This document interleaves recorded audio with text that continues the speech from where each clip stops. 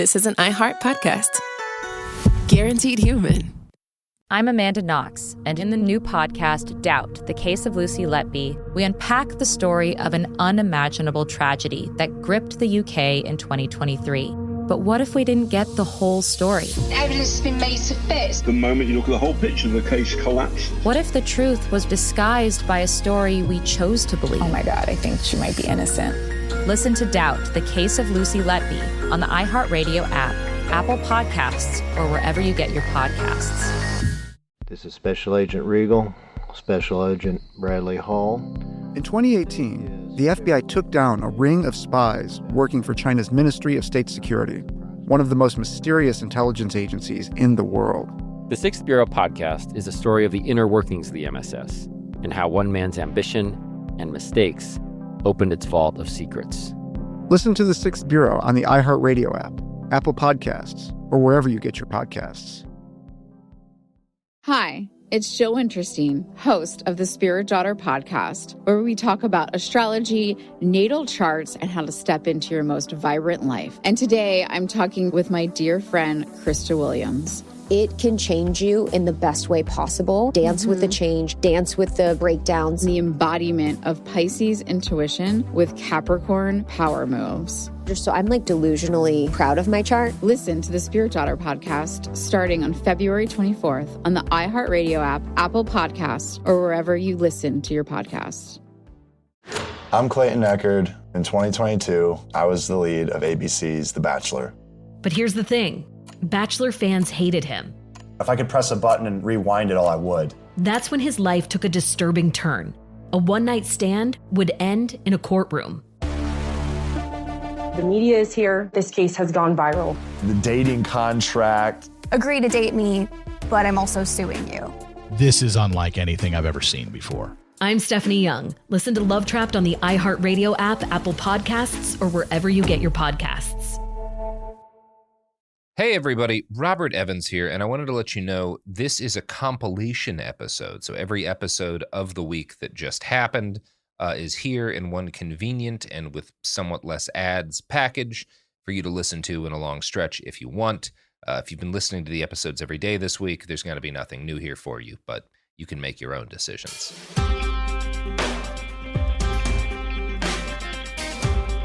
Hey everyone, this is Garrison Davis from It Could Happen Here. For this week of episodes, the team has put together a special group of episodes all focused on the broad topic of the escalating war on trans people. We'll cover historical background, the international TERF movement, and all the new anti-trans legislation trying to be made into law here in the United States. We won't have time to cover everything. It's only 5 episodes, but we tried to cram more stuff in, and it's we don't want to make the episodes all 2 or 3 hours. So I'm sure we'll cover all these topics more in the future, but we tried to create 5 episodes here that kind of cover a lot of our bases. Also, we've tried not to make the episodes super depressing because it's 5 episodes based on a kind of upsetting topic. So we tried to keep them more information based and throwing in some jokes here and there, but it is still not a fun topic, so just keep that in mind. But we've tried to space things out and not make them too long and not too depressing. So without further ado, here is episode 1 of the War on Trans People. Welcome to It Could Happen Here, a podcast about things falling apart, and in the case of this week, getting very angry at people doing really shitty things to a specific subset of the population. All right, Garrison. Wait, isn't that every week? Well, no, sometimes we talk about other stuff, like 3D printed guns, but that ties in. Garrison, take it from here. I'm done for the week. Yes, so welcome to It Could Happen Here. We're talking about, one of the big It Could Happens here is... It could happen here? Yeah, in relation to the ongoing war on queer people in general, and how, that sure seems to be like it's happening. So... Here, right now. But before we get to the actual right now points, I do want to do a little bit of background on how it's kind of gotten to this point in the past few decades and the various precursors to the current moment that has seemed to be really focused on trans people specifically. But for a long time, a lot of the focus was on protecting, quote unquote, the sanctity of marriage, which was one of the big talking points. And to help us talk about this fun and engaging topic, I asked on Kieran and Eve from the Kitchen Table Cult podcast to assist us in this horrible endeavor. Greetings. Hi, and I'm sorry. Hi, yes, we are gays who grew up in that universe, so hello. Yes, as was I, as was probably a few other people on this call.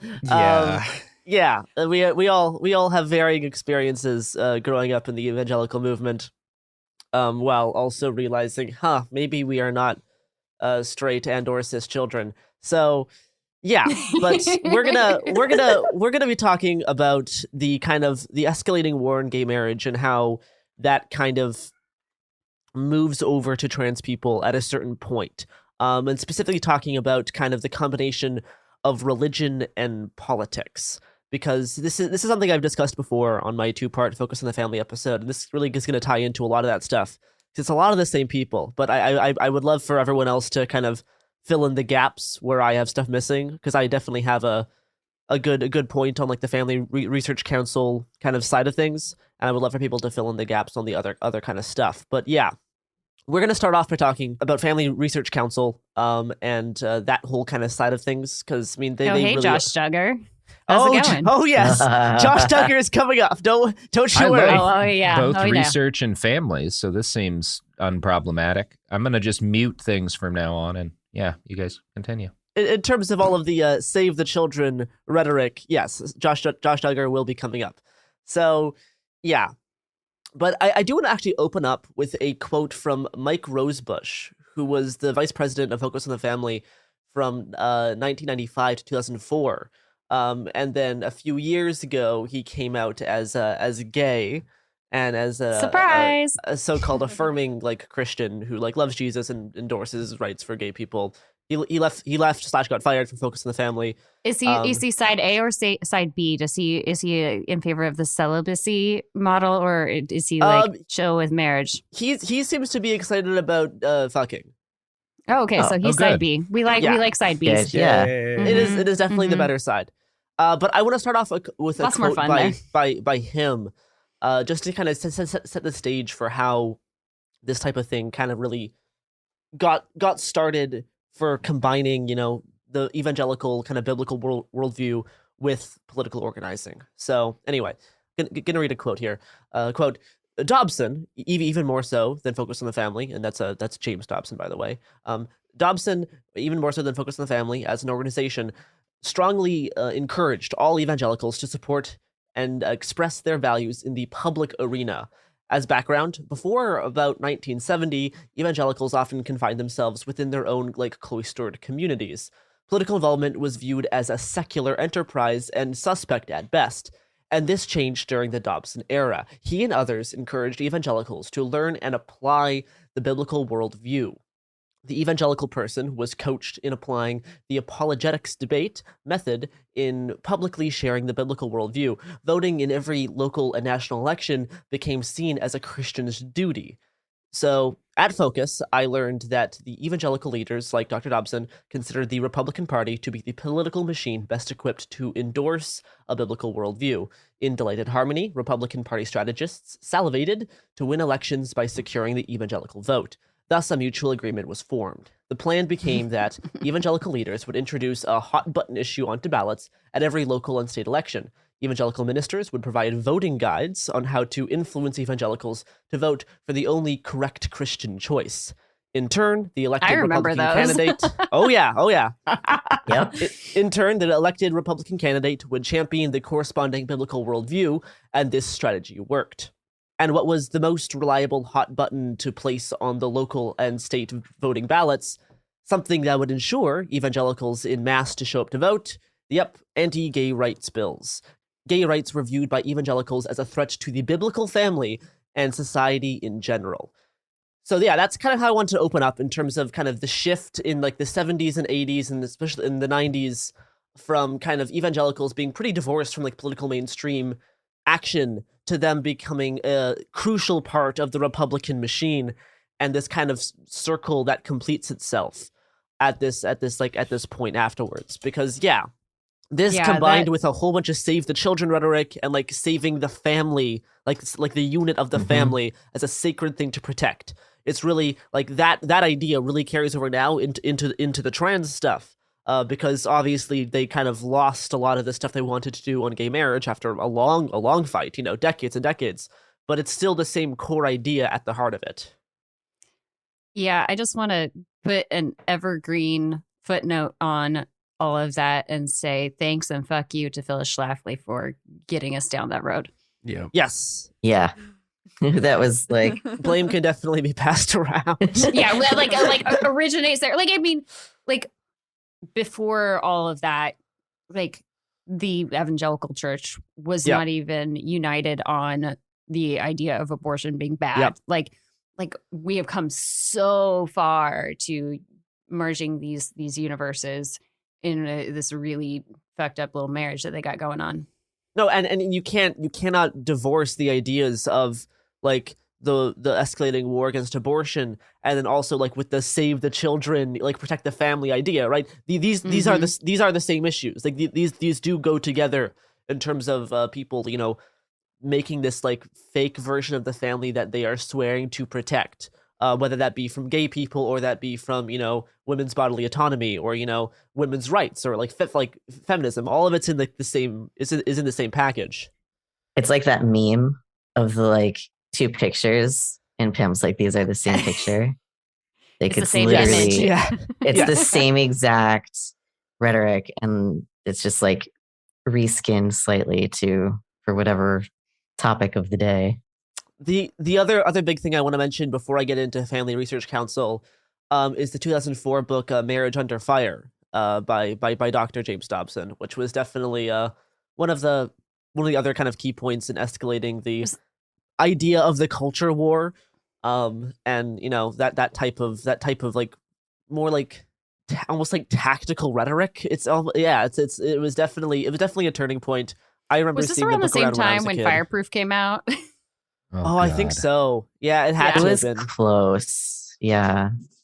Fireproof and all that came out between like 2004 and 2006, 2007. So that was all around the same time period because they were losing, like you said earlier, they were losing the battle against gay rights. Yeah, because like that was around the time Queer Eye was coming out. That was when they were starting to get nervous that maybe they could not stop this particular like forward slide. But yeah, like on the back cover of Marriage, Robert, do you have something to say? No, I was just thinking back to that period of time when it seemed positive progress in that regard seemed inevitable and unstoppable. Yeah, that was nice. I think the note on martial language as used for this is really important here. Like this is a battle; it is under fire. Like that is something that was definitely employed to the fullest. On that point, I'm just going to read a little bit of the back cover of Marriage Under Fire. Here we go. In this succinct analysis of the issue, Dr. James Dobson presents a compelling case against the legalization of marriage between homosexuals and the dire ramifications our nation could face. Same-sex marriage will destroy the fundamental principles of marriage, parenthood, and gender.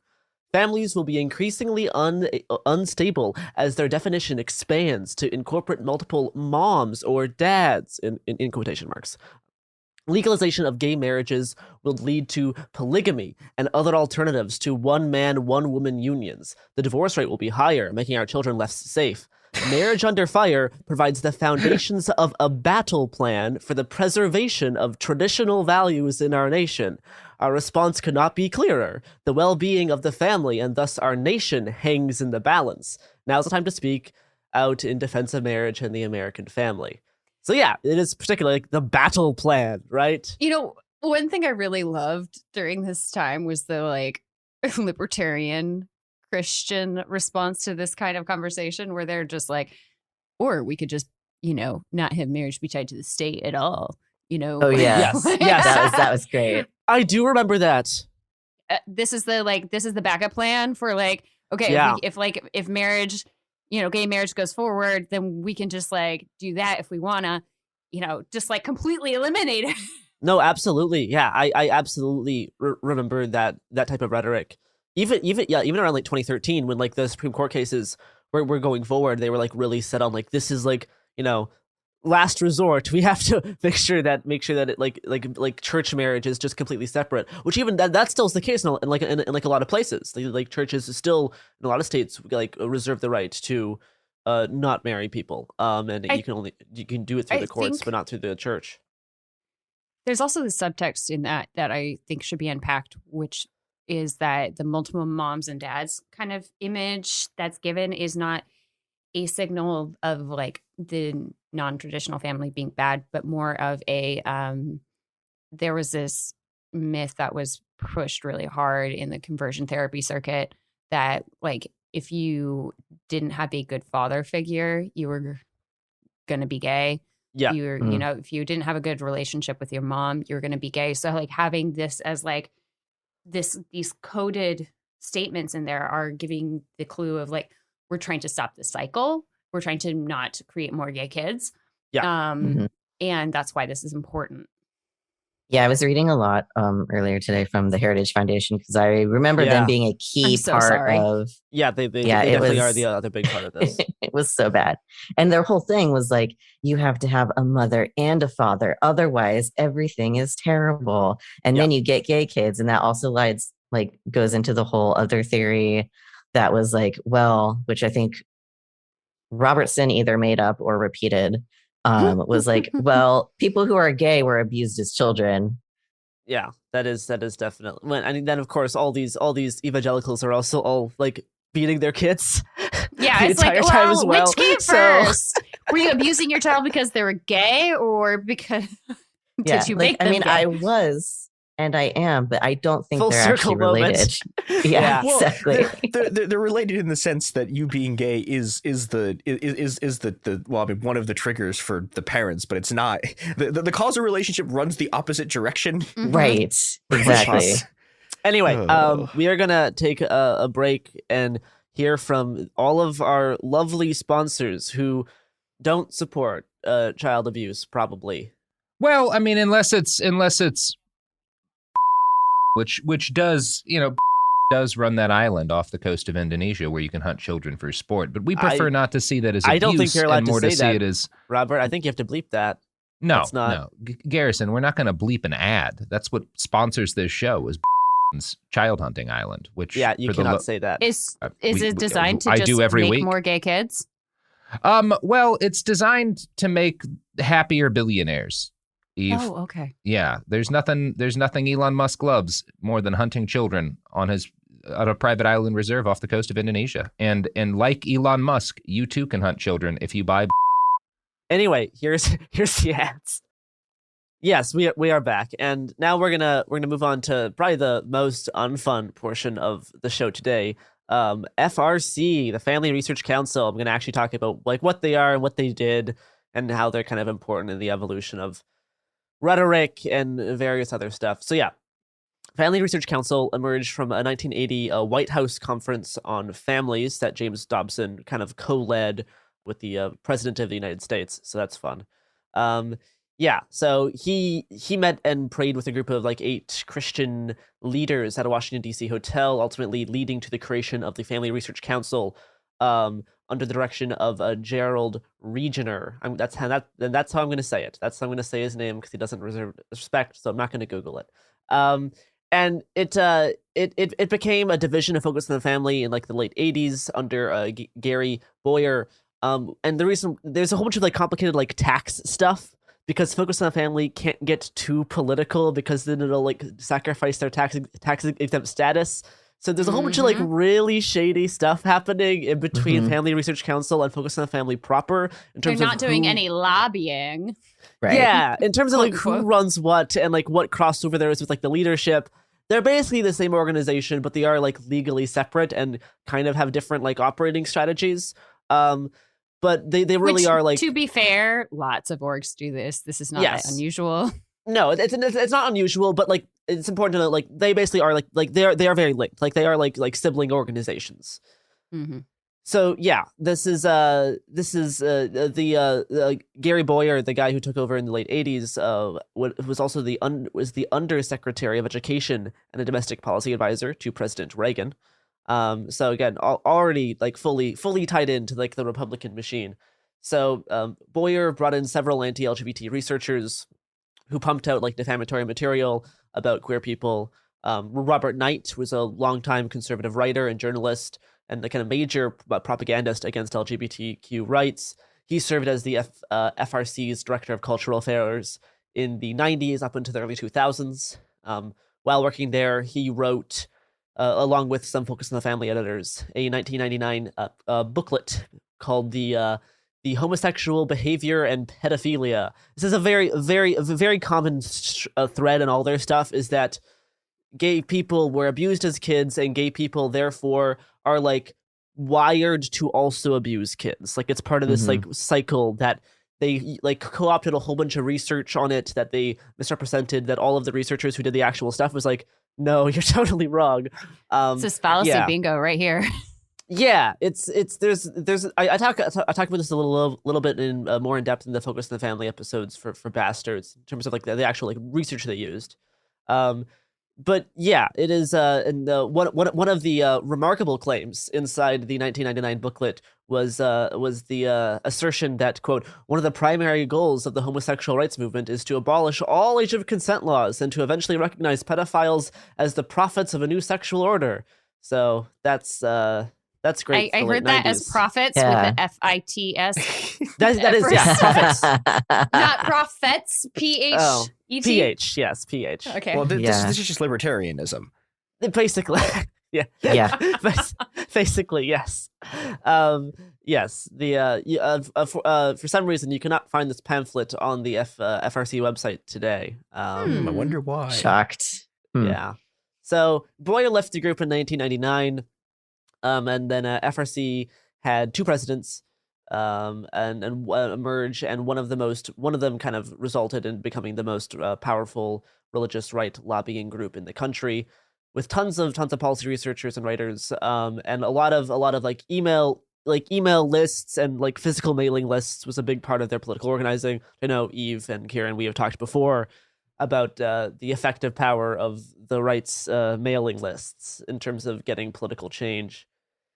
Yeah. Kenneth Connors was a Florida attorney and a leader in the pro-life movement. He served as president in the early 2000s. During his kind of tenure, FRC's agenda focused mostly on abortion and then also traditional marriage. Other stuff was like religious liberty, which means Christian supremacy, not actual religious liberty. Right. And then like protecting parents' rights, right? Protecting like parental choice.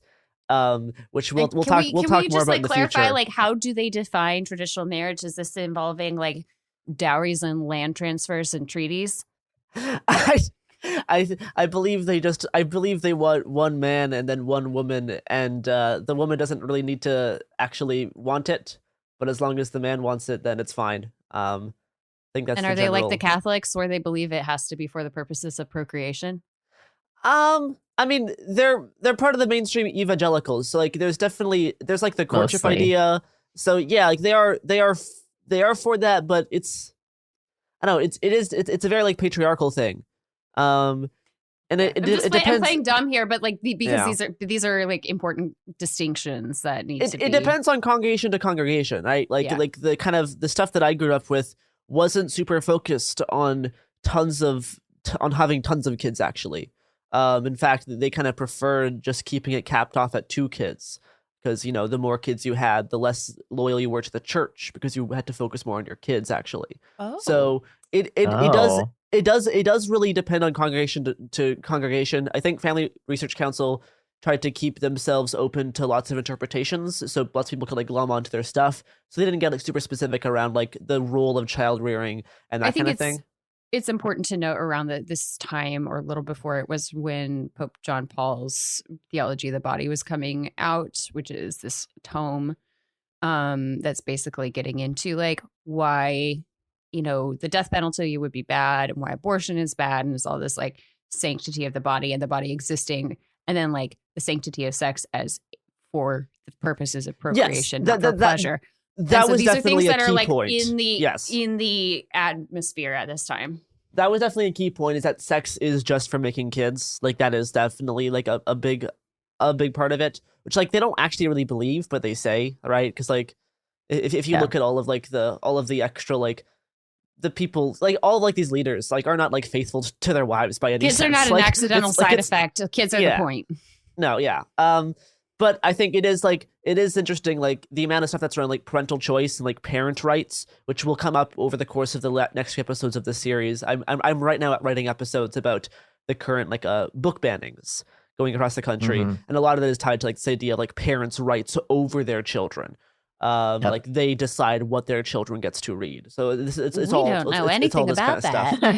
I've never heard of that before in my life. No, that's definitely not also tied up with a bunch of the stuff happening in Florida right now. That's definitely not the. It's the same thing. Definitely not related to Mike Ferris at all. Yeah, no. Yeah, I mean, really, like, yeah, I mean, this is sort of what we're getting at, is that the modern anti-trans stuff is they're just playing all of the sort of greatest hits of the anti-gay stuff, like the bathroom stuff and the we'll CRT stuff. more. Yeah, it's all the same. It's all the same shit. I don't worry. I'm planning to tie this up in a nice little bow. Sorry for jumping Sorry, ahead. we're getting ahead of you. Just give me like 15 minutes and I'll do it. So, yeah. Up next, we're talking. Starting in 2003, they changed leaders again, and this is where they really kind of evolved into their current form with Tony Perkins, who became president. Oh yeah, that guy of the Family Research Council in 2003. I've been waiting. Prior to that, he served 2 terms as a Louisiana state representative in the 90s, and even when he was president of Family Research Council, he served 2 years as state representative. He's also a former police officer and a television news reporter. So overall, just sounds like quite the dude. Yeah, he authored a whole bunch of like all these guys write tons of like Christian books that get published by like weird Christian publishers. He also served as the senior pastor of a church in Maryland called the Hope Christian Church. He was a leader of an effort by white and black religious right preachers to work together against LGBT equality, specifically like in like the East Coast and the South. That's where there's a lot of like cross organizing between like historically black churches. Of course, not all of them, but like Perkins really tried to like reach out on that front to get like that coalition going, which was kind of unique at the time.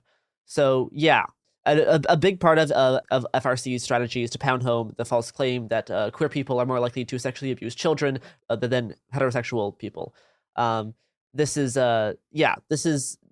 not scientifically true. You can look up like stats, and you can look up like the American Psychology Association has a lot of research on this topic because it was such a big point in the early 2000s that people had to like talk about it.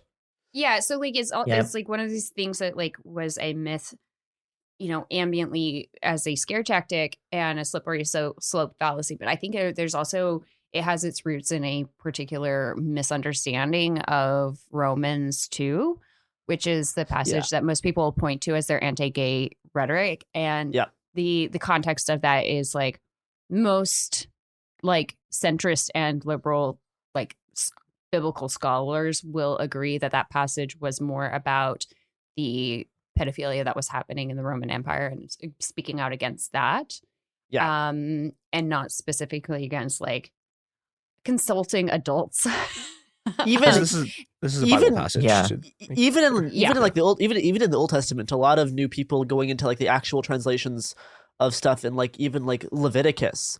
It is definitely pointing towards it being about specifically like fathers not abusing their like prepubescent like sons who are like more like androgynous. Like it is specifically targeting like this type of idea. It's not against like gay men who are like adults. Yeah, there's this theological conversation on the right that was happening that kind of was like trying to account for that historical context and was like, it's both. Clearly, it's both because they go together. Right. And obviously, like, we have to find a way to justify demonizing gay people in order to protect the sanctity of marriage. So we have to like save the children in multiple ways. And save the children. Yeah. So but Perkins has continued to defend the kind of gay men as pedophiles idea. He had a televised debate on MSNBC in 2010 about this. So like, yeah, that is like 12 years ago at this point, but still 2010 feels much more recent than stuff, talking about like the late 90s. Debating with the Southern Poverty Law Center, like on the issue of gay rights. I remember that now. Yeah. Yeah. So some other anti-LGBT kind of propagandists at FRC includes Peter Sprigg, who joined in 2001. He authored the brochure called Top 10 Myths About Homosexuality, which was pretty popular around the time. Such claims inside the book include that like ex-gay therapy or conversion therapy works, sexual orientation can be changed, LGBTQ people are mentally ill because being LGBTQ makes you ill, and that the sexual abuse of boys by adult men is more common than consensual sex between adult men, which is obviously not true. That is quite. I have questions. That is quite so many questions. That is quite the stat. And like Sprigg's sources are a mixture of like junk science issued by groups that support conversion therapy, and also legitimate science quoted out of context or cherry picked, which is a long used tactic by anti-gay kind of groups to bolster like their claims and their general like rhetoric. Right? If you mix in like a hint of truth, it can make all of your outrageous stuff seem more like legible.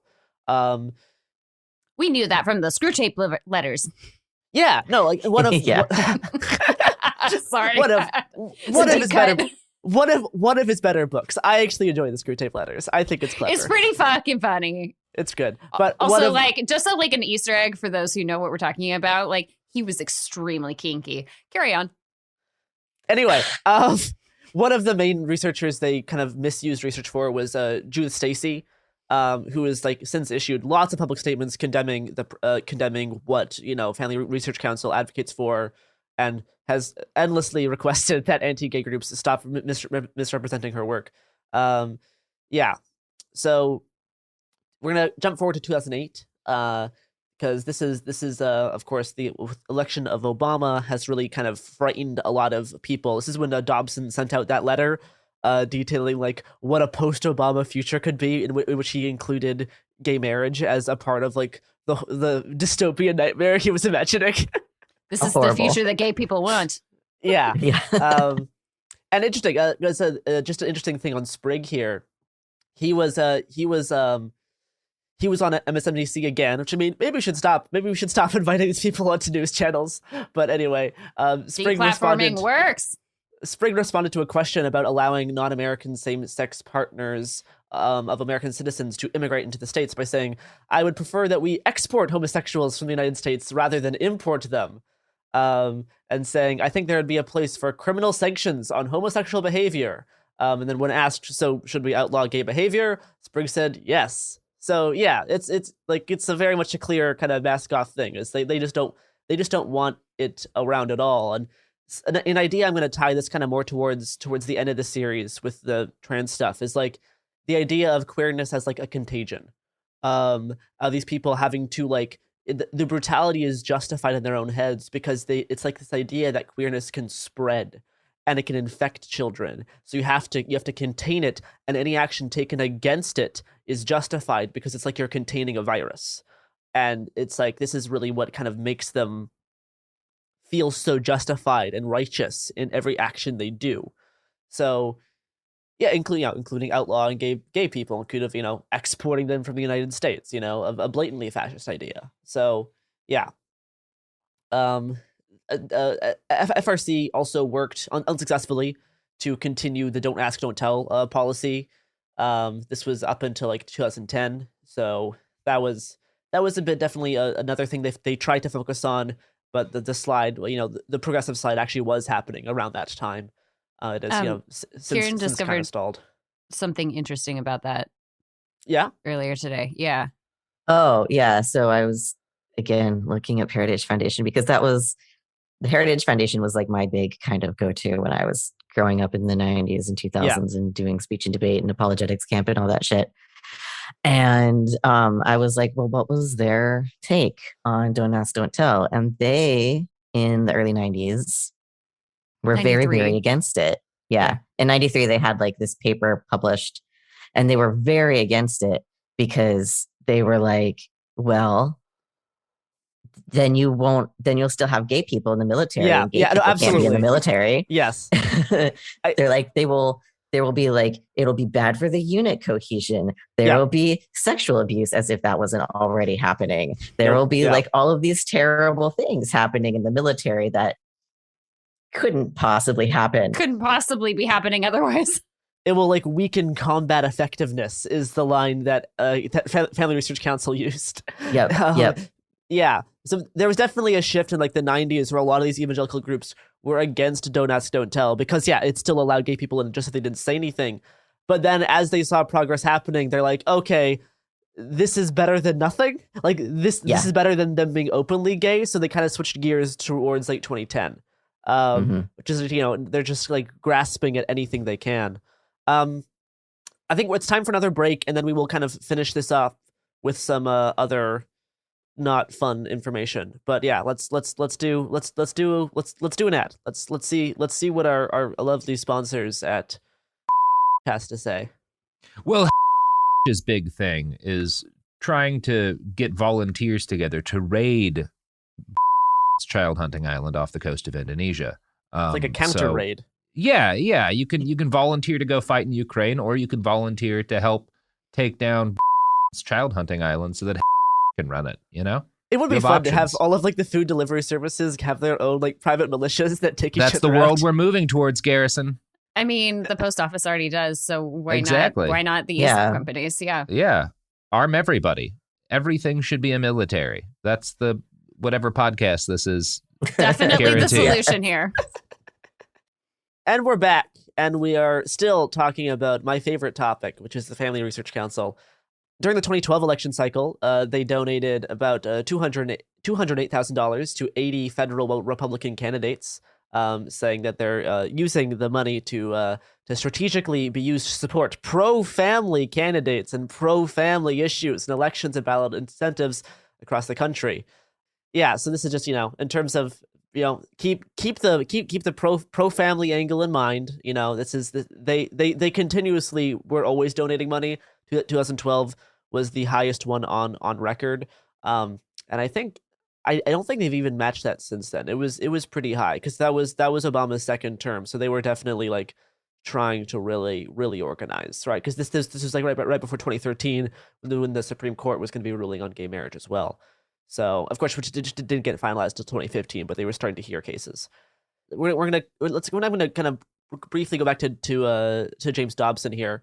Just reference if people did not listen to the Behind the Bastards ones. He's an evangelical Christian author and self-proclaimed psychologist who found... if you don't know who James Dobson is, please preserve your innocence and just quit. Like, just go enjoy it. Don't know. Just log off now forever. Log off now. Just don't know. God, I do love the idea of a self-proclaimed psychologist. That's the energy I want to bring in 2022. Self-proclaimed child psychologist. Yeah, that's just like I know what kids need. They need to be on hunting island. And this guy doesn't even believe in like child development. Like no, he doesn't. He doesn't believe in child development. But also, Robert, you do know that I'm getting a PhD in parapsychology, right? I know, Garrison. We're paying for it. Yes.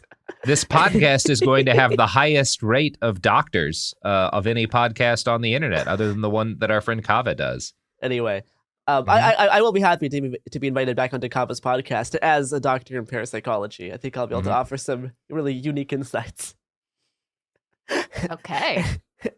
Anyway, Dobson founded Focus the Family in 1977, which is unfortunate because he could have just watched Star Wars, but instead he did this. He doesn't. He hates fun. We knew he hates fun. That is a key part of his ideology. Yeah, that's true. Yeah, he's a founding member of several anti-LGBT hate groups. Family Research Council being one of them. Also, he is a founder of Alliance Defending Freedom. So fuck ADF. Yeah, he got two under his belt. The organization, which is now based in Arizona, became a very powerful kind of fundraising behemoth, dedicated to fighting so-called marriage equality for queer people and trans-inclusive non-discrimination protections.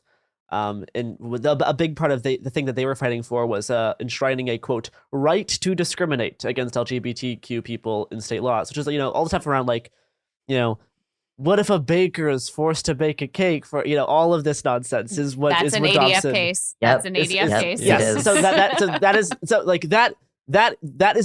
Dobson. He started that kind of thing. Yeah. So I'm gonna now have a little fun though, because we're gonna jump ahead a little bit just to kind of get the rhetoric kind of nailed down on what kind of how stuff we're gonna start shifting towards the trans stuff at this point. But 2015, after the Supreme Court ruling for nationwide kind of marriage equality, Dobson had this beautiful quote. I had this black cloud over me on June 26th when that decision was handed down, and I was contemplating this foreboding, this black cloud. It hit me like a ton of bricks. The decision was not really about gay marriage. It's not. It's about everything else. It's about the entire culture war. It's about control of the public schools, and it's about what's happening in universities. It's about the economy, and it's about what businesses, and it's about the military, and it's about medicine. It's about everything. We lost the entire culture war with that one decision. The gay marriage thing was just a part of it, but it's going to touch every dimension. So this is what we like to call foreshadowing. I wish that was true. But in terms of kind of how this gets expanded to like businesses, schools, universities, medicine. I just love the histrionics. It's that beautiful. They start kind of focusing on in terms of like, well, we lost this culture war. I guess we got to move on to the next one, which is, the even more freakish thing, which is, kids realizing that maybe they have a different views on gender. So that's the next kind of like rotating target that they move towards. So yep. Yeah. Earlier that year, Dobson laid bare his fundamental confusion on what it means to be LGBT. He claimed on his radio show that being bisexual meant that you have orgies, which I mean, not. How long is he? Okay, so we wish. Yeah. Yes. I want to makes live in everything that so world. much more complicated. Yes. He also blamed in 2012. He also blamed the 2012 Sandy Hook massacre on queer people because I forgot about that. Our nation turned their back on God. Right. It allowed judgment to fall on us, which is why Sandy Hook happened. That's one of the interesting splits in the right between the people who think it's fake and the people who thought it was queer people's fault. Yes, yeah, it's because of the queer decadence. And, they've all come back together now, but it was a real split. And one of the other great things about Dobson is, so after my Behind the Bastards episodes on Dobson, like literally like the day after it dropped, I found this extra little disturbing nugget of info about him. In an old blog post titled "Is My Child Becoming Homosexual?" Dobson recommends things that a father can do to help his child fix homosexual symptoms. Sorry, including taking your child into the shower with you to compare penises. Wait, what? Yeah, it is not good. Your child. I will quote from the blog. The boy's father has to do his part. He needs to mirror and affirm his son's maleness. He can play rough and tumble games with his son in ways that are decidedly different from the games he would play with a little girl. He can help his son learn how to throw and catch a ball. He can teach him to pound a square wooden peg into a square hole in the peg. What? He can even take his son into the shower with him, where a boy cannot help notice that dad has a penis, just like his, only bigger. Oh my god. You know what this reminds me of? So that is a quote by Dr. James Dobson, psychologist. Wow. Oh my god. Anyway, I'm sure there's nothing at all to Hey, Jimmy Dabs, how's your son? How's he doing? Yeah, How's that nothing. going? Are you talking? Nothing at all to kind of interrogate there. Yeah. No. Mm-mm. The other thing that I really love, and by love I mean don't love, is that like the only gay people who exist are gay boys. Yeah, like, they really lesbians and bi people don't exist at all. Like, this is a really interesting thing. It's because it's about it's about if it happens to a woman, it's like, oh well, they're a woman anyway. They're already not as good as men. I guess it kind of makes sense that they would do that. If it happens to a guy, you're like, well, Eve Sin, obviously, like, why would you do that? Like, you're part of the patriarchy. Why would you, like, you're supposed to exert power over women. What is wrong with you for not wanting that? Like, there's a whole bunch of other, like, patriarchal stuff going on and, like, why they focus on that. Also, because they undeniably find lesbians attractive. Like, they can't help but find it hot. So they definitely focus it more on gay men because they find that more gross, because it is, like, a defiance of patriarchy in, like, a different way. Ew, butt stuff. Yeah, and of course butt stuff. Yeah. Well, and I think also this is the same reason why transmisogyny becomes such a huge sort of driver of the anti-trans movement, because, you know, I mean, you see this a lot also with non-Christian, like, transphobes too, but like the ultimate sin you can commit if you are a person is, or if like, yeah, the ultimate sin you can commit against sort of the family is having someone who, like, being born and being seen as a man and then, you know, becoming a woman, and that's you know, that's what transmisogyny is, right? It's about it's the specific kind of transsexism that you get when you do that, when you specifically, like, you know, in these people's eyes, it's like you give up being a man and become a woman, and they go ballistic over this because it's, you know, like it's rejection of patriarchal power, and they have to do all of this sort of, like, incredible pathologizing to explain why this would happen and ignore just, like, this person was always a woman. That's, you know, the reality. And also, it's like it's a condemnation of your misogyny and your misogynistic behavior to, like, go join, you know, the victims of our hate. So, like, it has all of these layers here. Yeah, and we're gonna get, like, right into trans stuff now, because in 2015, Supreme Court ruling making same-sex marriage legal throughout the United States, which sent anti-LGBT hate groups into a furious reaction. Family Research Council was no exception, and it started working in tandem with other groups to support so-called kind of religious liberty, you know, laws which allowed people who object to same-sex like couples and just, you know, queerness in general to deny goods and services to same-sex couples and just, you know, queer people in general. It is very, like, non-specific. So yeah. Also in 2015, Family Research Council faced its own set of scandals, referring to a friend of the pod, Josh Duggar, who was executive director of the Family Research Council Action, political arm of the organization. It was obviously revealed that he had molested several save the babies to your hard drive, several children, and had a lot of children on his hard drives. Sorry, so much that even the FBI was kind of surprised at how much he had. Like when the FBI is surprised on how much child porn you have, you're like quite the FBI quite the bad shit. Guy. Yeah, you are quite the bad guy. When you surprise them. Have you read his appeal case? I have not read his appeal. It's basically making it out to be like there was this other guy who had access to that computer. Was his name Josh Duggar? No, it was his evil twin. No, it's just like he's just like somebody else probably did it. It wasn't me. Yeah, so he resigned from Family Research Council after posting a brief message on his website saying that he resigned after concerning events were made public. I think he resigned from Family Research Council because of the Ashley Madison account. Yes. Well, because of the, he resigned listing concerning events as the reason. He just not. Ashley Madison accounts got hacked and leaked, and it was revealed that he had one. His email was also on there. Yes. Yeah. I feel like that's what kicked it off, but that was around the time that was he didn't get. His sister's case got released to the press.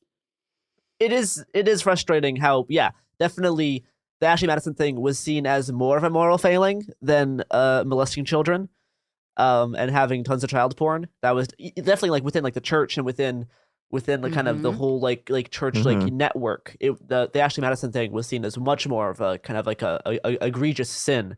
Well, because that's infidelity, and that's just that destroys the entire nuclear family. Whereas molesting your siblings is just boys doing boy stuff. See, I grew up a boy, and I never did that. I kind of. Yeah, I'm I not have sure what boy brothers, and stuff they never is. did that either. So Anyway, Could any real boys write in and let us know? yeah, please, we all need to know this. back to Perkins. So Perkins was elected head chair of the U.S. Commission on International Religious Freedom in 2019 to 2020, which was an independent, bipartisan federal government entity established by U.S. Congress to monitor, analyze, and report on threats to religious freedom. So, who sponsored that fucking bill? That's a good question. Over the course of this time, he continued to work at the Family Research Council as well, including the annual Family Research Council sponsored Values Voter Summit in 2019. I've been to those, which featured President Trump as a speaker, as well as Health and Human Services Secretary Alex Azar. So yeah, this was the first time a sitting Health and Human Services Secretary was gave an address at the gathering. So also at the 2019 VVS, the Values Voter Summit, they featured an anti-trans panel that illustrated the anti-LGBTQ rights shift to kind of storytelling as a way to further marginalize trans peoples and like Watch, the battle against J.K. Rowling get invited to CPAC next year. Oh God. The panel hosted like a multiple kind of anti-trans activists. Lynn Mager was there. Two of Mager's children identify as trans, and they no longer speak to her. Andre Van Mol, the co-chair of an anti-LGBT hate group, the American College of Pediatricians Committee on Adolescent Sexuality, used pseudoscientific claims, telling the audience that that dissidence from gender dysphoria is the norm. They used this weird problematic study that lumped trans kids together with non-trans kids to study this idea of gender identity. It's a whole bunch of like the same, like, you know how like they like in the early 2000s they were misusing like research to say like, oh, look how all of these gay people are all pedophiles, also they have sex with kids more often than adults. Like, what? No. It's the same type of thing. They also made the false claim that the majority of trans kids are also like diagnosed with autism, which makes it easier for them to be recruited into being transgender because they can be tricked because they're autistic. So You can collect them all. This is like the Venn diagram of autism caused by vaccines is causing trans kids. Oh God. Yeah. Also the idea that like trans affirming care causes more dysphoria, which causes more suicide, as opposed to the scientific reasoning that affirming care causes less dysphoria, which causes less suicide. A whole bunch of nonsense stuff. The panel also featured. You can't expect a group that will not acknowledge the fact that having access to birth control as a way to prevent abortions would acknowledge any of this is real either. Yeah, no. I mean, yeah. The panel also featured Kathy Grace Duncan from the Portland, Oregon-based Portland Fellowship, which states that it offers freedom to people from homosexuality. Duncan claims that she detransitioned and is proof that transitioning is always wrong, because that she detransitioned, that means it's proof for everybody that everyone should. Yes, because trans people are a monolith. Yeah, we're going to be talking more about the sort of how people who detransition get weaponized against trans people, and I also need to point out, like, just immediately that like most people who detransition because they are under immense social pressure too, because society is enormously transphobic, and then there are a small number of people who do detransition because it's not for them and good for them. But yeah, they get a very, very small minority of those people basically get used as weapons by people who don't care about them. Other people get gender affirming surgeries and change their minds about it later. There's this whole movement of, women who are getting their breast implants removed. What's the difference? It's the same picture. Transphobia. Oh, yeah, right, yeah. Same picture. Same picture. Another fun thing I do at least once a year is I go onto the Focus on the Family and Family Research Council websites and Why do you do that? Look at their entire like queer section, and it's really interesting because like pre-2015, all of them are around like gay people and like is my kid gay? What to do if my kid's gay? Is my kid showing gay symptoms? Like all stuff. And then post 2015, it's all like the gender issue, the cult of people trying to get your kid to become trans. Is my kid trans? Why is my kid dressing up in girls' clothes? It's like it's such an immediate shift. How to know if your kid is texting trans shit? All of this homosexual like fear stuff to immediately being scared about like the gender identity kind of movement and like the cult of transgenderism. It is such a stark change. Heritage Foundation website is the same. I looked up when they added their gender page, and it was in 2017. Yeah, exactly. Like that was when they started going after trans things. Before that, the only thing was like, oh, well, it's actually okay that there's a pay gap between men and women. Yes. And in 2017, they were like trans. No, yeah. From 2015 to 2018, you see a massive explosion in all of these like stuff about trans and like trans science, whether it be like the Answers in Genesis, whether it be Focus on the Family, whether it be kind of the Heritage Foundation, all of this stuff. You can watch an immediate shift in the type of stuff that they start talking about. I will just say I am a little glad they're doing that, not for reasons you think, but because this means that there are kids growing up like we grew up who know that this is an option now. Whereas like that is true. We didn't know that it was an option until we got out.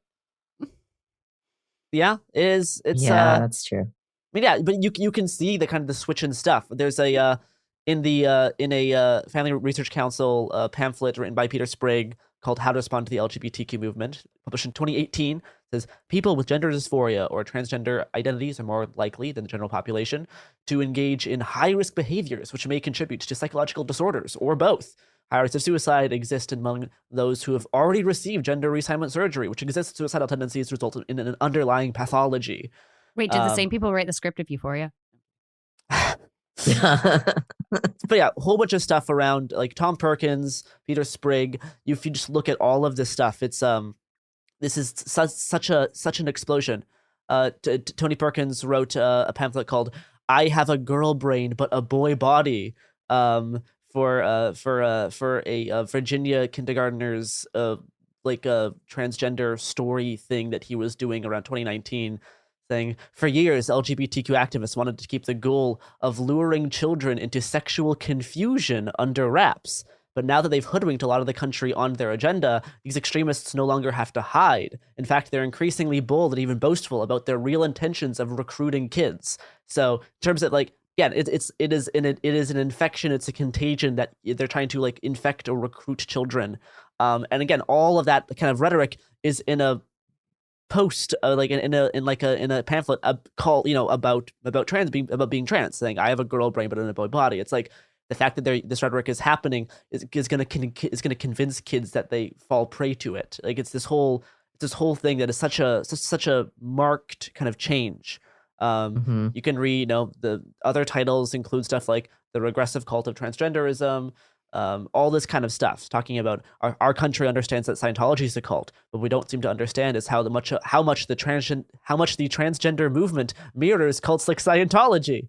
It's all of the same stuff. And if the transgender cult is a cult, it's the best cult I've been in yet. Right? Like I feel like we need to add. I can leave anytime, and nobody will give me shit. I can stop doing my weekly injections whenever I want to.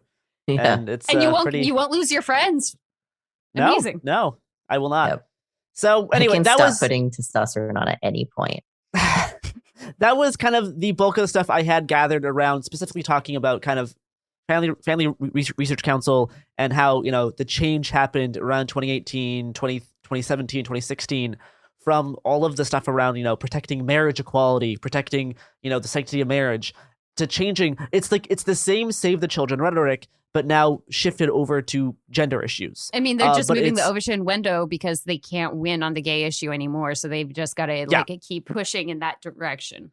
But it's the same organizing forces. It's the same organizations. It's the same mailing lists. It's the same pamphlets. It's the same writers, right? It's all the people who wrote all the same stuff, just moving it over to trans things. So I just wanted to kind of lay this groundwork for us to, when we talk about kind of the ongoing legislative fight against trans people in these next few episodes. I just wanted to kind of lay this out for an example of talking about, it is really just, there was all these fears around, gay people in the change rooms, gay people in the bathrooms, just gets shifted over to trans people in change rooms, trans people in the bathrooms. It's just this, this turning of the clock that just shifts it over to the transgender o'clock time. I don't know where I was going with that metaphor, but it's easier to pull parental rights stuff is on the rise in this community as a talking point, and so it's easier to pull that in with trans issues than it is with gay issues.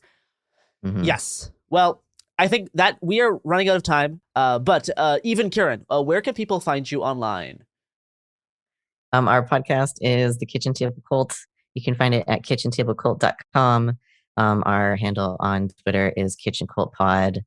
I'm at Blue Pup Boy on Twitter. And I'm at Eve_Etchinger. I would also recommend, if you want to have a, trans authors take on detransition, the novel Detransition Baby is out there. It exists. It is, again, one person's take. It's not a monolithic thing, but it's a good novel. And then if you want to learn more about the effects of the deconversion therapy universe, Gary Conley's book, Boy Erased, is fucking great. Yep. Agreed. I just want to thank you both for coming on to talk about, again, one of the most fun topics. Our favorite people, near and dear to all of our hearts. With featuring friends of the pod, James Dobson, and his urge to take his kids in the shower with him to compare penises, and our good friend Josh Duggar. Save the babies to your hard drive. Save the children. Not like that. Not like that. All right, that's the episode.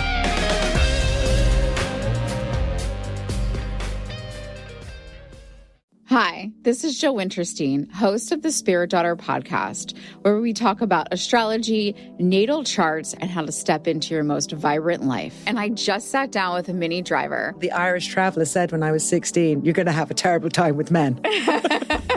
Actor, storyteller, and unapologetic Aquarian visionary. Aquarius is all about freedom-loving and different perspectives, and I find a lot of people with strong placements in Aquarius are misunderstood. A Sun and Venus in Aquarius in her 7th house spark her unconventional approach to partnership. He really has taught me to embrace people sleeping in different rooms, on different houses, in different places, but just an embracing of the isness of it all. If you're navigating your own transformation or just want a chart-side view into how a leading artist integrates astrology, creativity, and real life, this episode is a must listen. Listen to the Spirit Daughter podcast starting on February 24th on the iHeartRadio app, Apple Podcasts, or wherever you listen to your podcasts.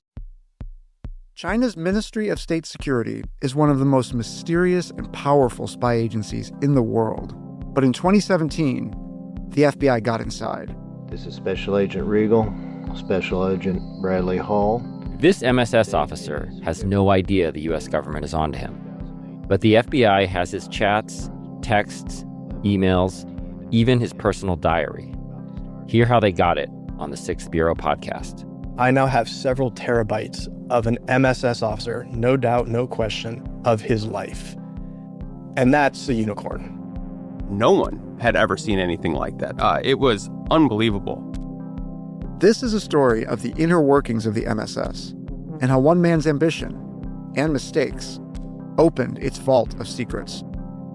Listen to the 6th Bureau on the iHeartRadio app, Apple Podcasts, or wherever you get your podcasts.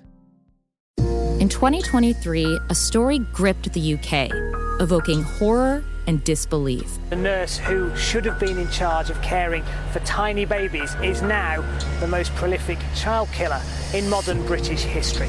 Everyone thought they knew how it ended. A verdict, a villain, a nurse named Lucy Letby. Lucy Letby has been found guilty. But what if we didn't get the whole story? The moment you look at the whole picture, the case collapses. I'm Amanda Knox, and in the new podcast, Doubt, the Case of Lucy Letby, we follow the evidence and hear from the people that lived it to ask what really happened when the world decided who Lucy Letby was. No voicing of any skepticism or doubt. It'll cause so much harm at every single level of the British establishment of this is wrong. Listen to Doubt, the Case of Lucy Letby on the iHeartRadio app, Apple Podcasts, or wherever you get your podcasts. I'm Clayton Eckerd, and in 2022, I was the lead of ABC's The Bachelor. Unfortunately, it didn't go according to plan. He became the first Bachelor to ever have his final rose rejected. The internet turned on him. If I could press a button and rewind it all, I would. But what happened to Clayton after the show made even bigger headlines. It began as a one-night stand and ended in a courtroom, with Clayton at the center of a very strange paternity scandal. The media is here. This case has gone viral. The dating contract. Agree to date me, but I'm also suing you. Please search warrant. This is unlike anything I've ever seen before. I'm Stephanie Young. This is Love Trapped. This season, an epic battle of he said, she said, and the search for accountability in a sea of lies. I have done nothing except get pregnant by the Bachelor! Listen to Love Trapped on the iHeartRadio app, Apple Podcasts, or wherever you get your podcasts.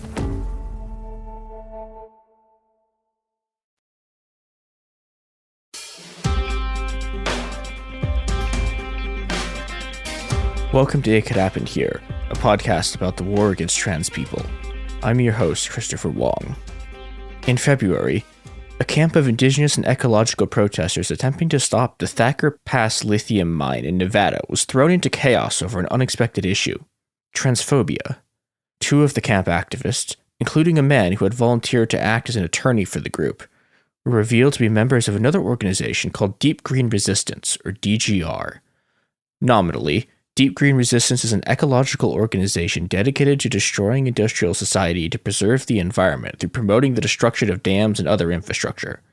Deep Green Resistance has found little success on this front, but they have been much more successful in spreading the other core of their ideology: militant, ruthless, and fanatical transphobia. When the indigenous protesters at Thacker Pass discovered the two's membership in DGR and their resultant transphobia, they were furious.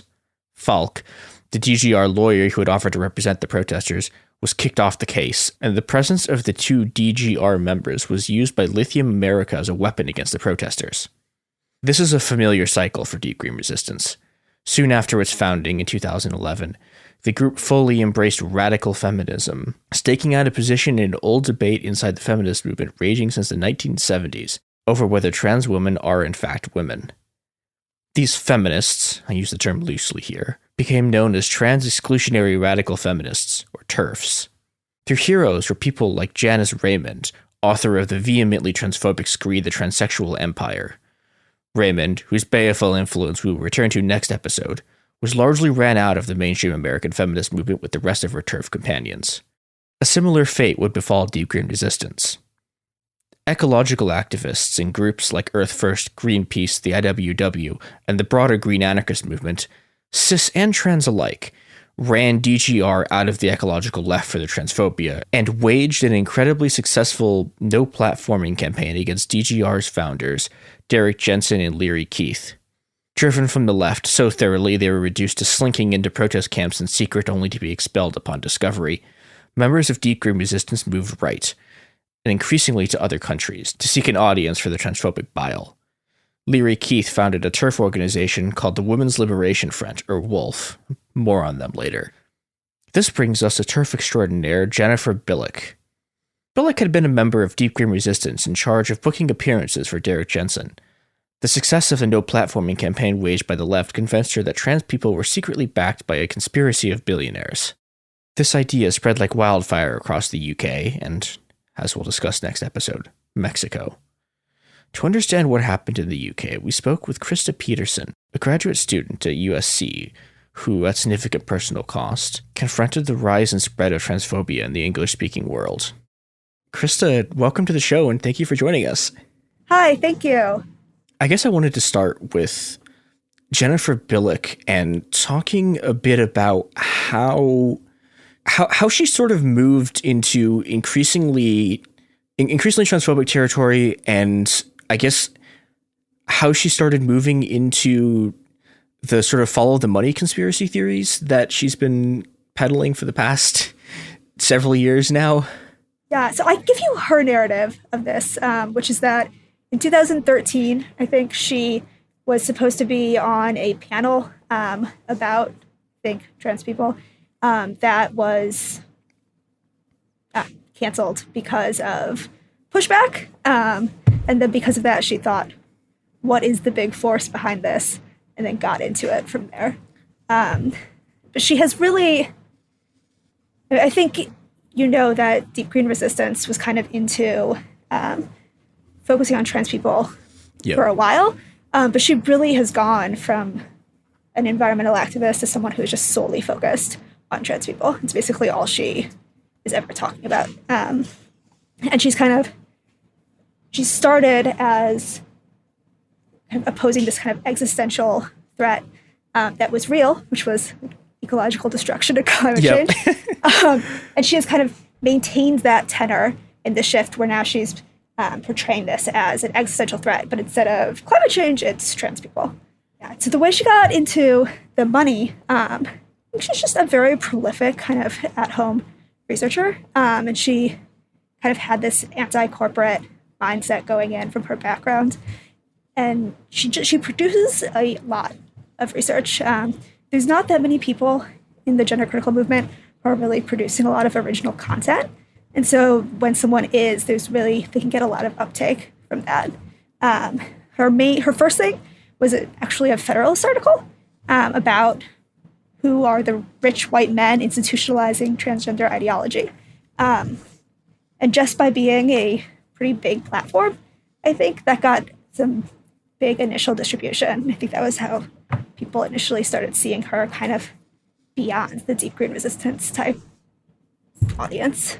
Yeah, and that's one of the things that's been very interesting to me studying this, is that you see this a lot. You see a lot of people who were sort of run out of the left by their transphobia, like pivoting really hard right, and then using right-wing media platforms and using sort of also right-wing political backing to start pushing this stuff. And I think, Billick's an interesting example to me because, I guess you talked a bit about this more. I mean, she has this weird.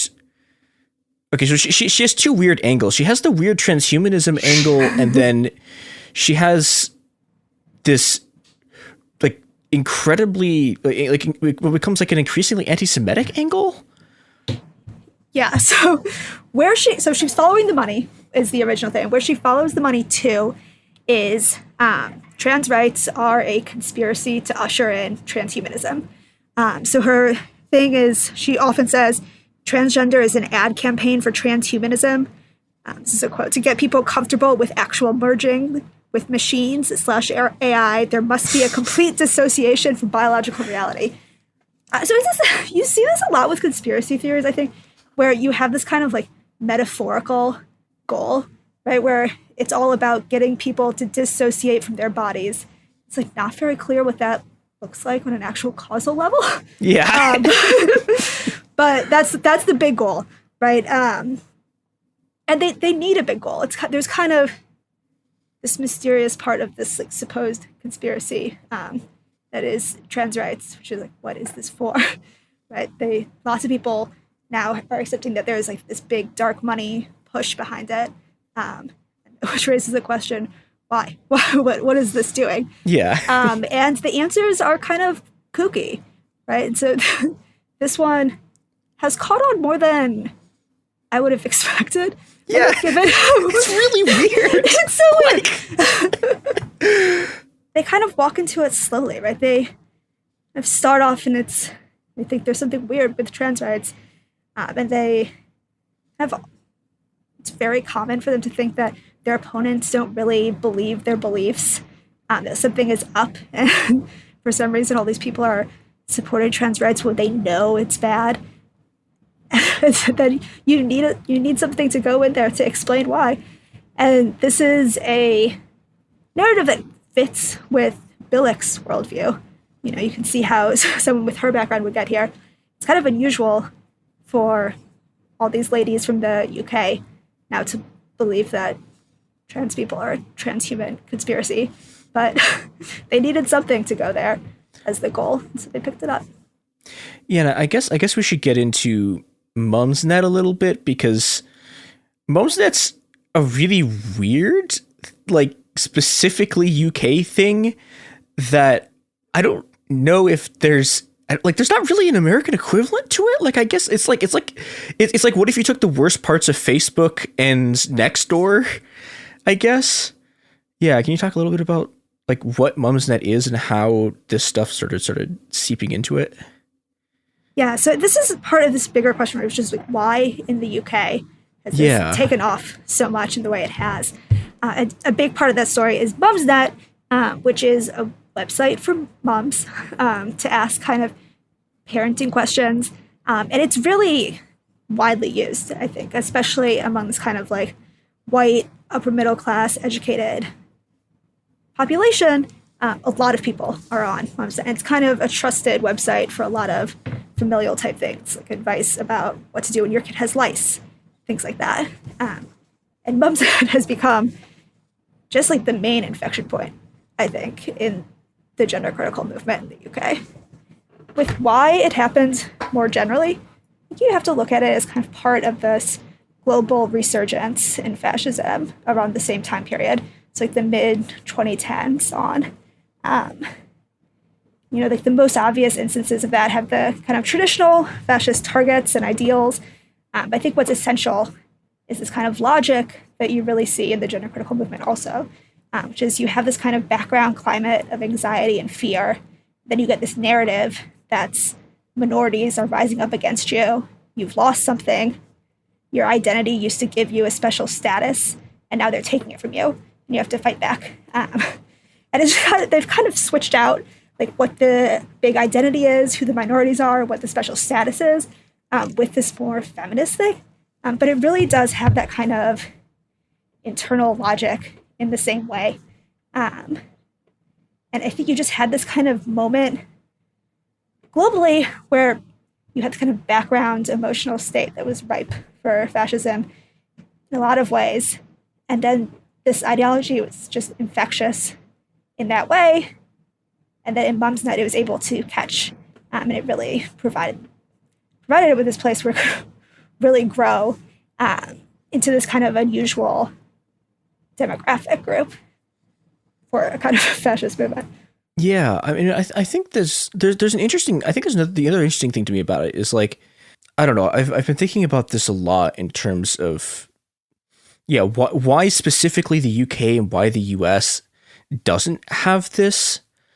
And I guess one explanation for it partly is like the US is so much more religious than the UK is, and a lot of these people sort of would have been evangelicals in the US. But yeah, I think the Mumsnet angle's interesting to me in that it really seems like, because there's so few people publishing anything that's even remotely tangible, like a very, very small number of actors were able to very quickly radicalize people. And I think, I don't know. And I think it's interesting that like people like Jesse Singal, like I think wind up being much more influential in the UK than they are in the US, even though they're getting sort of published in these US publications, because there's sort of, I don't know, I guess there's this like hunger for it on Mumsnet, like for anything that sort of supports his worldview in a way that there's kind of wasn't in the US. I think part of why, like the why UK question, there's some part of it that's just kind of by chance Mumsnet existed and was a place where it could really take off. But I think also to some extent, like you were alluded to, I think kind of part of the relevant group in the US is, I think, a little more inoculated against this stuff.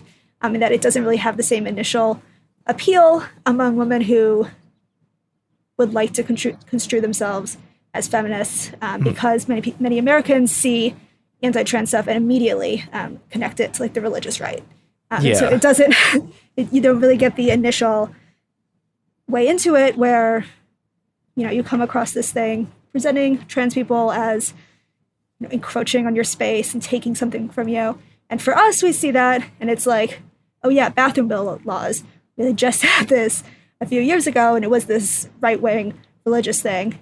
Like, we know what this is.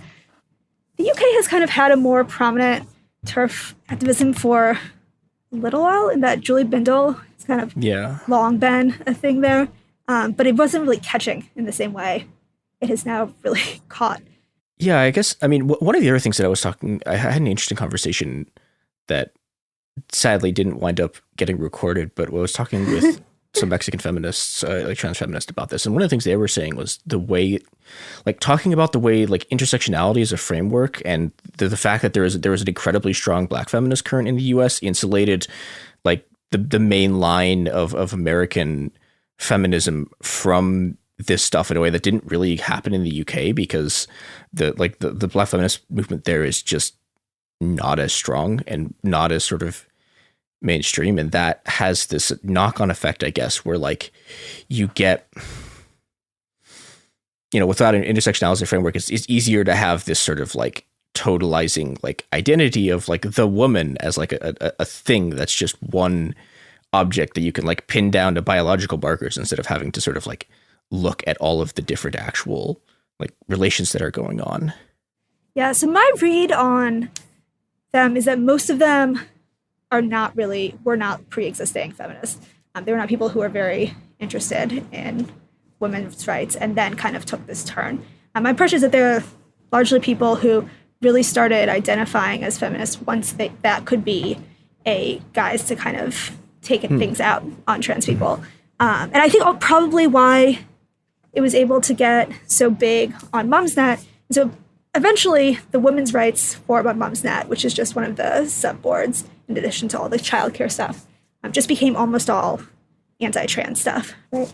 And so that is partially this stuff was popular, but I think that, you know, normal mainstream feminist stuff wasn't as popular, and they weren't getting a lot of engagement on normal important feminist issues, and instead this was what their user base was really going for. It's really striking, I think, how there's exceptions, but in general, the big gender critical people talk very, very little about normal feminist issues. It's like, this is the thing they care about all the time. Yeah, that's definitely a pattern with TERFs, where it's like, once you're a TERF, like this is the only thing you care about. Like you don't do. Yeah, I mean, I guess like one of the, we'll talk more about this in the next episode, but one of the sort of big like flagship things in like with the UK and Ireland was like a bunch of the TERFs getting extremely mad at the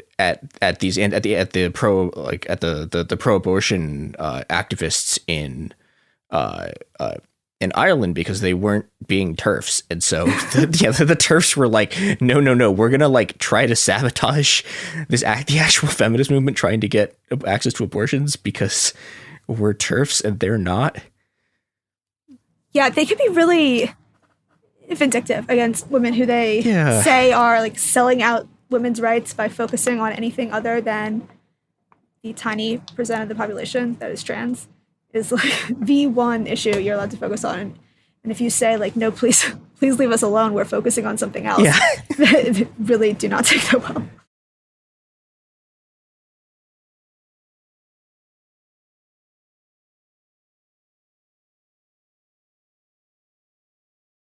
I guess the other thing I wanted to ask about was, because I think the other thing that happened in the UK that only really started happening in the US like pretty recently, and even then was kind of like it was an event in like a way that I don't know how much it was in the UK, is the extent to which like people like J.K. Rowling and like the sort of mainstream of British famous people and like British journalists and stuff like that, like started rallying around this stuff.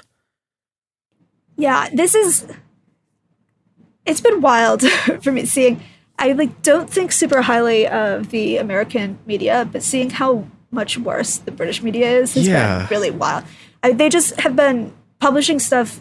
Things like the Times of London are the worst, right? More conservative outlets are especially bad. But even, you know, like The Guardian has done some, BBC has done some. But these things are just kind of like demonstrably false coverage of trans rights stuff that just gives a lot of credence to this transphobic movement. It's kind of this like near blackout of serious consideration of what trans people are experiencing and what their actual position on this stuff is it's just really grim, I think. I think part of it is maybe that Mumsnet did have this reach to a lot of people who are like professionals. Their audience is pretty professional, and it was this kind of trusted website where this got normalized a lot. The last thing I wanted to talk about before we go to break is, do you want to talk about Kathleen Stock and that whole thing a little bit? Yes. Okay. Also, we should talk about, we should connect Bilek to Mumsnet. Oh, yeah. We should do that first. Yeah. And so there was, Mumsnet started, I think the initial narrative was kind of trans people are being really unreasonable. They're really demanding. They're infringing on our status. This thing that was more localized about this group that it was easy to cast as unreasonable. And they were able to take kind of a victim stance relative to them. And then it just kind of kept escalating, right? It just kind of like shifted to more and more of this kind of content. And then eventually there really was a great appetite for this kind of anti-trans content, and it just got increasingly conspiratorial, I think. So people, at this point, I think almost everyone in the gender critical movement thinks that there's dark money behind trans rights. They think it's like some kind of AstroTurf movement for who knows what. Lots of them will say the goal is like selling, hormones and surgery to people. What? Like, yeah. It's for funding, a global conspiracy. I think it's like pretty expensive. I don't think it's like the most plausible way to get an audience for this kind of thing. But Jennifer Bilek is one of relatively few people, again, doing this kind of deep research. And so it's just kind of the kind of thing they were looking for. And they have pretty minimal bullshit filters about what they're willing to see. It's just pretty rare that they will see a source that seems to be on their side and be like, no, there's something wrong with this. And so she increasingly got fans. And now a lot of people hear her stuff secondhand, I think. They're not directly reading her, but people are repeating her, and so much of her stuff now is part of just the background of this movement. Like there's this woman, Martine Rothblatt, who's just kind of like random rich woman, she was involved in kind of early trans rights activism, and kind of moved on and got interested in transhumanism stuff instead. She's like kind of a strange lady. And she is interested in transhumanism stuff and rich, and is not the architect of the trans rights movement. Yeah. But now, they just all think that this person has this central role. And when you see them talking about her, it is Jennifer Bilek's influence. And they just don't have many defenses against kind of increasingly radicalized stuff. And when I started kind of looking into Jennifer and I started seeing her get, when you see people talking about a conspiracy of people like George Soros, Jennifer Pritzker, both Jewish, Rothblatt is also Jewish. There's a red flag. And in conspiracy spaces, it just kind of tends towards anti-Semitism if you're not on the lookout for it and if you're not defending against it. And Bilek's not. And she has gotten increasingly into the anti-Semitic side of things, up to the point where she was boosting Keith Woods, who is just a Nazi, his content that was largely inspired by her work about the Jews behind the transgender movement, and just going from this kind of non-explicit anti-Semitic conspiracy theory where you have this group of people who happen to be largely filled with Jewish people kind of orchestrating this global conspiracy, to explicitly naming the Jew and saying, no, this is a Jewish movement. And And she just like followed it all the way. And there was some, when I started making a big deal about this, there was some pushback from the gender critical movement. But largely, they think I'm like a bad faith actor, right? I'm the enemy. And so they're not going to take anything I say really seriously. But also, I was really struck by how some of them were arguing with me about this Keith Woods video that was, about how this was just a Jewish plot and why the Jewish religion would inspire you to do something like this. They're saying, no, this isn't anti-Semitic. There's nothing, it's very interesting. It's about Judaism because they already believed all the background stuff, right? They thought that there was, in fact, this conspiracy that's populated by people who happen to be Jewish. And so then when you take the explicit step, they're like, well, yeah, there's a interesting question, right? Why are all these people Jewish? Yeah. And they're just going all the way. Right? Gets Nazi real fast. Yep. And yeah, just in general, the movement is like, just really not have good defenses against this kind of stuff at all. And yeah, this kind of conspiratorial stuff will take you there if you don't have defenses against it. It's just a very old road that goes in exactly that direction and is ready for you if you start getting into this stuff and aren't watching out for it. Yeah, all right. So let's talk about Kathleen Stock, philosophy's horror child. Oh no. Yeah. So I think it's not just Kathleen, but you have one of the things that is noteworthy about the movement, I think, is you have this unusual prominence of academics. Mm-hmm. One of them being Kathleen Stock, maybe the most prominent now being Kathleen Stock, but also like Rosa Freeman and Selena Todd. Yeah. And you have this kind of academic face of it. And it's very interesting, I think, how that works. And that these people are in generally not doing kind of substantive research on anything related to this. Instead, what I see is, stuff starts out in the community. It's like on Mumsnet, it's on Twitter, and then Kathleen Stock picks it up, right? She is getting her stuff kind of from Mumsnet and stuff, and then she's legitimizing it, right?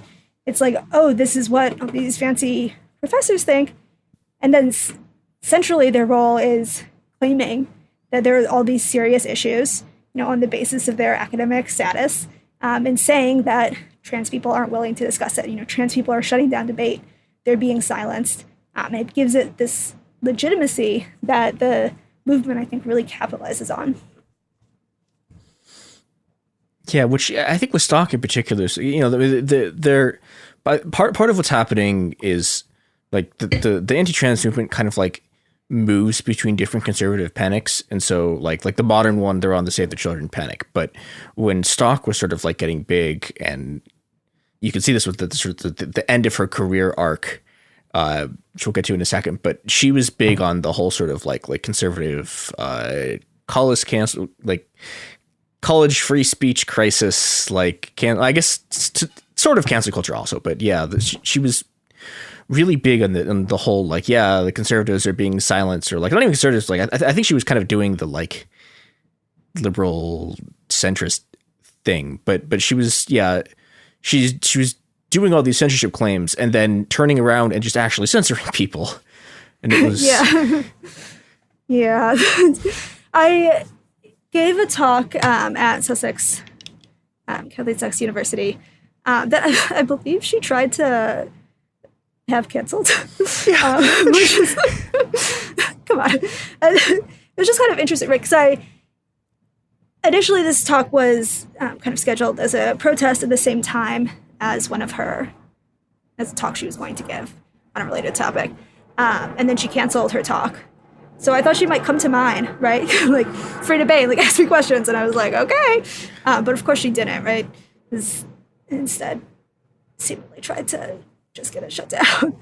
But I think this is, it's one kind of, the cancel culture thing is kind of one element, but I think it's really central in a lot of their stuff. In that the kind of in the background of all their stuff is somehow the consensus has been controlled, and it's the result of like the truth not being heard and people not considering all these important things that they need to consider, kind of from care for trans youth to, trans women being able to use the bathroom. Just kind of across all this, they're running this narrative that the truth has been silenced and, trans people are being unreasonable and have shut it down. I think that is pretty foundational in the overall narrative they've built.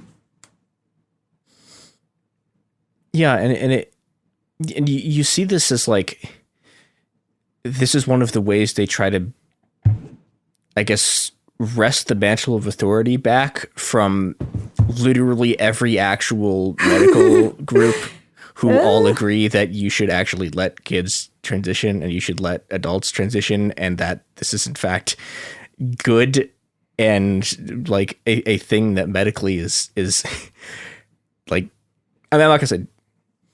Yeah, I mean, this is a huge deal, right? So Kathleen Stock is a philosopher, right? And so she started off, her first thing was something is afoot in academic philosophy. Academic philosophers aren't debating whether trans women are women in the way that they should. And this idea that the debate's being silenced in philosophy, it doesn't have really important consequences, I think. The idea that all mainstream research on trans healthcare and what is in the best interests of trans kids, being able to delegitimize that is really serious. Yeah. Right? That it just has these tremendous consequences. And I think they've been able to be pretty effective on that too. Yeah, and that's been really scary in a lot of ways because you see the arguments that these people pioneered and the sort of the techniques and the groups that they're a part of wind up being core parts of the anti-trans push in both the UK and the US. And yeah, that's extremely scary. It's really scary. I mean, it's just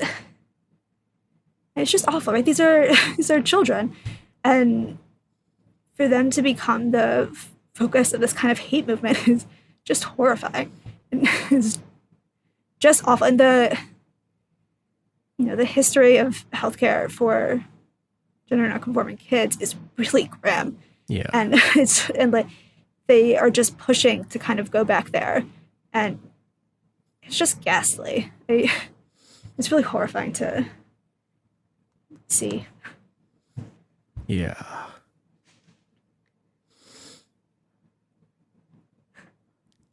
I guess I think that's a good point. We can. This would probably be the second ad break, but yeah. Do you know what else is horrifying? Ads.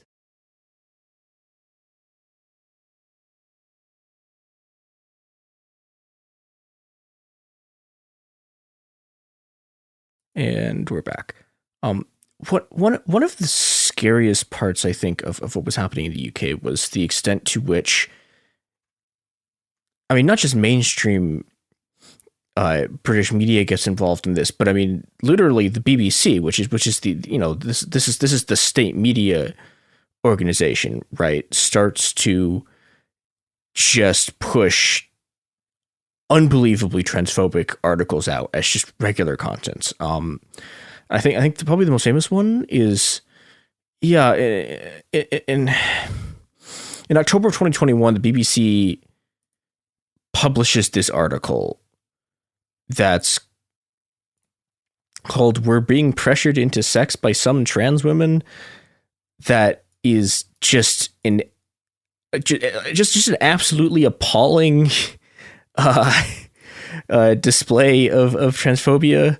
Can you talk a little bit about that? And So this article was framed around the question: is a lesbian transphobic if she does not want to have sex with trans women? Some lesbians say they are increasingly being pressured and coerced into accepting trans women as partners.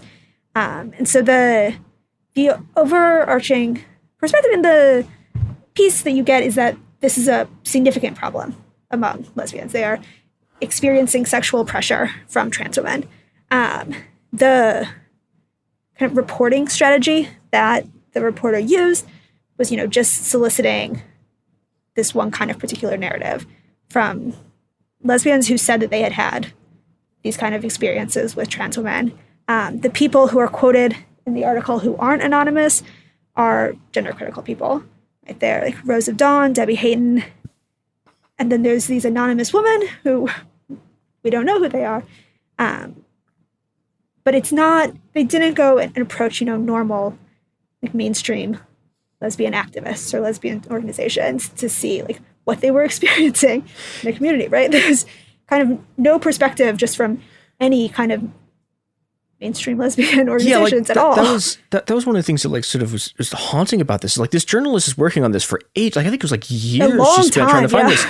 And like she was specifically trying to find these people, like people who like had experienced a specific thing, and like no normal, like she couldn't find normal people because it's not a thing. And so she after like many years, she was able to find like a couple of examples, like a few examples, and mostly from just open transphobes. And the article is just like so conceptually sloppy that it doesn't distinguish theoretical discourse about whether, it's transphobic to just say out of hand, you would never date a trans woman. It doesn't distinguish this from like sexual abuse. Yeah. Right? It just kind of takes for granted that they're just saying in kind of an abstract theoretical context that some of these like just saying that you won't ever sleep with a trans woman, saying that is transphobic is itself treated as akin to pressuring someone into sex, right? Like that. Yeah. Journalism that doesn't distinguish between just a conversation about sexual issues and sexual abuse is just disastrous. There's just nothing serious about this piece. And it's just kind of throughout it. It's just...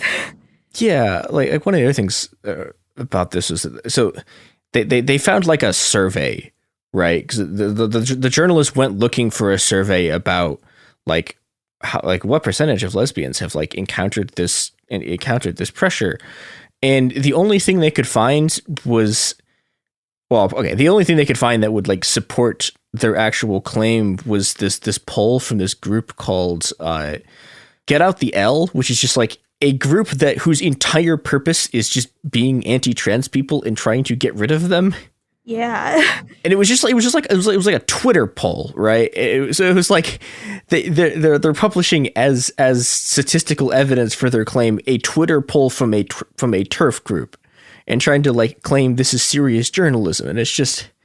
Yeah, I mean, so literally on the page of the statistic they cite in this report, the report approvingly cites Janice Raymond saying, quote, all transsexuals rape women's bodies by reducing the real female form to an artifact. And so, like, are we talking about metaphors here, or are we talking about sexual abuse? Yeah. It's just sick, right? And so one of the people who was interviewed in this was Lily Cade, who was an adult performer. And again, throughout this, just a trans woman saying that the way someone is treating her in a sexual context is transphobic is itself treated as sexually abusive. And so Lily Cade, she refused to, I think initially she refused to be in a scene with a trans woman, but then later on also refused to shoot a trans woman at all when she was working as a producer. So they kind of get a quote from Lily, saying something about women being pressured into sex by trans women. And it turns out that Lily Cade was pushed out of the adult industry because she's like a serial rapist, right? So this is their source on whether there's this problem for a cis woman is herself a cis woman who is a serial rapist, right? And they're using this person to portray trans women as the victimizers. And it's just so grim. Yeah, there's so much of it is just sort of like haunting. Like one of the other things that came out was like part of the story is that they said that like no prominent trans women would speak with them for the story. And then a prominent trans woman was like, no, you guys interviewed me and then didn't include it in the article. Yeah, so this was one of the people who Lily Cade had a conflict with was Chelsea Poe, another woman in porn who had asked if Lily, if she could work for Lily's company, and Lily said no, because she was trans. So they talked. Chelsea is a reasonably prominent person, and they interviewed her, didn't include her in the article. She says that she told them that Lily had this predatory past. They also didn't say anything about that. And so we have a situation where we have this person who is a cis woman, who the author has been told is a serial sexual predator, being presented as kind of an authority on women's sexual victimization, supposedly by trans women, when she is the victimizer. Yeah. Right? And not only is she a serial sexual predator, but she's like specifically attacked people in bathrooms. Yeah. Right? Which is like the famous fear-mongering transphobic thing, right? Is that trans people are going to attack you in the bathroom, because your source has attacked people in bathrooms. And there's just very little interest in like how women are actually victimized and by who. Yeah, and I think like that to me is the disturbing part here. Is like, this isn't just like a negligence of reporting thing here. This is just malice. Like if you are told, and the thing is like it's not like it was hard to like find out that if okay, so someone tells you that someone else is an abuser, right? It's like, okay, like maybe you're a journalist, maybe you're going to be like, oh, I should check this out. Like Lily Cage assaulted so many people and like raped so many people that like just scrolling through Twitter, I found multiple people who had been abused by her.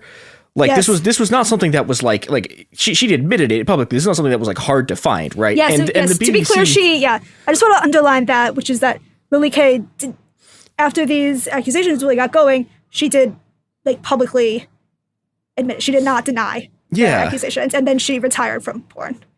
Yeah, and this is something like the BBC does this. They do this weird backtracking after this article comes out, and everyone gets extremely mad at them. But they refused to release the tape of the interview they had with Chelsea Poe, which would have proved that Chelsea Poe did in fact tell them that Lily Cade was a rapist, and they published the story anyways. And there's so much of this stuff where it's like, yeah, like the way they backtrack about it, the way that also like.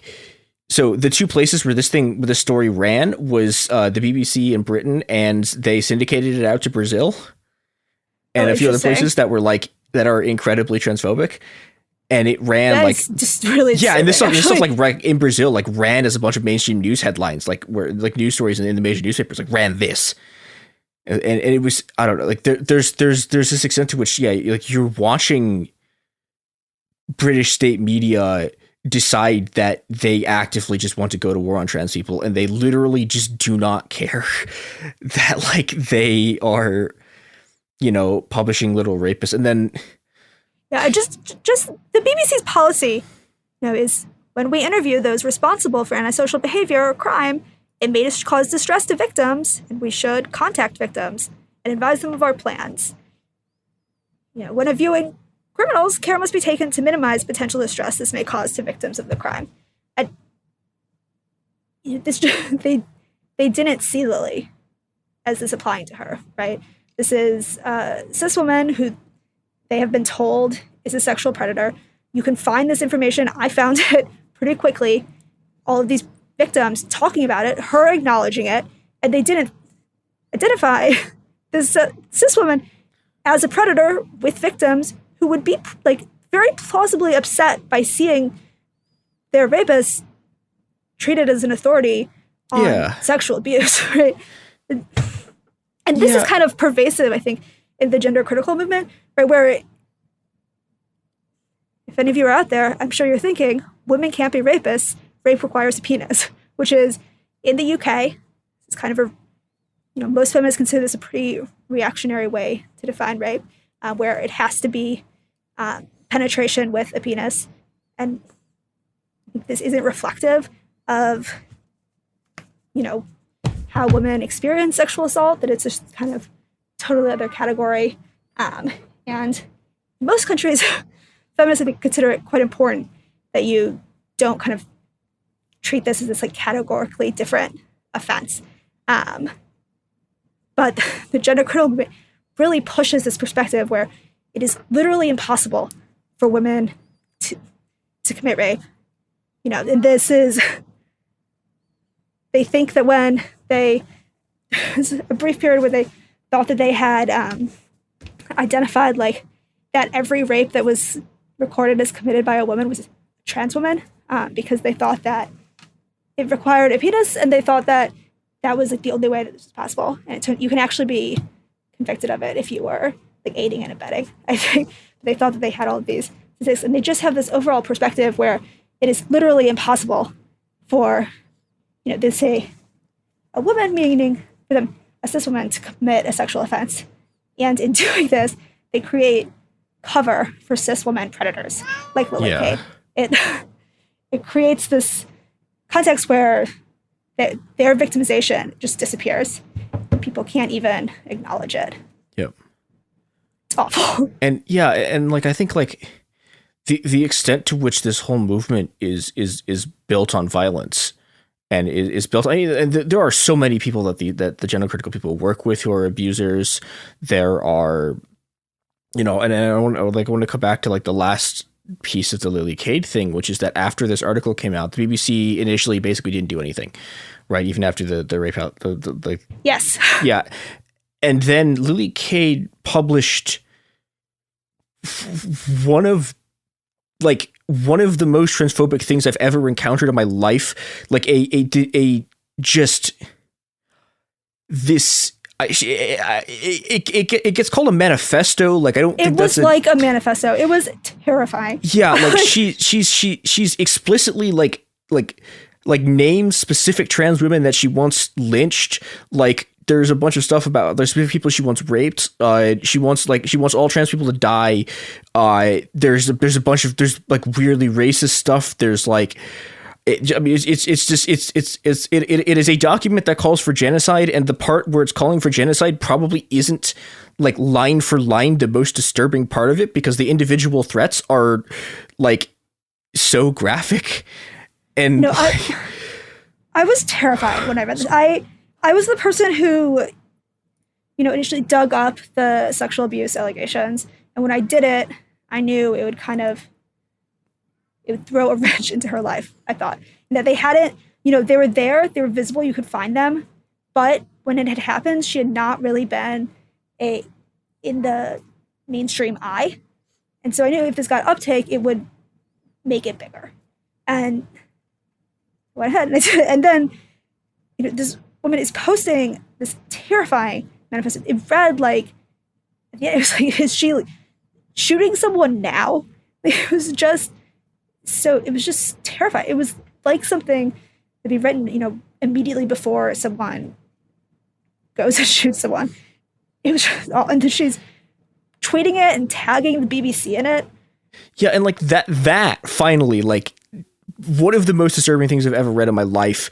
Like that was finally the thing where the BBC was like, maybe we should do something about this. It was just so little. Right, they took her out of the article. They added an update that says, we have updated this article published last week to remove a contribution from one individual in light of comments she's published on a blog post in recent days, which we have been able to verify. We acknowledge that an admission of inappropriate behavior by the same contributor should have been included in the original article. And so this is, you know, they just kind of erased her, right? So they didn't acknowledge that they had included this person in the article who just published this genocidal rant, right? So one of their sources is a person who is advocating for killing trans people. That is important, right? That is pertinent to this narrative they're pushing. And they also are not saying, you know, we acknowledge that an admission of inappropriate behavior should have been included in the original article. It really changes the overall narrative of the article, right? If you acknowledge this cis woman is a serial predator, right? The overall picture is like cis women are at risk from trans women, and it's a reality check, right? To hear, no, in fact, this woman who we're presenting as like victimized is one of the women who's preying on people, and she's not a trans woman. And it's just, they just, even after this, responded in a way that protected the narrative of the piece, right? They weren't going to let in anything that acknowledged this. The people they're finding with this position are transphobic. This person was very, and it just says they've removed the contribution in light of comments she has published. What kind of comments? What are they about? And it's serious, right? It's serious to not acknowledge that one of their sources is a violent transphobe. This is how I found out that she was alive. Also, them saying that they had been able to verify it. Before that, I'd been like, she's not very online in a lot of cases. So I was really worried. I didn't know how long it was going to be before, there was confirmation that, like, in fact, Lily Cade had not just shot someone and herself. Yeah. And it was just really, this manifesto is terrifying. I don't know. It's just awful. Yeah, and I think, one of the things that's happening here is you get to see that there's layers at which this stuff operates. So you have your BBC running delegitimization, right? But then you have the stuff beneath it, which is just overtly genocidal. And I think, in some sense, with Lily Cade, like, if you're going to be a TERF, Lily Cade kind of blew it, right? Because, like, you can't, like, okay, like, you can be really, really transphobic in a lot of ways, but, like, actively calling people to get lynched is a thing that, like, even, like, transphobes are normally like, wait, what? Why are you? Yeah, they didn't like this. Yeah, but I don't think, like, the mainstream TERF movement is not in a place where you can do stuff like that. But in some ways, I think, the stuff that's more moderate is more dangerous. The last thing I want to talk about is a document called the Declaration on Women's Sex-Based Rights, which was put together by a bunch of TERF activists, fairly prominently featuring arch Australian TERF Sheila Jeffries. But yeah, can you talk a bit about, like, what this is? And yeah, so this is a document that basically all of the gender critical organizations and mainstream people have signed, and it is extreme, right? It calls for trans women to be banned from all women's spaces, including toilets, which, if women can't go to the bathroom, they can't participate in society, right? It's just like a basic need people to have to exist in public. And that it asks to ban all internationally recommended healthcare for trans children. Yeah. It asks to legally protect deliberate misgendering, which would, allow you to be just treated with, like, such hostility, like, at work, just in public. This is just kind of a direct assault on trans people's ability to exist with dignity in society and just live normal lives. And, a lot of gender critical people will portray themselves, as only opposing advances for trans rights, as not wanting trans rights to be rolled back. But what this document calls for is, like, basically every right trans people have to exist in their genders, in particular trans women, and especially targets trans women, to just take it all back, right, and leave them with basically nothing. Yeah, like, they have this whole thing about, like, basically, like, they want to erase the concept of gender identity from law, which is, like, the thing that does is it eliminates all trans people from. It eliminates trans people as a thing that the law recognizes exists and thinks should have protections. It is, like, it is the legal genocide of trans people. Like, that's what it is. It's yeah. And so they've basically all signed this. Yeah. This is not at all a fringe document. It positions itself as, like, the demands kind of this movement, and it's extreme. The organization's spokeswoman is Kara Dansky, who uses almost all of her public appearances. She has a number of times been on Tucker Carlson. And she boosts Jennifer Billick all the time. She, I think, is her biggest supporter, and was formerly the chair of Wolf, which is Lear Keith's organization. So she is the Women's Liberation Front is what Wolf stands for. It is a cool name for an org that sucks, and they should give it back to someone better. Yeah, so this is, I mean, in general, you see the American TERFs kind of in this more radical direction. Also, especially explicitly collaborating with the right. And here they've made this document that just purports to, and everyone has signed it, kind of direct the overall agenda to one that just leaves trans people with just no protections at all. Yeah, and I think it's, you know, the reason I think this is in a lot of ways like more dangerous than a Lily Cade thing is, again, it's in this, like, it's not actually in legalese because none of these people are lawyers. And Kara Dansky is. Oh, Kara Dansky's lawyer. Oh, so wait, how did an actual lawyer? I mean, okay, I shouldn't be asking how did an actual lawyer produce this because I've met lawyers and they're not. They are not as smart and above board as they portray themselves to be. But yeah, like this stuff isn't making legal arguments. Like one of the things that they've like, I guess the whole sort of gender critical like TERF movement has invented is like this concept of sex-based rights, which is just not a thing. Like, no.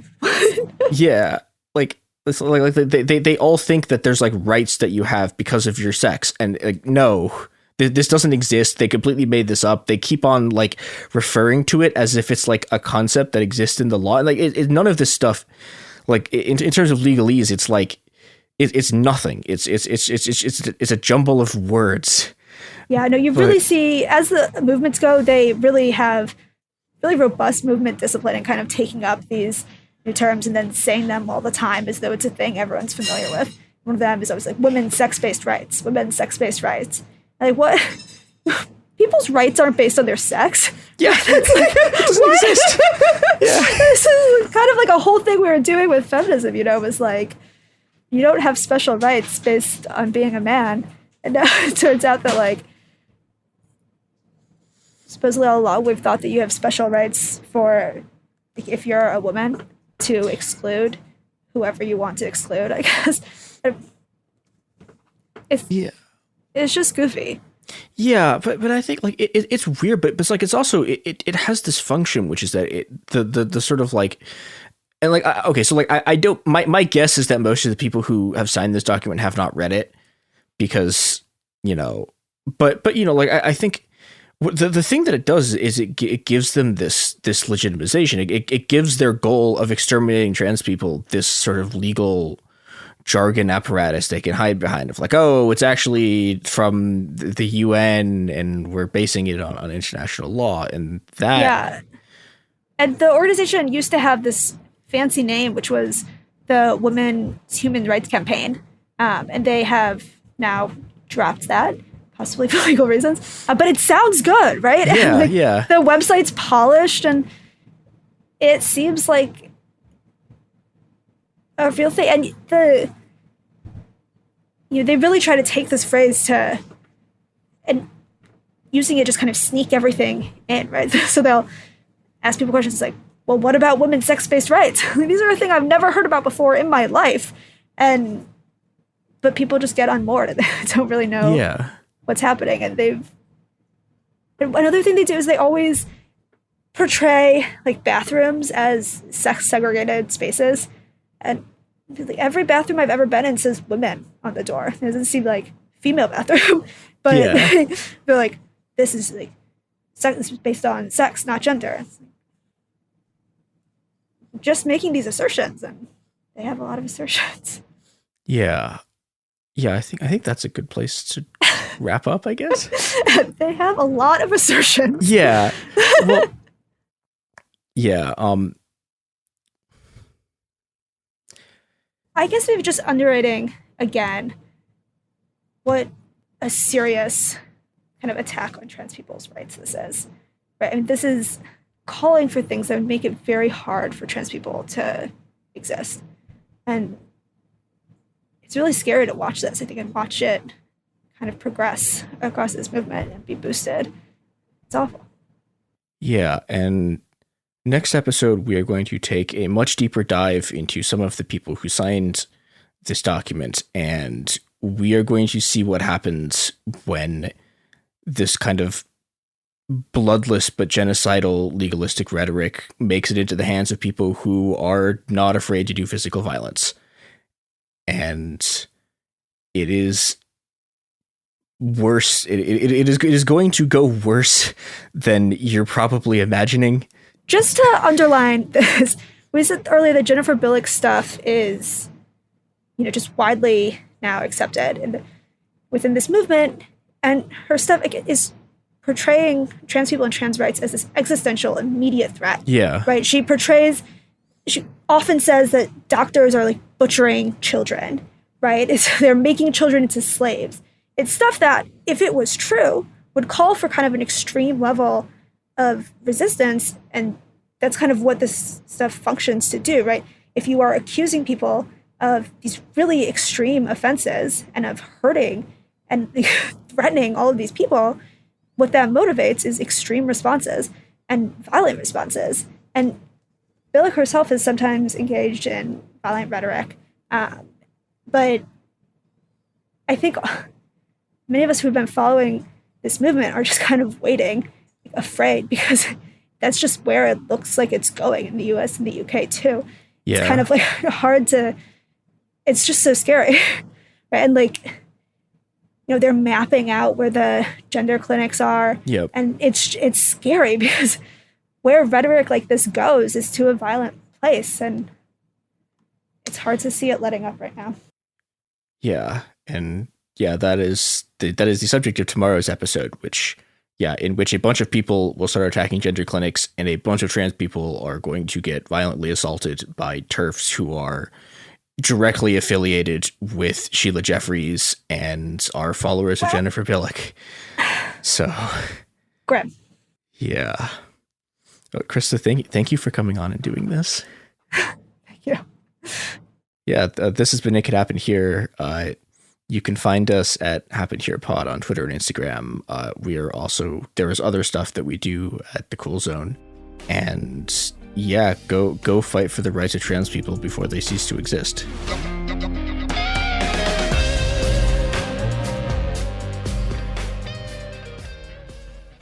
Hi, this is Jill Winterstein, host of the Spirit Daughter podcast, where we talk about astrology, natal charts, and how to step into your most vibrant life. And I just sat down with a Minnie Driver. The Irish traveller said when I was 16, you're going to have a terrible time with men.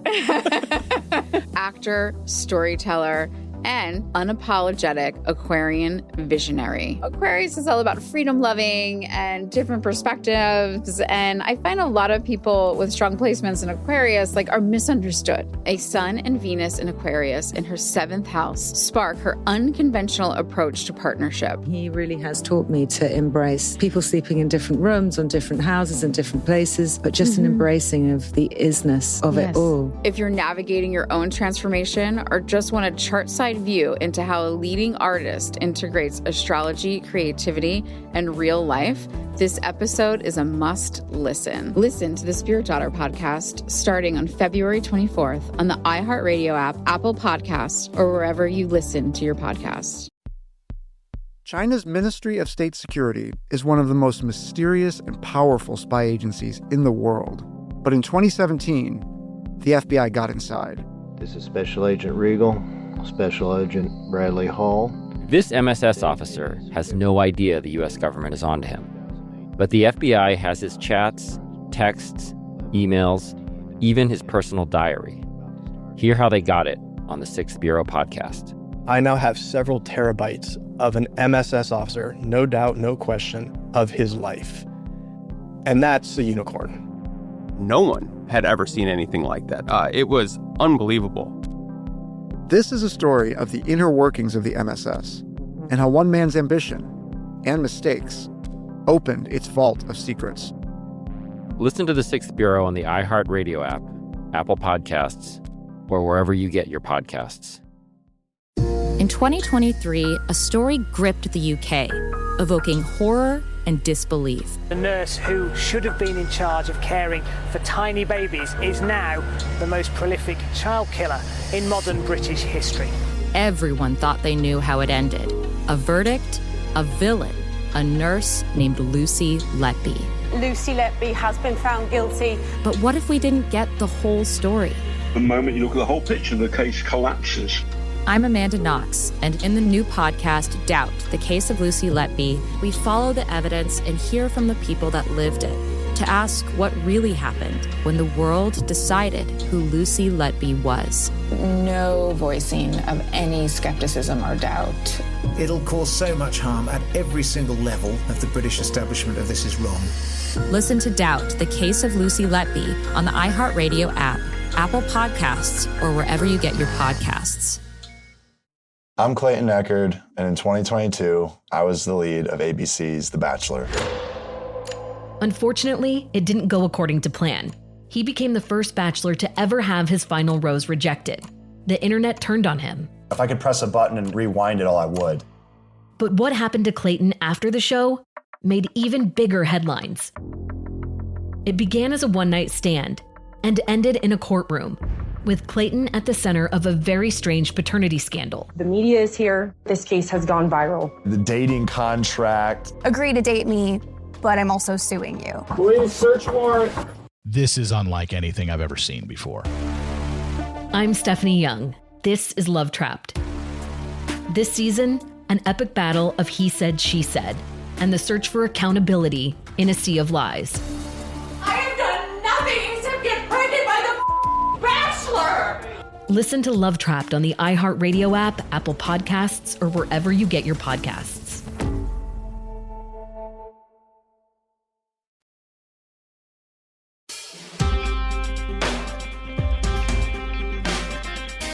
Welcome to It Could Happen Here, a podcast that this week is about the war on trans people. I'm your host, Christopher Wong.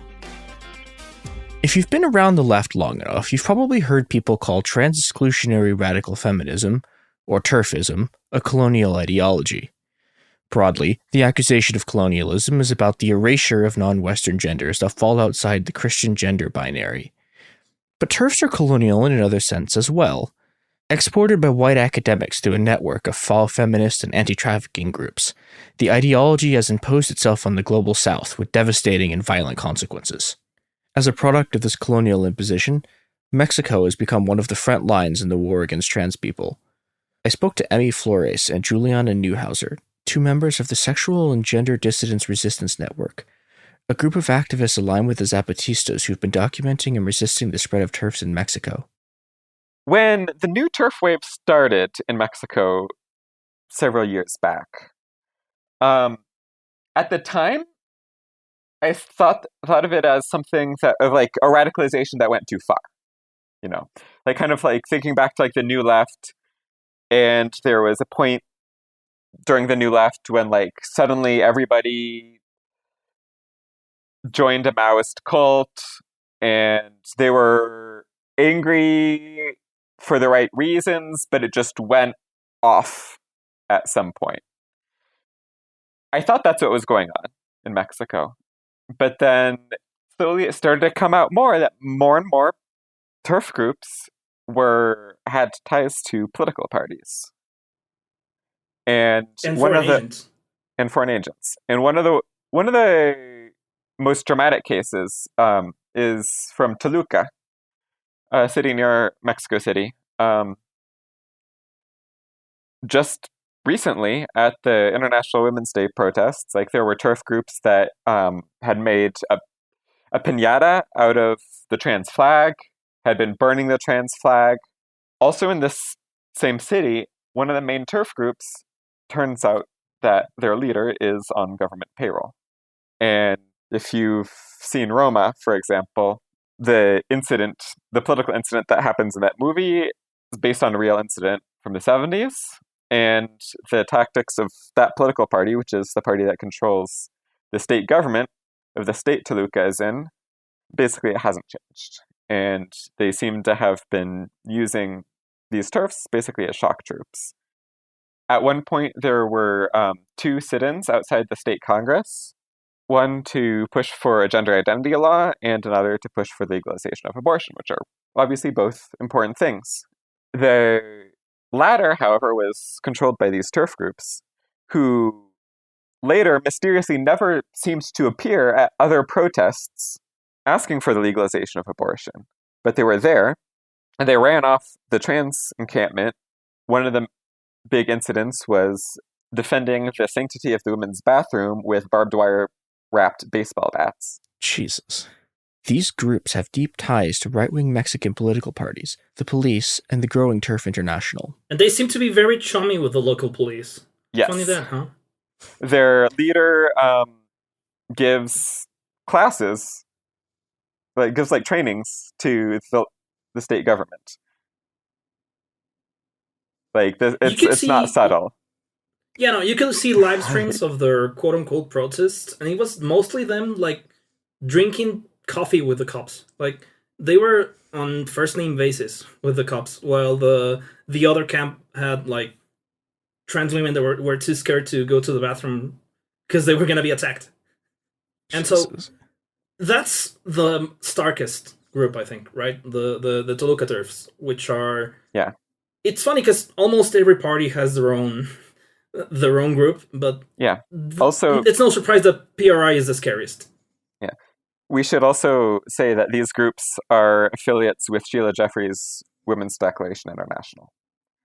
And so this is also a case of an ideology developed in the First World, in this case England, which is largely a safe country, where even as fascist an ideology as TERFism doesn't, or only very rarely leads to real violence, but it gets exported to countries that are not safe, where it does turn into real violence. So another affiliate of Sheila Jeffrey's Women's Declaration in Mexico would be Las Brujas del Mar, who is another case of, at first, they seemed to be a group that was they just radicalized a bit too far. Then photos came out of their leader, who was on the Time 100 a couple years back, with Felipe Calderón, an ex-president of Mexico, and by far one of the worst in the country's history. And not I saw you walking in the street. She was at a book signing. It was not a casual encounter. It was a clear sign of admiration. And it's been more than confirmed since then that her political ambitions lie with the PAN, the farthest right mainstream political party in Mexico. This political alliance between the TERFs and the right has benefits for both sides. The TERFs gained funding and institutional backing for their war against trans people. The right gained a way to attack the vaguely center-left Mexican president Andrés Manuel López Obrador by blaming him, and trans people, for Mexico's horrific wave of femicides while distracting from its actual sources, NAFTA and the war on drugs. Mexico's trans population, however, gained a new, Western-educated threat. When I say the radical feminism was a complete import, it's from its very beginning. And for a long while, there was one TERF in Mexico.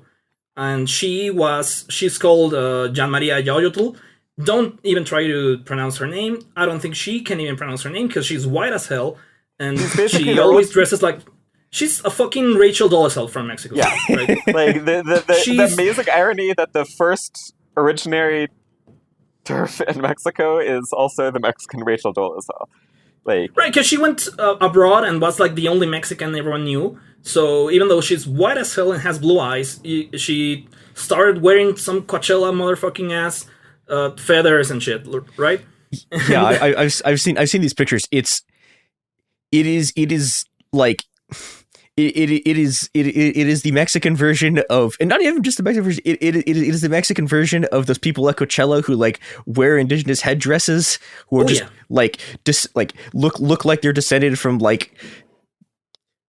Heydrich Himmler or something. It's incredible. For sure. And she has half French, half Spanish name, and she changed it to a half Maya, half Nahuatl name. It's gross. Jesus. So this person has been active since the 70s, right? She was present in the first Pride in Mexico, and that was also the 2-year anniversary of the 68 massacre. So Pride was from the start really leftist here in Mexico, but it also had these kind of people, who went to the UK, France, and the United States. And I think she was there when Janice Raymond was like sending her friends with guns to threaten trans women, right? So she was there when the turf wars were at the highest point during the 70s. And then came back, and she participated in a lot of history of Mexican feminism. But she came back in 2016 with that letter, with that backing, because she is also close to Janice Raymond with the Coalition Against Trafficking in Women, the Coalition Against Trafficking in Women, KW, has a lot of after the turf wars, they went underground in academia and the universities, right? Because they were no longer accepted, but they were in the process of building NGOs that could globally affect policy on specifically sex work and trans rights.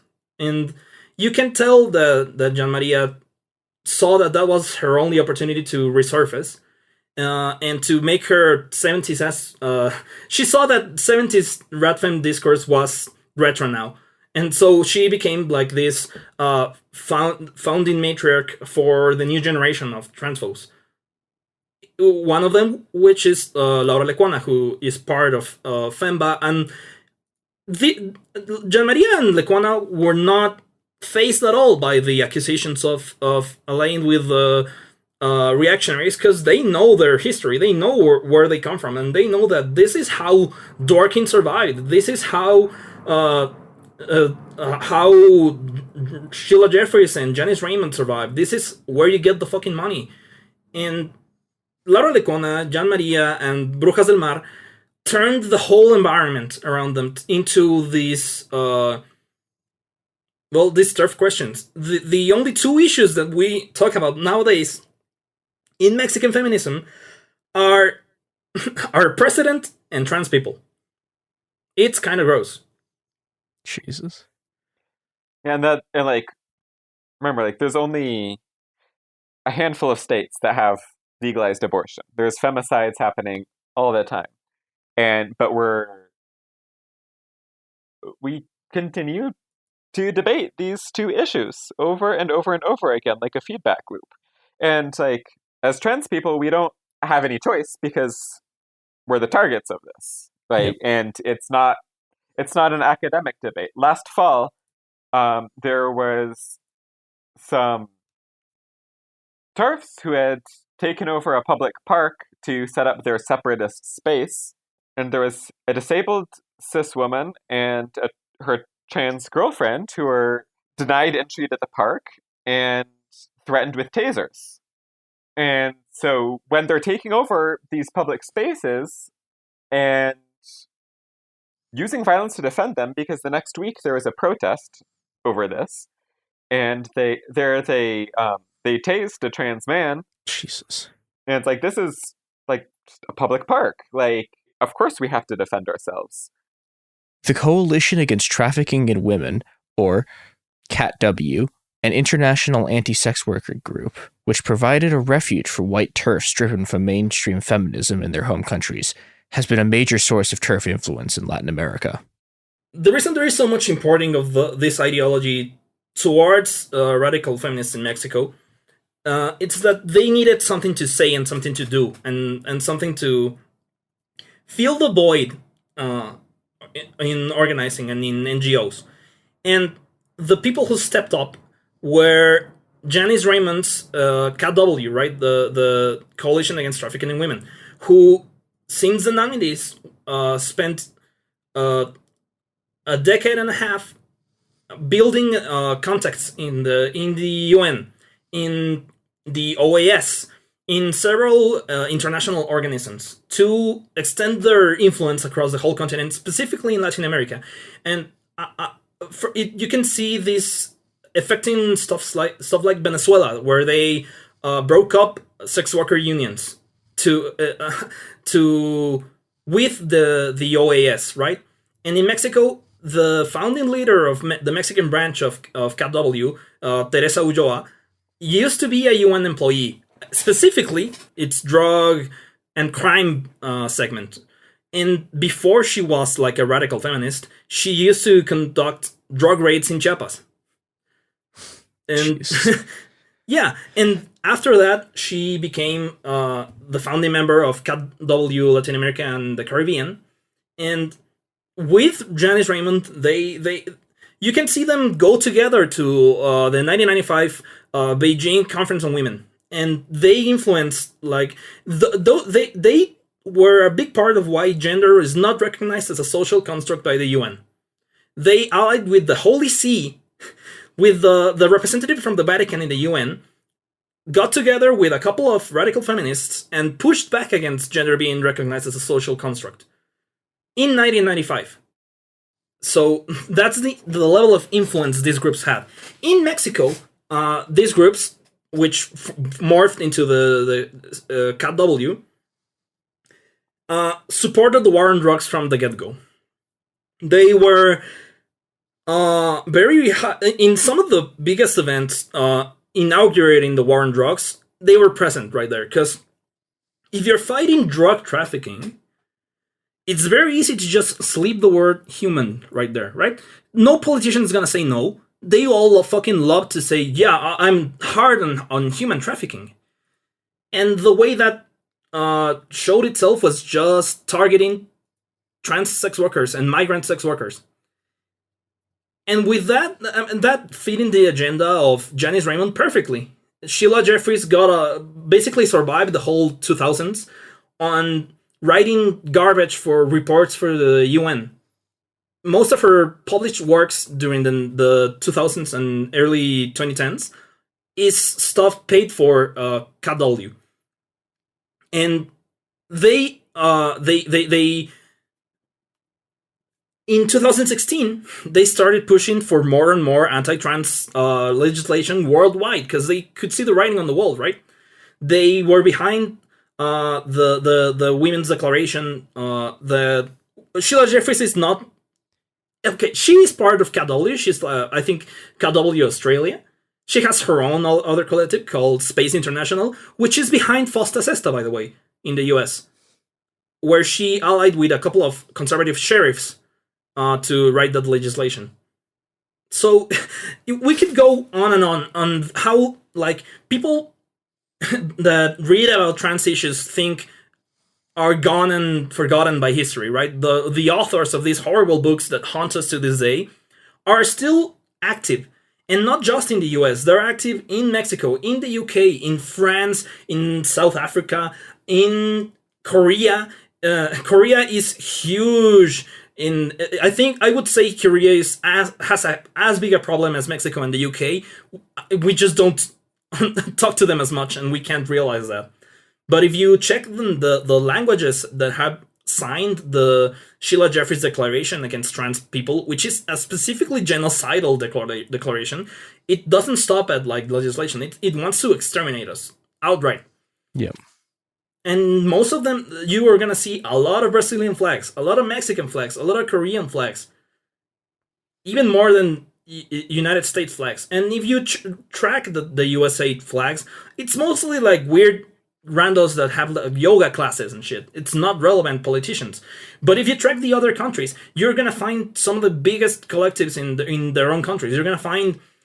or just spooks, right? You're going to find a lot of people who have really weird careers that spend a lot of time in Italy and Uganda.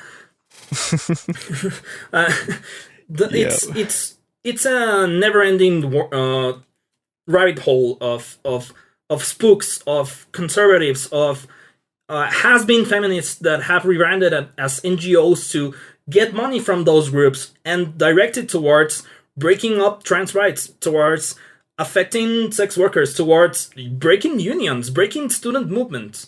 It's a global movement that is birthed by conservative thought, but getting more and more reactionary and more organized as time goes by. That international transphobic movement has increasingly found purchase in the US. I spoke to Lee Leaville and Kai Shivers, two members of Health Liberation Now with intimate experience with the TERF movement, who spent years meticulously documenting its rise. So, my first question is, can y'all explain what WOLF actually is, and I guess subsequent to that, what the relationship to Hands Across the Aisle is? Yeah, so WOLF is, they're a transphobic feminist group with, at this point, extensive ties to right-wing organizations. They've worked with Family Policy Alliance, Heritage Foundation, Alliance Defending Freedom, Concerned Women for America, Family Research Council, among others. But they got their start. They started back in 2013, around when they were founded by Leah Keith, who also was one of the leaders of Deep Green Resistance. And she basically got kind of run out of anarchist and environmentalist groups, and then kind of went over to established TERF communities to try and recruit there. So they sort of started out trying to recruit from these older TERF and transphobic lesbian communities. And then after Trump got elected and, the conservative Christians on the far right became more mobilized and more empowered, they kind of rebranded themselves and were like, oh, let's form alliances with these right-wing groups. And they kind of traded their sort of crunchy lesbian feminist image for Kara Dansky, who is a straight, fairly feminine looking woman who used to work for the ACLU and a Democrat. And she's way more presentable to a conservative audience. By working with the right, then they have access to money and power, and it's easier for them to get on the media. Kara Dansky is no longer with WOLF, but she was with them for years and still has good relations with them. And she's been on the Tucker Carlson show many times. So I think one of the important pieces when it comes to understanding how this relationship with the right started. So in late 2016, WOLF put forward their filing against the U.S. Department of Justice and U.S. Department of Education, right? And they were going up against aspects of trying to reform Title IX to include gender identity, to protect folks who need to be able to use the women's restroom or locker room or whatever, right? And this is the case that they ended up getting some of that ADF funding for. So it's one of the first official seeds, I guess, of the direct collaboration that ended up happening. A lot of that stuff did eventually end up getting leaked. And then they started doing some more official collaborations just a few months later when they were working with Family Policy Alliance to file amicus briefs against Gavin Grimm, on a bathroom case. Yeah, they took something I think it was $15,000 from the Alliance Defending Freedom, which is one of the main right-wing groups trying to pass all these anti-trans bills, going after pediatric transition and trans girls in women's sports. Mm-hmm. So they took that money, and then later, I think the whole working with Family Policy Alliance, I believe, was the first time they also allied with the right wing group. I think so. That happened back in January of 2017. Yeah, and then they've just sort of they also were involved with the amicus brief against, was it Amy Steffens? Another Supreme Court case. I can't remember. Yeah. It wouldn't surprise me. And members of WOLF have appeared on Heritage Foundation panels. They helped release a parent resource guide, an anti-trans parent resource guide that was also sponsored by Heritage Foundation, Family Policy Alliance. This is very similar to almost exactly what you see in Mexico with just sort of slightly less physical violence, which yeah, it's a lot of, and the other thing is that these are to a large extent exactly the same organizations. And that was one of the other things I wanted to talk about was the influence of Sheila Jeffreys and the Women's Declaration, which has been all over like this whole movement.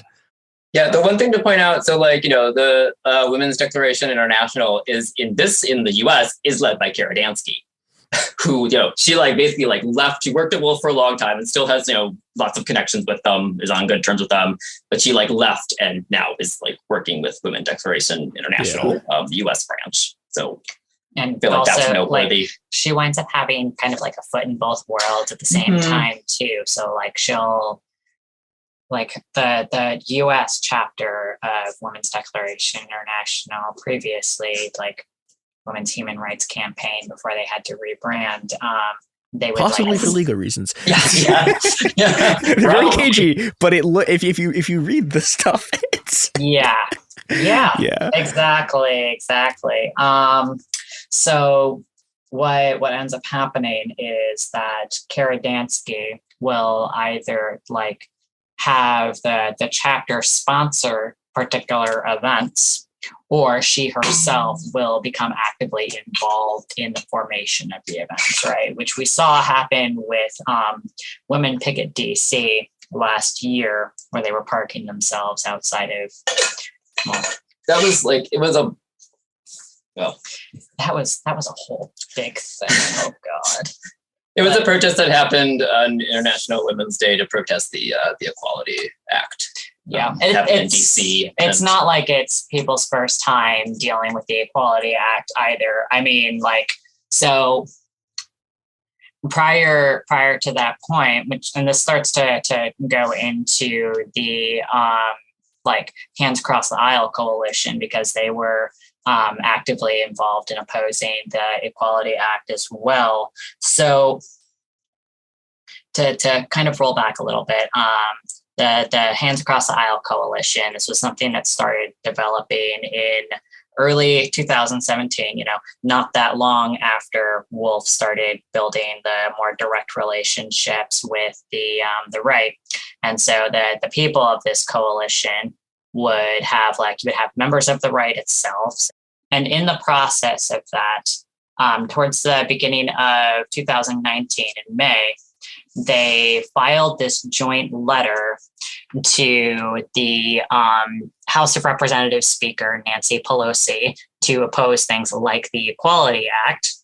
And they did so alongside with Natasha Chart, representing Wolf, Concerned Women for America, American College of Pediatricians, Family Research Council, a whole bunch of really just awful names in there. Oh yeah, the ADF was involved in that one too. Yeah, this is it's really the rogues gallery of all of the people who were anti-gay marriage until still are, but have downplayed it. And all the people who led the anti-gay marriage campaigns, all of the sort of weird right-wing pseudo-medical bodies. The next thing I wanted to ask about is what's been happening in the last couple of years with the fusion. Because so you already have your alliance between the TERFs and the evangelicals, but in the last couple of years, we've seen I don't know if full scale is the right term to use for it, but we've seen a merger of this with Save the Children and QAnon stuff. And I was wondering if you could talk about that. Yeah. That's okay. So that's an interesting one, because I've been digging into the timeline of this stuff extensively. It's I've got hundreds of listings trying to figure out where different pieces are coming from and trying to understand the phases, right? So you've got the formation, the solidification, and then the escalation, and we're kind of in the escalation stage right now. But so one of the things that I started to notice is that elements of this crossover, the cross-pollination that was happening, actually predated certain key events that we now know are affiliated with QAnon, right? So if we think about the actual development of QAnon itself, so you've got the Pizzagate thing that was happening in October 2016, I believe that was. right before Trump was getting elected and, kicking up some stuff about Hillary Clinton's emails and stuff like that to go up against her election campaign in opposition to Trump. And then, folding in the harassment towards Comet Ping Pong to the point where Edgar Madison Welsh shows up at Comet Ping Pong in December of 2016 with an AR-15 style rifle and starts, firing off his shots and stuff like that. Right. And so eventually, most people know the timeline of the QAnon drops happening around October 2017. If you look up the original, the first known Q drops, I believe that was October 28th, 2017 on 4chan. But the thing is that if you look at references to Save the Children or Save Our Children on Twitter, the hashtags, and you're also looking for transphobia related stuff, you can actually start to see that crossover happening before the original Q drops happened, right? Interesting. Yeah, I found tweets that were connecting trans inclusion education in schools to pedophilia and using the Save the Children hashtag in August of 2017. The Q drops hadn't started yet. So, and this pattern continues to happen, right? There were also multiple, tweets or Facebook posts or whatever that would start to use things like Save the Children, Save Our Children, Wake Up America and stuff like that before you would have the big scale takeover by QAnon when things were starting to get really popular, because the Save the Children thing really went viral in the summer of 2020. But you could still see elements of it before that point repeatedly. So another early instance of using both Save the Children and Wake Up America hashtags started happening on April, I believe that is, of 2019. And bear in mind, Wake Up America is a hashtag that's not only used by QAnon proponents in relation to the whole accelerationism, trying to, deep state stuff, but also Aaron Brewer, one of the people that was involved in some of the clinic protest harassments, was using that hashtag later. No, it wasn't just Brewer. It was both Brewer. That was the clinic protest that involved both Partners for Ethical Care, PEC, which Brewer was a member, one of the founders of at the time and one of the leaders of, and Joey Bright's Can I Get a Witness? They teamed up to stage a bunch of clinic protests, and they used Wake Up America was one of the slogans that they used and one of the hashtags. These are to make this. To make sure we're getting this, these are protests against clinics that offer gender affirming care. Yes. Yeah. That that happened. That one. So the Wake Up America one was in Salt Lake City, New York City, and LA. Yeah, and they also, speaking of hashtags, they also have used the slogan "Pull Back the Curtain." Which has also been used by anti-choice activists. Yeah, that was, I remember finding they use "Pull Back the Curtain" a lot to be what they mean is they're expose the evil gender industry. But this anti-abortion group, I'm blanking on which one off the top of my head, but they also use that "Pull Back the Curtain" to go after Planned Parenthood. Yeah. Oh boy. Which I think is probably that doesn't. I haven't found a direct connection, but it seems like that's too much of a coincidence in a lot of ways. One of the things that I really want to stress about this whole what I call TAnon thing is that the seeds for this, the cross-pollination that we are seeing happening between the gender critical movement, Pizzagate, and QAnon, these were already in place before QAnon formally developed as its own phenomenon. This keeps happening. You can't really figure out where one particular type of rhetoric is necessarily coming from in terms of its source, because it just keeps going back and forth repeatedly. People are acting they're coming up with a lot of the same ideas together because in the end, they are of the same roots. They are in fundamental agreement with each other, whether they're calling themselves different names.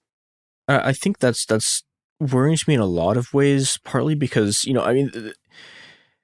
this has always been something where if you look at the rhetoric that these people are spreading, it's like it's explicitly exterminationist. Like they're stoichiatric terrorists, like in search of a quote unquote lone wolf. And in a lot of, in the 70s, I think there's a lot more explicit violence that these people are doing directly. And now they're kind of like, they're trying to find people who will do their dirty work for them. And there are places where they found them already. We've seen this in Mexico, and in the US, the people who they seem to be recruiting are people who are extremely dangerous. I mean, we've seen QAnon people have killed enormous numbers of people. There's a long history of abortion clinic bombings and people getting assassinated for that. I mean, I think, one of the connections that I've been sort of like looking at is the extent to which this stuff is connected to the Atlanta shooting, because if you look at the stuff the Atlanta shooter believes, it's, he's in the same sort of Christian patriarchal project, and his thing is specifically about sex workers. But hey, look, if you look at but also particularly Asian sex workers, and if you look at the anti-trafficking groups, and you look at the Christian anti-trafficking groups, and you look at the Venn diagram with them and the TERFs, it's like, oh yeah.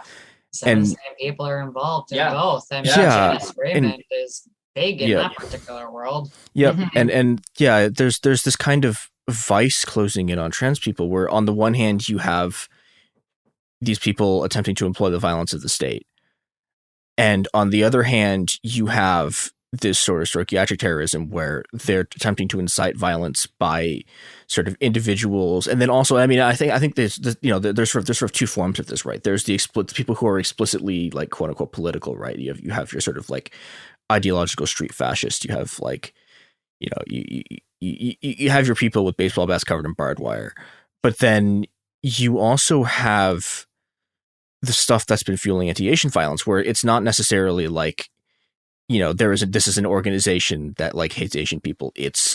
We will just sort of passively increase the rhetoric until the level of violence increases. You've kind of got the street bash, and then you've got the intellectual bash. Yeah, well, and I think also there's another, like if it was just those people, I think it'd be less bad. But there's also just the way in which just random people who are encountering this become very quickly radicalized, and it becomes part of sort of, I mean, and transphobic violence has always been part of the sort of background violence, in the same way that anti-Black and just, I mean, the level of anti-Black violence is much higher, but like the level of violence against Black trans people in particular, and the level of anti-Asian violence we've been seeing, that has just sort of it's just a part of the background violence of American society, and that the levels of those things, the more this rhetoric gets circulated and the more this activism happens, that background level of violence increases. And that to me is also terrifying, because it means like it's not just sort of like fascists who you can track, it's just someone on the street. And they're just sort of like trying to associate like, well, I mean, a lot of the extreme, people like Bielik and Aaron, Alex Aaron, the gender mapper, and Joey Bright and stuff like that, like they're hardcore like eliminationists. Like they're say over and over there can be no compromise. And I would also especially like anti-fascist networks to pay more attention to it, because the solidarity with trans people is just as important as solidarity with like racial and ethnic minorities when it comes to combating fash, right? Especially since like there are a number of us that are in multiple categories. So like, let's all work together and try to like, be proactive about combating the threat, right? So my TANon collections, I guess, like I only have 2 reports on it so far, because getting into the full detail is it is a lengthy project, and I keep getting distracted by the conversion therapy stuff. Well, there's just like there's so much stuff to research, and we're like 2 people, and Yeah. Anyway, so I also have a life to try to live. In terms of finding the original kind of like broader views of TANon, both like what it is in terms of like the 101 kind of stuff, and also like the timeline of where it came from, you can find it on healthliberationnow.com. We have a little tab there that has like analysis, and then if you go down to key issues, you can find a TANon tag there, right? And it'll have that stuff in there. This has been a thing that throughout this entire series, which is that most of the information on this stuff has been compiled by a very small number of trans people, and that cannot stay the state of this because there are just not enough trans people and they are extremely overworked. Yeah. And if that's a project that you can take up, please do that. Yes, please. Yeah. Yes, please. And, all hands on deck. All hands on deck. Yeah, because the seriousness of this is such that if you want there to be trans people living in a way that does not actively destroy them, you have to act now. Yeah, basically. Yeah. This has been It Could Happen Here, a product of Cool Zone Media. Suppress your local TERFs before it's too late. Goodbye.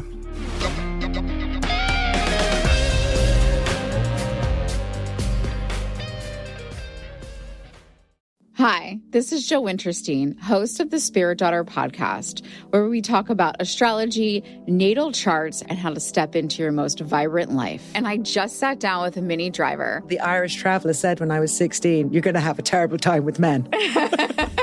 Actor, storyteller, and unapologetic Aquarian visionary. Aquarius is all about freedom-loving and different perspectives, and I find a lot of people with strong placements in Aquarius are misunderstood. A Sun and Venus in Aquarius in her 7th house spark her unconventional approach to partnership. He really has taught me to embrace people sleeping in different rooms, on different houses, in different places, but just an embracing of the isness of it all. If you're navigating your own transformation or just want a chart-side view into how a leading artist integrates astrology, creativity, and real life, this episode is a must listen. Listen to the Spirit Daughter podcast starting on February 24th on the iHeartRadio app, Apple Podcasts, or wherever you listen to your podcasts. China's Ministry of State Security is one of the most mysterious and powerful spy agencies in the world. But in 2017, the FBI got inside. This is Special Agent Regal. Special Agent Bradley Hall. This MSS officer has no idea the U.S. government is onto him. But the FBI has his chats, texts, emails, even his personal diary. Hear how they got it on the 6th Bureau podcast. I now have several terabytes of an MSS officer, no doubt, no question, of his life. And that's a unicorn. No one had ever seen anything like that. It was unbelievable.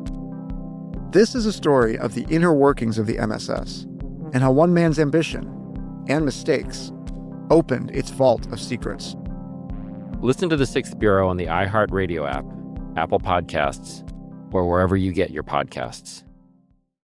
In 2023, a story gripped the UK, evoking horror and disbelief. The nurse who should have been in charge of caring for tiny babies is now the most prolific child killer in modern British history. Everyone thought they knew how it ended. A verdict, a villain, a nurse named Lucy Letby. Lucy Letby has been found guilty. But what if we didn't get the whole story? The moment you look at the whole picture, the case collapses. I'm Amanda Knox, and in the new podcast, Doubt, the Case of Lucy Letby, we follow the evidence and hear from the people that lived it to ask what really happened when the world decided who Lucy Letby was. No voicing of any skepticism or doubt. It'll cause so much harm at every single level of the British establishment of this is wrong. Listen to Doubt, the Case of Lucy Letby on the iHeartRadio app, Apple Podcasts, or wherever you get your podcasts. I'm Clayton Echard, and in 2022, I was the lead of ABC's The Bachelor. Unfortunately, it didn't go according to plan. He became the first bachelor to ever have his final rose rejected. The internet turned on him. If I could press a button and rewind it all, I would. But what happened to Clayton after the show made even bigger headlines.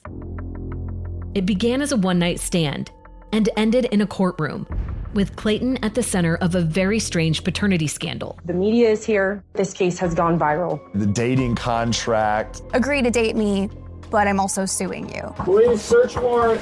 This is unlike anything I've ever seen before. I'm Stephanie Young. This is Love Trapped.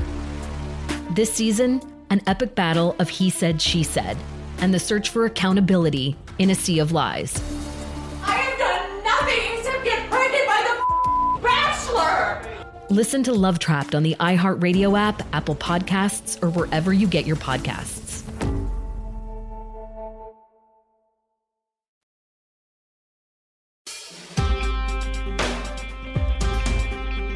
You know what I love is decadent Western sexual mores. Well, that actually does tie into what we're talking about today. It ties into what you were reading. Oh, Jesus. Dear God. Mm-hmm.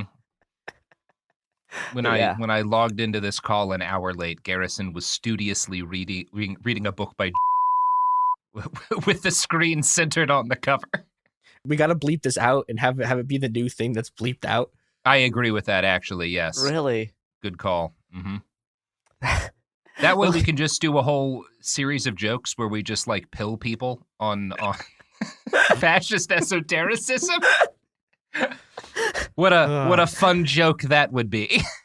Welcome to Could Happen Here, the show where we talk about things that could happen.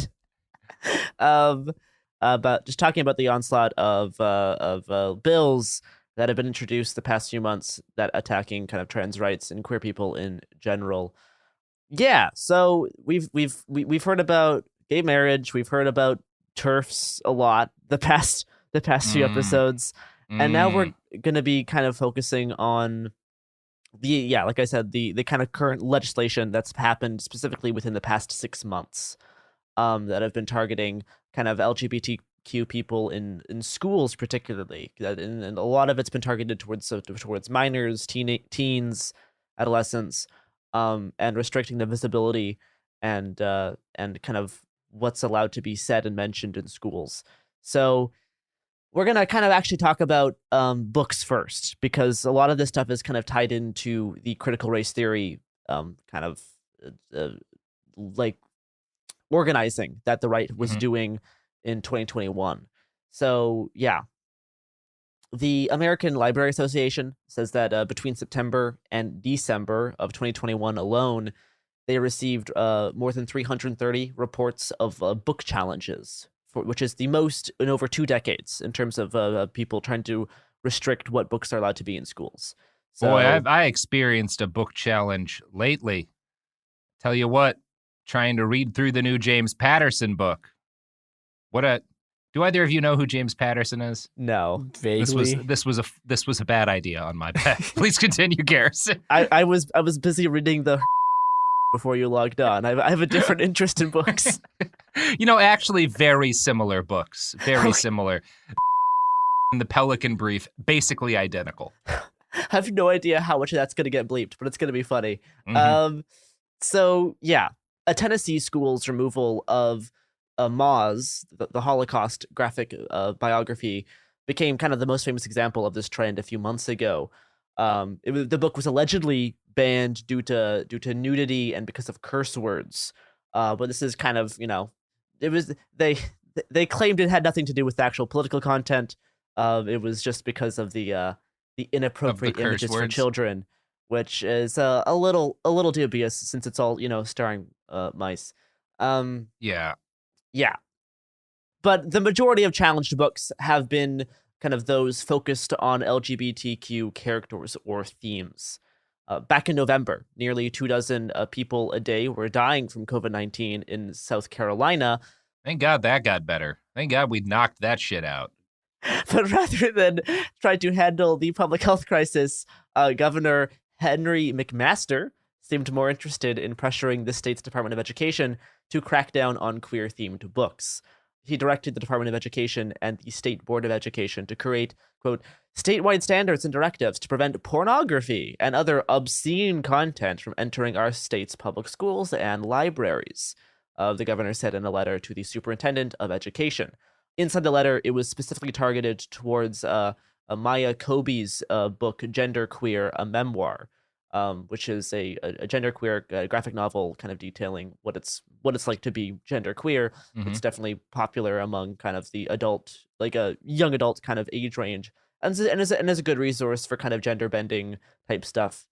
And it has faced a large amount of the onslaught and like the bashing of queer books have been focused on this specific book.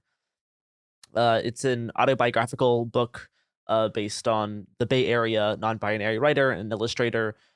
It's been challenged. It started being challenged at one of South Carolina's nearly 500 schools, and then got banned from all of them just because people were mad about it at one school. It was being recommended for those in the 10th grade or higher to learn about kind of queer issues. And it is now become one of the most banned books of this past year. It's been removed from schools in Virginia, New Jersey, Florida, North and South Carolina, Texas, and a large amount of other states in the South. Speaking of Texas, the genderqueer graphic novel was just one part of a massive kind of horrifying purge led by Texas Republican State Representative Matt Krause. He led an effort to pressure and force schools and libraries to remove books based on a list of undesirable reads that he compiled himself. The list is a 16-page spreadsheet with over 850 books cataloged. On Krause's 850-strong list of titles that he wants banned from Texas libraries, 62% of them concern LGBTQ issues. It's kind of clear that what he did to make this... Yeah, what he did to make this list is just like Googling the words like queer and LGBTQ and gay and trans like with book, and just found a list of books that have it like mentioned somewhere. So like a lot of so many books are just like completely banned that aren't even really like, yeah, like the list is nearly 1,000 books like long. So like he was just like Google searching to like add as many books to this list as he could. Yeah, it's not actually about the content beyond the fact that the content acknowledges the existence of queer people. Like that's to the extent that he knows about the content, that's it. Like you can't be reading all these books. No, because he like one of the more interesting trends that you can find on this list is that it challenges and tries to ban books that teach students like their legal rights. Like not even counting books about like reproductive rights or rights as like LGBTQ people. It includes in this list like titles like the Legal Atlas of the United States, teen legal rights, identity you don't rights. Want kids to know about their legal rights. Yeah. Equal rights. We the students. Supreme Court cases for and about students. Yeah. I mean, this is my support for LGBTQ people is warring here with my belief that children should not know their rights because they're getting too uppity as it is. We gotta crack. Look, could we crack down on kids in a way that isn't bigoted? That's all I'm asking for. Nope. No, it absolutely impossible. We gotta slow them down. No, kids, you must know your rights. And the very important thing here is that if you keep weed in your locker, the school can just search it. So don't put it in your locker. If you put it in your car, it's way harder for them to search it, even if the car is on school premises. In the principal's car. Store guns there. Wait, okay, sorry. Let's yeah, I'm not sure if you can find that in the Legal Atlas of the United States. But I mean, to be fair, Texas kids can't read that book either now. So who knows? Who knows what it says? Yeah, so 2 Virginia school board members kind of called for sexual books, quote unquote sexual books, to be burned at a meeting last year. And a lot of like a lot of the rhetoric around like book burnings and book bannings was specifically tied to the kind of the effort to harass and gain support in school boards. So we saw this last year with like Proud Boys and extremists and just like other like random people who got their brains kind of warped by propaganda, kind of leading these like incendiary charges against school board members. Some, school board members got fired, like threatened with arrest, just for allowing books that mention the existence of being queer. It was quite a problem that is now influencing this current legislative cycle. In almost every case, quote unquote, like concerned parents have swarmed school board meetings and flooded kind of mailboxes with outrage over what they call pornography being distributed to their children.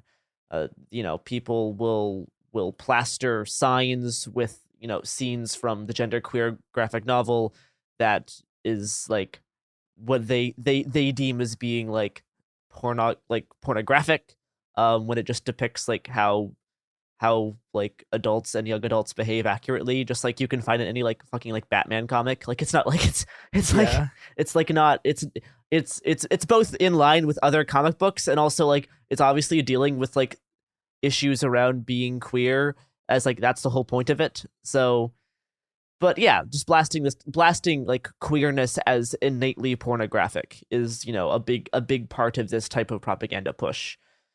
It's pretty upsetting, because I mean a lot of these adults and like quote unquote parents, you know, who knows if they're actually parents, you know, it even goes and stuff to being like, you know, they're accusing librarians and teachers of being pedophiles for having having these type of materials.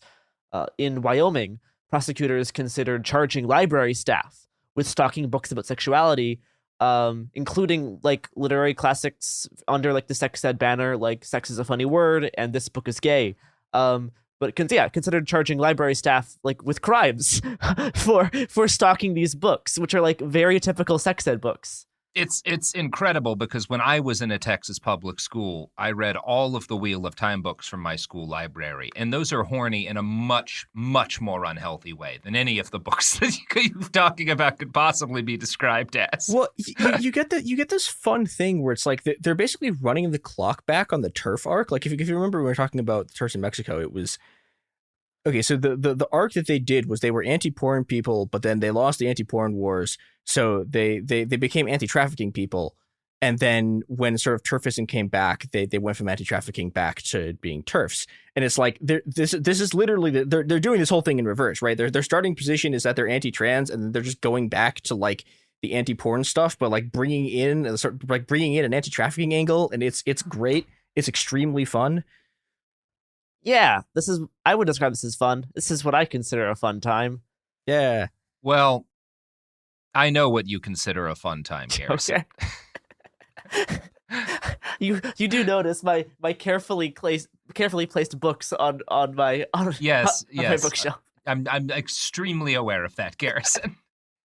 So Garrison is reading books that will get them canceled by like 5 specific people. By 5 people. If we talk about them too much on this show. That is always the fear of that's always the fear of Twitter. It's being canceled by 5 people. My favorite thing about doing a podcast for an audience of millions, Garrison, is telling a joke that is precisely for you and me. And then making that like several minutes of content. Sorry. An Oklahoma bill was introduced to the state Senate that would prohibit school libraries from keeping books that focus on sexual activity, sexual identity, or gender identity. We're going to use the word gender identity a lot. That kind of just refers to anything that even... One. I mean, like, it refers to even mentions of being cisgender, right? Because if you bring up the concept of cisgender, that infers that there is an alternative to that. So like, if anything even mentions being cis, that means that there must be something other. So that already falls into the gender identity kind of framework. So it's just like, anything that suggests that that there is like gender identity is not something you are innately born with and are forever is banned and is seen as pornographic or obscene, or is like grooming children, or whatever kind of words that they use. And like all of this rhetoric is much worse for LGBTQ authors who are Black or people of color. There's books like All Boys Aren't Blue by writer George M. Johnson, whose book led one white school board member to call the police on her own district's librarian for keeping it in stock. It's the Central York School District in Pennsylvania banned an extensive list of books last year that was almost entirely written by authors of color. This is all the stuff's been happening like concurrently with the anti-critical race theory like organizing and protests, which again obviously isn't about actual critical race theory. It's just about the suggestion that maybe racism is something that is not just an individual problem, but is maybe kind of built into our entire culture and system of like governance and education. So it's not actual critical race theory. It's that, but I think everyone listening to this kind of already knows that. Texas Governor Greg Abbott, who's going to be a recurring character on this episode, kind of has taken this whole, calling the police on librarians thing much further, kind of demanding that the state's education agency, quote, investigate any criminal activity in our public schools involving the availability of pornography, a move that kind of librarians in the state fear could make them targets of criminal complaints for, again, stalking books about sex ed, or, you know, stalking books that not even about like sex ed, just like books that mention an alternative to the heteronormative, like, you are the gender that you are assigned at birth, like, idea. Like, anything other than that is now could get them in trouble. So anything that doesn't kind of fall under the Christian supremacist, like, worldview of sexuality and gender, it's not great. There's All Boys Aren't Blue, the book written by George M. Johnson, has been similar to the genderqueer graphic novel, is one of the most banned books of last year, targeted for removal in at least 15 states. It's a lot of the organizing of these efforts kind of start online. There's like Telegram channels, Facebook groups, and then they carry over into like school board protests, and then eventually, like, you know, maybe some school board members will catch on to this and start advocating for it. Then, you know, the state governor does, you know, the city councilman, like, all of this thing is this whole cycle of organizing that's really picked up alongside the anti-CRT stuff. Many parents have seen like Google Docs or spreadsheets, like the 16-page one made by Matt Krause, of contentious titles posted on Facebook by local chapters of organizations such as Moms for Liberty. So people will make these giant spreadsheets talking about books that they don't like, and then it'll get shared around on Facebook groups, Telegram channels. From there, librarians say that parents will ask their schools if these books are available inside libraries, and then we'll start rallying and organizing to get them banned from being available in any kind of public government setting, whether that be school libraries, whether it be like public libraries, whether that be like online access, all this type of stuff. So yeah, it's I don't know. It's organizing against these types of things is never the easiest thing, because a lot of times these people get really dedicated onto this, because it is such a it's the whole save the children kind of idea, which gave QAnon such strength. And QAnon's kind of taking a dip down. This stuff is taking a rise up. It's passing over the same type of organizing principles online. As mentioned before, the governor of South Carolina asked the state superintendent of education, but also its law enforcement division, to investigate the presence of, quote, obscene and pornographic materials from its public schools, citing the genderqueer graphic novel as an example. You've seen mayors in different cities withhold funding from county libraries, saying that he will not release money to these county library systems until books with LGBTQ themes are removed. It's pretty grim. And so far, efforts to bring criminal charges against librarians and educators have largely faltered, as law enforcement officials in like Florida and Wyoming and other states where this type of thing's been attempted have found really no basis for criminal investigations. But still, it's like the same thing for like even if this process gets started, it's about building like fear that it could happen to you. It's about, this fear that someone's always watching and someone's always wanting to report you. And it's the thing that like happened with Texas and abortion. It's like trying to have like the bounty hunter idea of be like parents are trying to find examples of this to report it. So it's like this like proactive kind of surveillance of anything that doesn't fall into the Christian supremacist idea of gender and sexuality. It's, now, of course, that's like a specific interpretation of Christianity. I'm not saying all Christianity is like that, but it is in the South. It is like one of the bigger strains of that type of kind of religious and politic synthesis. Let's see. So, courts have generally taken the position that libraries should not remove these books from circulation, but sometimes due to pressure via like loss of funding, or depending on how how much like who's in charge of each state's kind of education system, a lot of these books have been banned and have been pulled from many school libraries and many public libraries, even if it doesn't like go all the way to being like court mandated.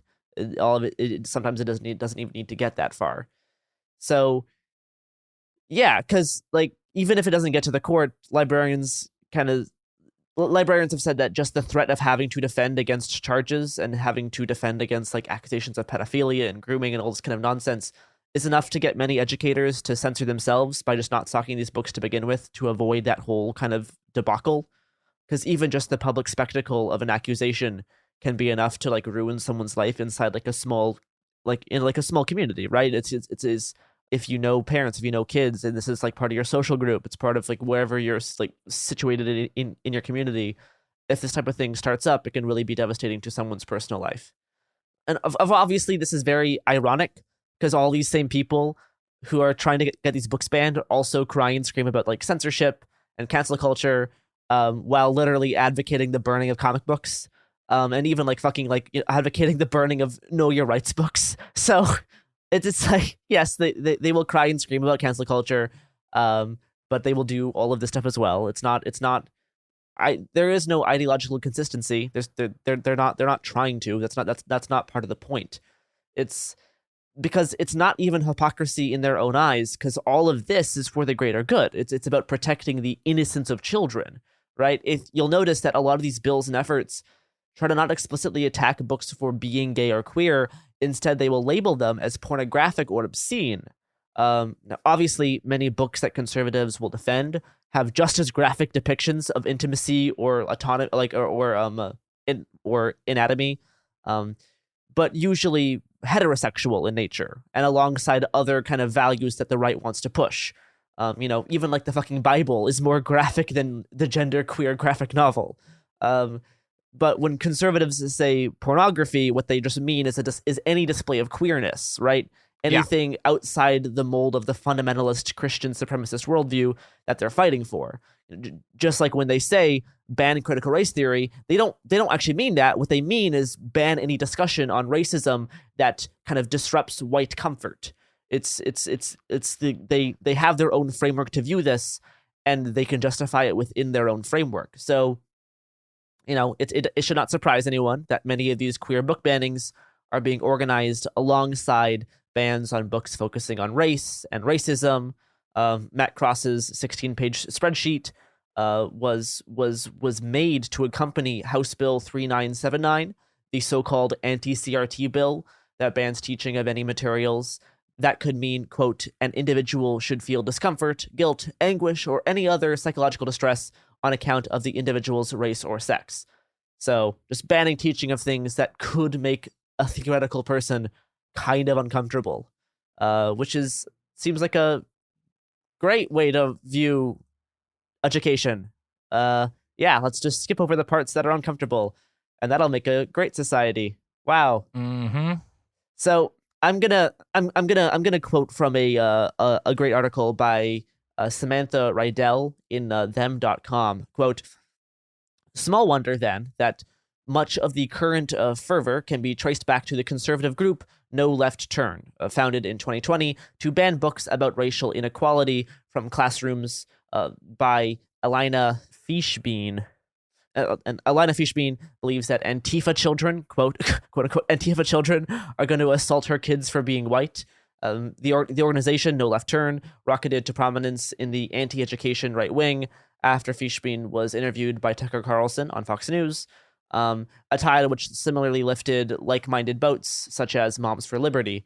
No Left Turn's website directs parents to a laundry list of books that they claim are used to, quote, indoctrinate kids into a dangerous ideology, including a robust selection on, quote, comprehensive sexual education. Here, the pornography lie is laid bare, with over 40 books whose only kind of through line is that they deal with LGBTQ themes. The picture book I Am Jazz, Kate Bornstein's My Gender Workbook, and the YA novel Two Boys Kissing. Also included is Margaret Atwood's The Handmaid's Tale. No Left Turn indiscriminately targets all these titles because they simply feature queer people having lives, or in the case of like Margaret Atwood, having their lives be ended.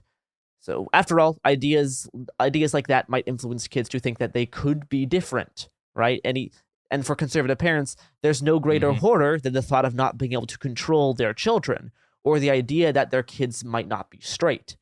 It should come as no surprise that the grassroots campaigns, quote-unquote grassroots campaigns, like a No Left Turn, are in reality linked to influential conservative donors and PACs, like the Cato Institute and the former Federalist Cato. Society. Pardon?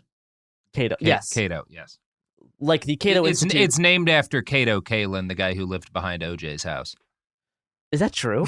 No, it's named after I was like, wait, what? I should have just let that. I should have just. Goddamn. That should have been Garrison's one line. You're just gonna like slightly expand my like red string, like my red string born inside my head. You're like, what? Yeah. Oh yeah, the Cato Institute, named after Cato Kalin, the guy who OJ surfer bro buddy. But it should come as no surprise that the grassroots, quote unquote, grassroots campaigns like No Left Turn are in reality linked to influential conservative donors and PACs like the Cato Institute and former Federalist Society Vice President Leonard Leo. But then again, lies don't matter to the reactionary base that Republicans are hoping to rally to the front of this culture war. What matters to them is controlling the information that children have access to ostensibly keep them safe and innocent. But in truth, because they think that if kids don't know about LGBTQ identities, they won't form one, it's conversion therapy by ignorance. End quote. But that's an idea I'm going to kind of come back to a few times throughout the course of this episode, is the idea of conversion therapy by ignorance, which really does kind of, I think, introduce a really good like mental framework to understand why these things are happening, because they think if they can keep kids from learning about these things, then they won't become gay or trans. It's like trying to isolate them so that their reality tunnel is so small, so that they hopefully will never like break out of it. Now, obviously, if kids start having feelings that break that tunnel, if they don't know that there's an alternative to that, that really kind of leads to things like depression and suicide, which is why it's so high among queer kids in that region, because it's like they're fundamentally breaking reality. So that's hard to cope with. We're just gonna do kind of one more segment quickly before we have an ad break. It is it's interesting. We have like a lot of the parents that have been rallying for this have some interesting track records themselves. We can even go back to the Family Research Council with Josh Duggar having the Save the Children idea while himself being a child molester. Or held Lily Cade, like serial rapist. Yeah. Yeah. So in a sickeningly ironic case, a Missouri parent named Ryan Utterback was charged in December with multiple counts of child molestation and giving and distributing pornography to minors, including a child as young as 4. Upon his arrest, Utterback was heavily involved in the book banning advocacy, including protests against the books All Boys Aren't Blue and other sex ed books. He said he gave a quote before he got arrested, and when he was still doing like the book banning advocacy, quote, "Only I have the intimate understanding of what is and isn't appropriate for my children," which is quite the sentence to say on someone who is now arrested for child molestation. Jesus. So yeah, that sucks. But yeah, so like it's the idea that erasing documentation of queer lives and making it so that their kids only are exposed to a very kind of isolated worldview will make it easier to control. And if they don't hear about something, maybe they'll just live their life as a regular straight child, and that's their hope. Now, obviously, that doesn't really happen in practice. But that's kind of what they're working towards. That's why the Save the Children thing is so important to them, because they really do think that they can save the children. They do think that they can keep them from this stuff. So, I think there's one other reason that they're doing that. Specifically, they focus on books too, and specifically the pornographic attack, which is that these kind of like incredible hard right evangelicals are not the entire Republican base. And so, there are people who they have to convent, like they have to fully radicalize into the extermination of queer people, and specifically the extermination of trans people. And the easiest way to do that is just by constantly associating anything queer with pedophilia and with specifically pedophilia and specifically grooming. And these kind of campaigns, it's like they have dual effect. They have the effect on the one hand of the actual material harm to children, and they're preventing them from having any access to anything that shows them that they could be queer.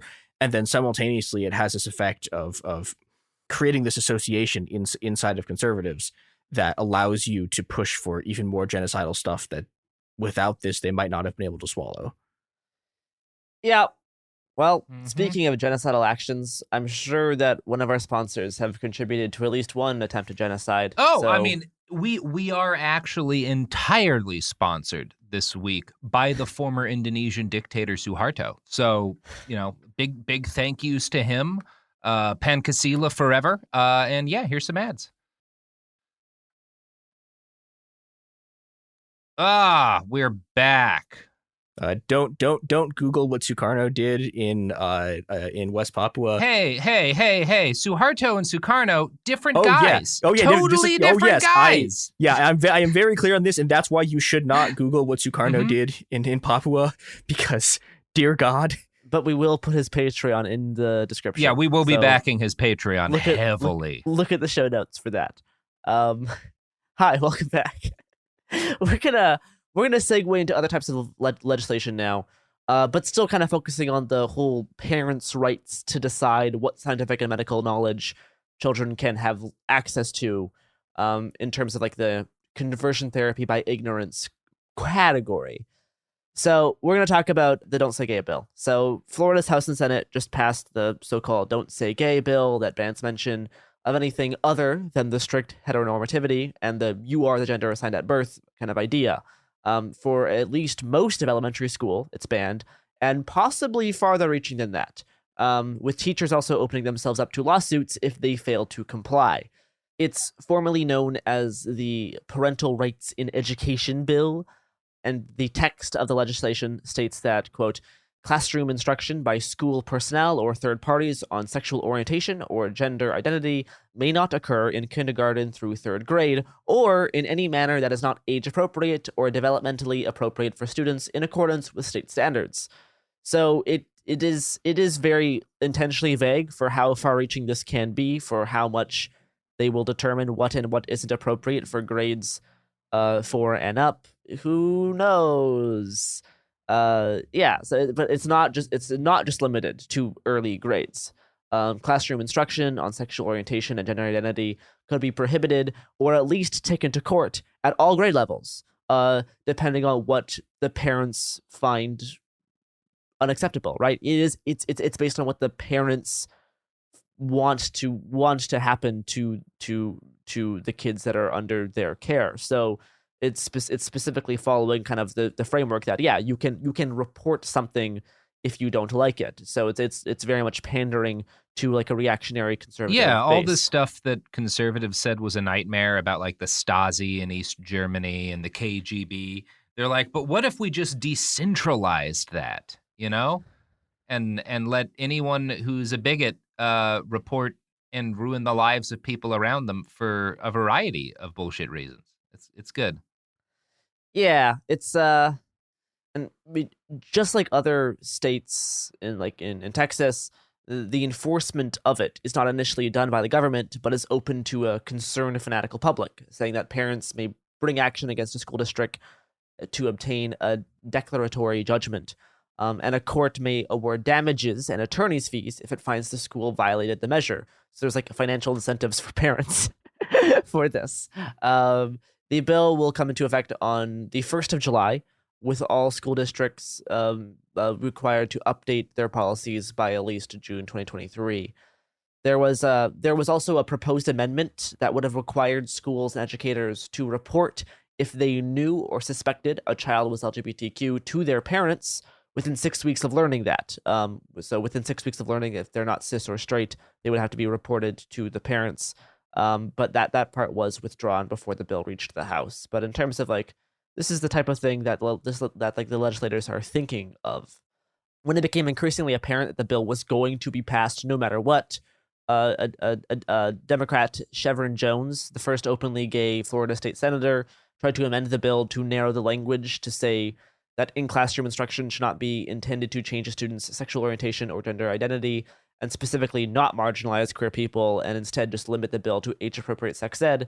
And that amendment obviously failed, with Dennis Backley, the bill's main sponsor, saying that it would significantly gut the bill's intent. So it's specifically to suppress knowledge of being queer. That's the whole point of the bill. The governor claims that the bill addresses, quote, sexual stuff and, quote, telling kids that they may be able to pick genders and all that. Saying Which, that again, like that has nothing to do. Like, this has nothing to do with sex at all. Like, literally nothing. It's like nothing. Yeah, it's but you know, they still view it on like the pornographic, obscene kind of category, because like it's right. It's the same thing. Like if you show gay people kissing, that is sexual. If you show straight people kissing, that isn't. Right? It's being queer is innately more obscene. It is so much more of an issue. Ron DeSantis, governor, also said, like, how many parents want their kindergartners to have transgenderism or something injected into their school discussion? But that's the type of stuff he says at like press conferences and stuff. So yeah, it is very clear that the bill is targeted specifically towards gay people, and being trans or being queer, being non-cis, non-straight, that whole category. The governor's press secretary called it the anti-grooming bill. Reviving the type of rhetoric that LGBT attacks have had for years, suggesting that, being gay means that you are a pedophile or being trans means that you're a pedophile. Yeah, it ties in with this thing you'll see in like the far right and the libertarian right, where people who have like kill your local pedophile bumper stickers and stuff. Because you can't argue with like, yeah, pedophiles are the worst, that's horrible, but you don't actually mean people who molest children. You mean people who live in a way that you consider obscene, which you are equating with pedophilia so that you can justify murdering those people eventually. Yep. Yeah. And, and when confronted with actual pedophiles, they literally don't do shit. Well, they are off. Like Andy Ngo, for a great example, has regularly hung out around a specific, I think Amos Lee is his name, pedophile. The longest serving Republican Speaker of the House was a pedophile on a massive scale. Dennis Hastert, D. Hast. Du Hast, that's what that, what's that German band? This would have been a decent joke if I'd remembered their name right away. Rammstein. Yeah, well, I fucked it up. Okay, so anyway, please continue. So, yeah, but like the Don't Say Gay bill tries even less than some of the like school book bans to hide behind the defense of prohibiting pornography. Like it just says the quiet part out loud, saying that this bill is grounded in the belief. Well, you're not going to say the loud part out loud. Yeah, I mean, like the bill's just grounded in the belief that LGBTQ people, simply by existing, are a threat to like children and must be completely erased. Like that's the whole idea. Following several hours of debate ahead of the vote in the Senate, a bill sponsor, Alana Garcia, claimed that, quote, "Gay is not a permanent thing, and LGBTQ is not a permanent thing." So yeah, it's the type of like conversion therapy by ignorance thing. A lot of these people have advocated for conversion therapy to be legalized in the past or re-legalized in the past. So yeah, they just don't want gay people to be around because they find the Mickey. So it's not just Florida though, right? The fears with like hyper focusing on just the Don't Say Gay bill in Florida kind of it ignores a lot of the other stuff that's happening across the entire country when you're just focusing on one state. Because there are like 15 similar bills moving through state legislators that restrict how textbooks and curriculums are allowed to teach LGBTQ topics, and even like who can be hired as teachers and what are like what's allowed to be said when it comes to gender identity and sexual orientation. All like stuff's happening all across the country. A House bill in Tennessee would ban textbook and instructional materials that promote, normalize, support, or address lesbian, gay, bisexual, or transgender lifestyles, quote unquote. In K through 12 schools, so also high school. In Kansas, there's a bill that seeks to amend the state's obscenity laws to make using classroom materials depicting homosexuality a Class B misdemeanor. Legislators in Indiana are working to bar educators from discussing any content about sexual orientation, quote, transgenderism, or gender identity without permission from parents. In Oklahoma, there's a Senate bill that would ban public schools from employing anyone who, quote, promotes positions in the classroom or at any function of the public school that is in opposition to the closely held religious beliefs of students. So that's interesting framing there.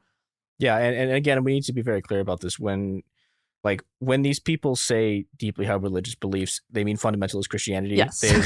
These people are very specifically attempting to turn the state into a Christian ethno-state. And this is the shit that they use to do it. And it's grim. We can look at like a recent report from the Trevor Project, which is an LGBTQ suicide prevention and crisis intervention group. And they did a recent report finding that LGBTQ youth who learn about LGBTQ people or LGBTQ issues in school have a 23% lower odds of reporting a suicide attempt in the past year. So just the knowledge that there is an alternative is life-changing for people, right? The ability to realize that there are other reality tunnels can save people's lives. Like it is. Yeah, I mean, I watched this happen. Like my public school, like I was in a public school, but I was in public school in a really conservative area. The only time anyone even mentioned being gay was screaming about gay marriage, and like we fucking saw some shit. Like a lot of extremely bad things happened to the queer kids there, including me. Like it. Yep. Like this stuff kills people. It stuff hurts people.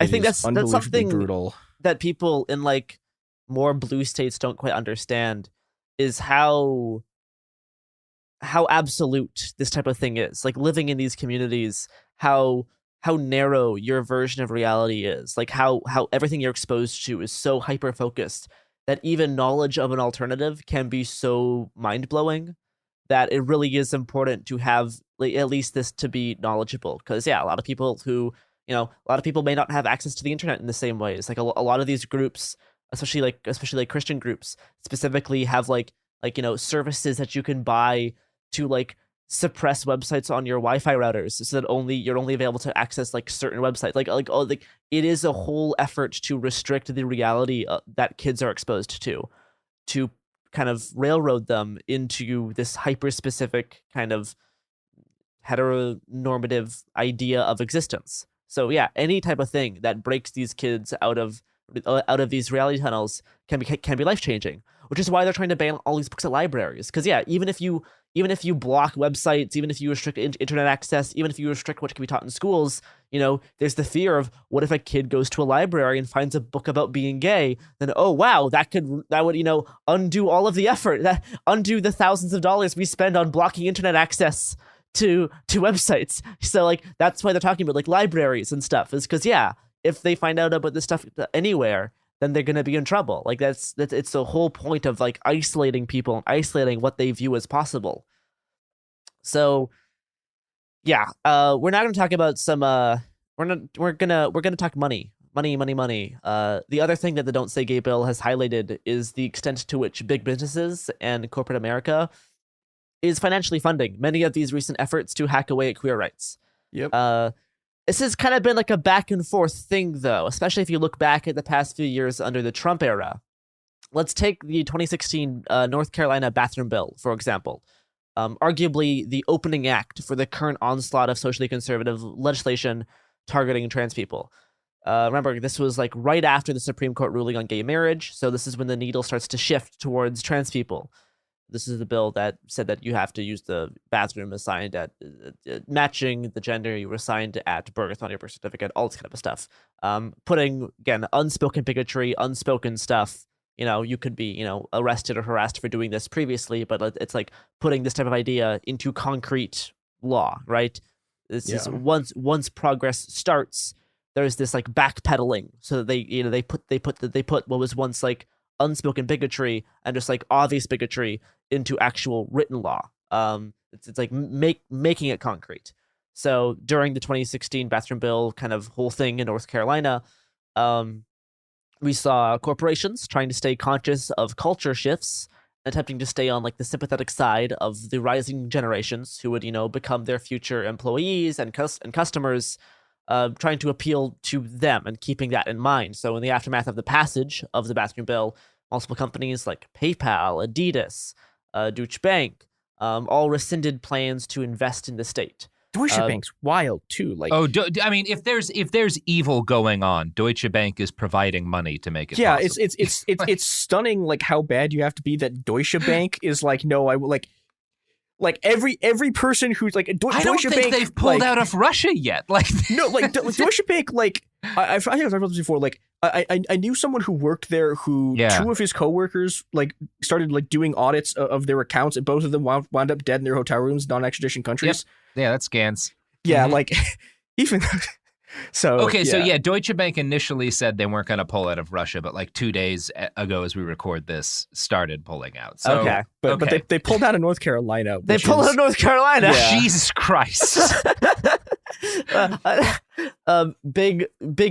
I mean, you know, there's a degree to which it's probably just like that Raytheon energy, where it's like, Raytheon, we're great with trans people. Exactly. If you're making missiles, then you're fine. Exactly. Yeah.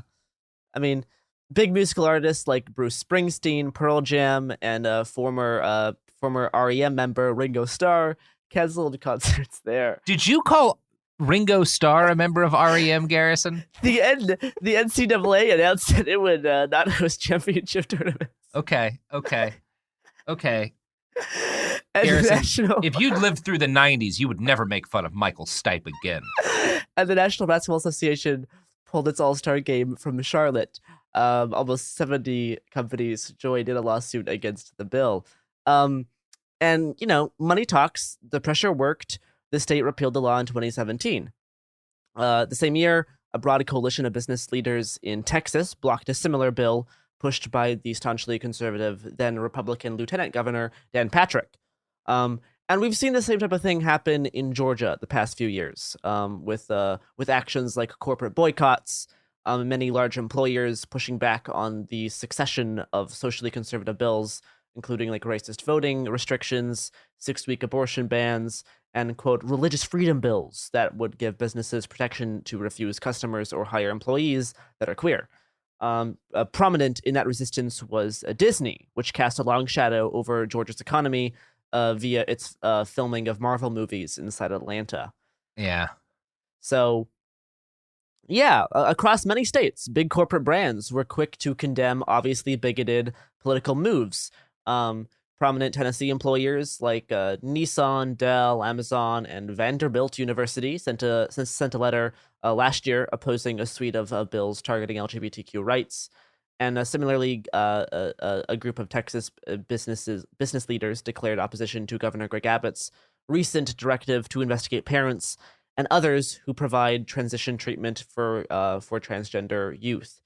But after Trump got out of office, and particularly during this recent round of attacks on queer rights, companies have not really been backing up their words with any equivalent actions. After Tennessee last year passed all the bills that targeted LGBTQ rights, including measures restricting classroom discussion, barring trans girls from any high school sports, and its own version of like the bathroom bill, it faced nothing like the North Carolina boycotts. There was just nothing, because this is when Biden was president now.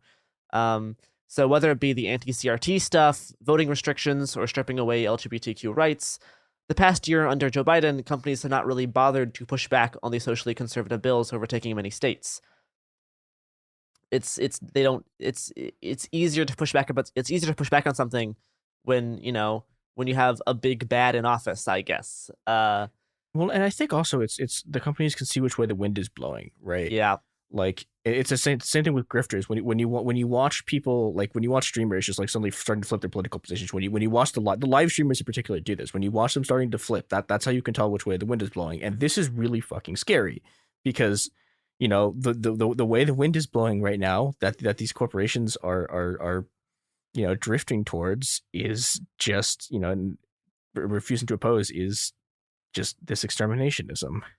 Yeah. I mean, yeah, thankfully Disney got, shouted to, like, we're going to talk about it. Yeah, okay, we're getting into that. Yeah. So, creators of the hit movie Song of the South was notable that in their refusal to criticize the bill as it moved through the legislature under the kind of recent stuff inside Florida specifically.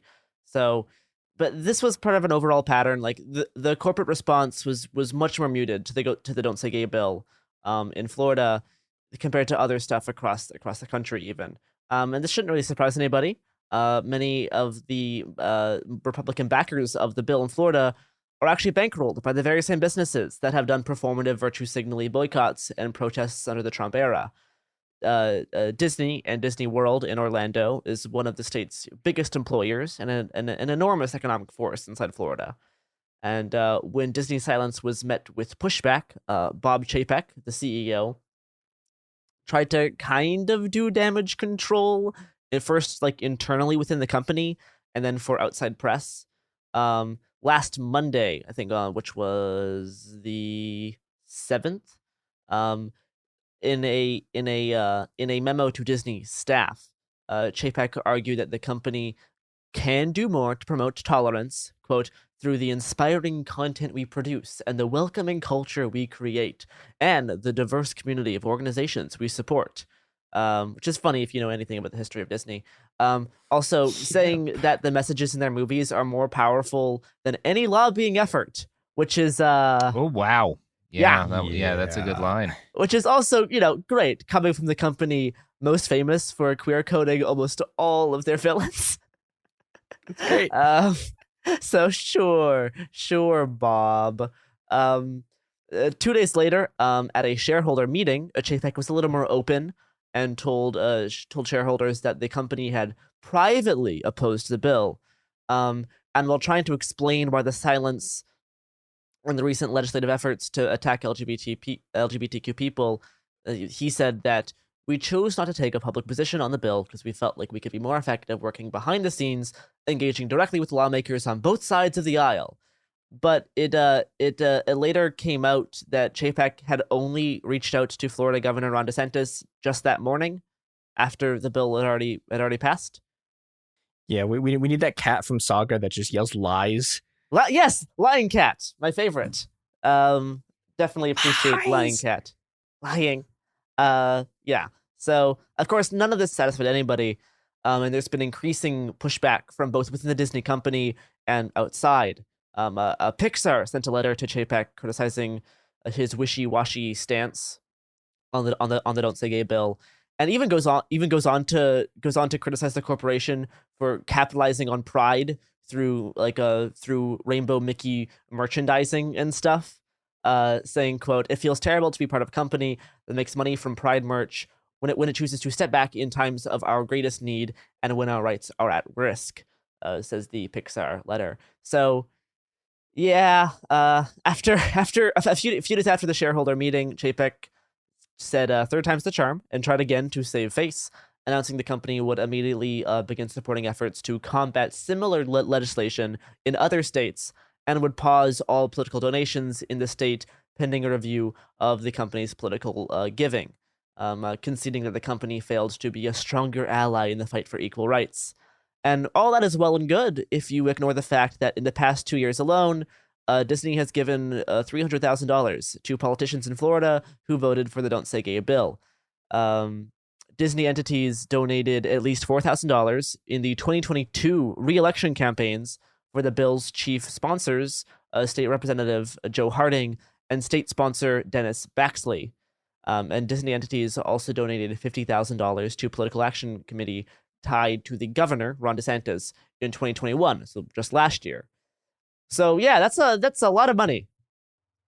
Yeah, and I think it's worth noting for people who are somewhat younger, which is that there's a whole thing where corporations pretend that they like queer people now, and this is a thing that has existed for maybe a decade, and the other several hundred years of capitalism are them ruthlessly crushing queer people of all kinds. So yeah, this is their normal state. Queer capitalism is not a thing. It's a thing that exists solely to sell you sweatshirts. It's not a thing. Get that Rainbow Mickey merchandise. Yeah, they want to. They are actively okay with funding people who want to kill you. So yeah. As I was writing this last week tonight, the show with Jonathan Oliver came out with a small piece that was covering similar ground to my writing. That also included some nice background on Disney-sponsored politician and lead sponsor of the Don't Say Gay bill, Dennis Baxley. So yeah, apparently Baxley has said that quote, abortion is causing Europeans to be replaced by immigrants. Disney's going back to its Nazi roots. Great. nice little white replacement lie. In 2020, he worked on bills to repeal protections for queer workers and worked to re-legalize gay conversion therapy. And in 2018, at some kind of fundraising event, he said that, quote, "I know some districts where there's a big infestation of homosexuals that are pushing their agenda under the screen and then trying to get more people hired like them and set up gay adoptions and all this stuff. It's a continual fight for the values that we hold dear." Oh boy. So brought to you by Disney. Wow. And yeah, take infestation, huh? Yeah. It's take note of the use of the word infestation there. That kind of ties into my whole like viewing, queerness as a contagion kind of idea. Well, which, I mean, viewing the enemy as a contagion is also older than just viewing queer people as a contagion, because it's exactly how Hitler talked about the Jews. And, you know, it goes, we can look at like some of the things the Turks would say about Armenians. It's this idea of, there's no middle ground with a virus. And if you turn people into a virus, then you don't have to consider a middle ground. Yep. So before we go on break, I'm gonna do one more. I'm gonna do a quote from an article in The Atlantic, titled "Want to Understand the Red State Onslaught? Look at Florida." It's a decent article, kind of going through the financial stuff that Disney has kind of backed. But yeah, quote: "Why have so many companies backed away from these fights? The fights against the queer legislation." Some corporate lobbyists I spoke with said that one reason is that they believe the public opposition is counterproductive because more Republican elected officials in the Donald Trump era find it politically valuable to be seen as fighting big companies. Businesses also frequently complain that the widening gulf between the parties leaves them in a lose-lose position of alienating an important block of potential customers wherever they come down on policy debates. Activists, though, point out that businesses often try to have it both ways by rhetorically identifying with causes such as inclusion and diversity without taking any tangible steps to defend them. Another factor, probably looms larger than any of these considerations. However much they want to publicly align with the values of younger customers and consumers and workers, big companies want to go only so far in fighting these proposals because they still mostly prefer Republicans in control of state governments to deliver the low tax, light regulation policies that they favor. State Republicans have, in turn, grown more overt about threatening those beliefs when business leaders raise objections to the culture war components of their agenda. When American Airlines criticized the restrictive voting bill in Texas passed last year, Lieutenant Governor Patrick openly threatened to kill other legislation the company had cared about. So yeah, like obviously companies want Republicans to be in charge because it will make it easier to run their big giant corporate businesses that basically are as powerful as a lot of other like government entities. So yeah, they're gonna spend $50,000 supporting Ron DeSantis. They're gonna spend $300,000 in the past 2 years supporting all these Republican candidates that voted for the Don't Say Gay bill because that makes them more profit in the long run. And that's, if you're running a business, that's what they want. So yep, that is we're gonna take another ad break, and then we will come back to talk about Texas and bathroom bills and healthcare and all of the other kind of stuff that's happened in recent weeks. Hot. Yeah. Hello, we are back. Sorry, I was taking some time to listen to my favorite Ringo Starr REM album in the break, in between reading books by. It's a really good combo of media. How dare you? Not properly appreciating Michael Stipe, the voice of several generations. Michael Stipe. Michael Stipe. Yeah, he was. I mean, yeah, I really like the Black Keys. So anyway, I'm gonna make more bad music jokes, or I could continue my script. Yeah, please continue. We don't have to talk about all of the wonderful contributions your generation has made to music. Like U2 with hit. Yeah, like U2, famed Zoomer band U2 with hitman George Harrison. Mm-hmm. Yep. You're going to make a lot of people happy, Garrison. A lot of people real happy. At least 31 states Congratulations. have introduced bills that would ban trans athletes from competing in sports that correspond to their gender identities. Arkansas, Mississippi, Tennessee have already signed such bills into law. At the start of this year, new restrictions were put into place in Texas to also restrict what K through 12 school sports people can be on, now making them specifically match their sex listed on their birth certificate at or near time of birth. And even when there's states who don't just have blanket bans, there's other horrifying things happening. Like in the beginning of last February, it came out that the Utah Republicans are making have proposed a commission to analyze the bodies of trans kids that would determine student athlete eligibility on a case-by-case basis, with having the authority to establish a baseline range for physical characteristics affected by puberty, banning school athletes who do not fall within these established limits from participating in gendered sports. Also, a fun side bit about the bill is that in their efforts to analyze the bodies of trans kids, the bill would also render the commission immune from any lawsuit with respect to all acts done and actions taken in good faith in carrying out their purposes. Yeah, and this is something that I think is really common, specifically with transphobia, which is that like all of the rhetoric about transphobia is about sort of like a huge amount of it's about molestation, a huge amount of it's about pedophilia, and then I mean specifically with the molestation part, it's like, yeah, okay, so we're gonna have this council, right? We're gonna have this fucking commission, and these people are gonna they're going to just like they're going to molest these kids, right?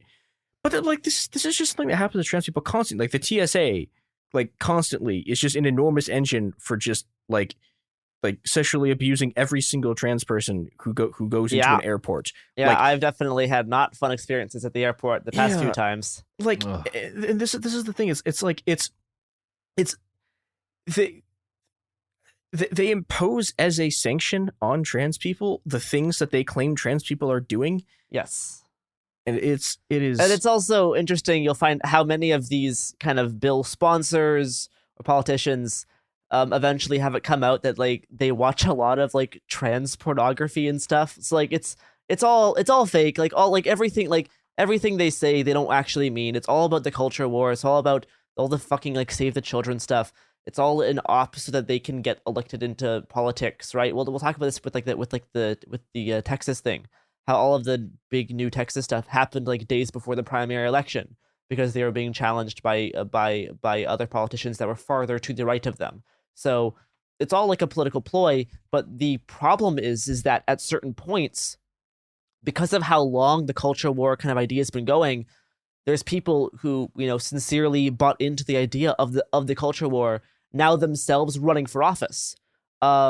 So like it is like they do actually genuinely believe the things now. Like it is like a full circle thing of things that were just to get votes initially, like things that weren't really believed sincerely, just to hold votes.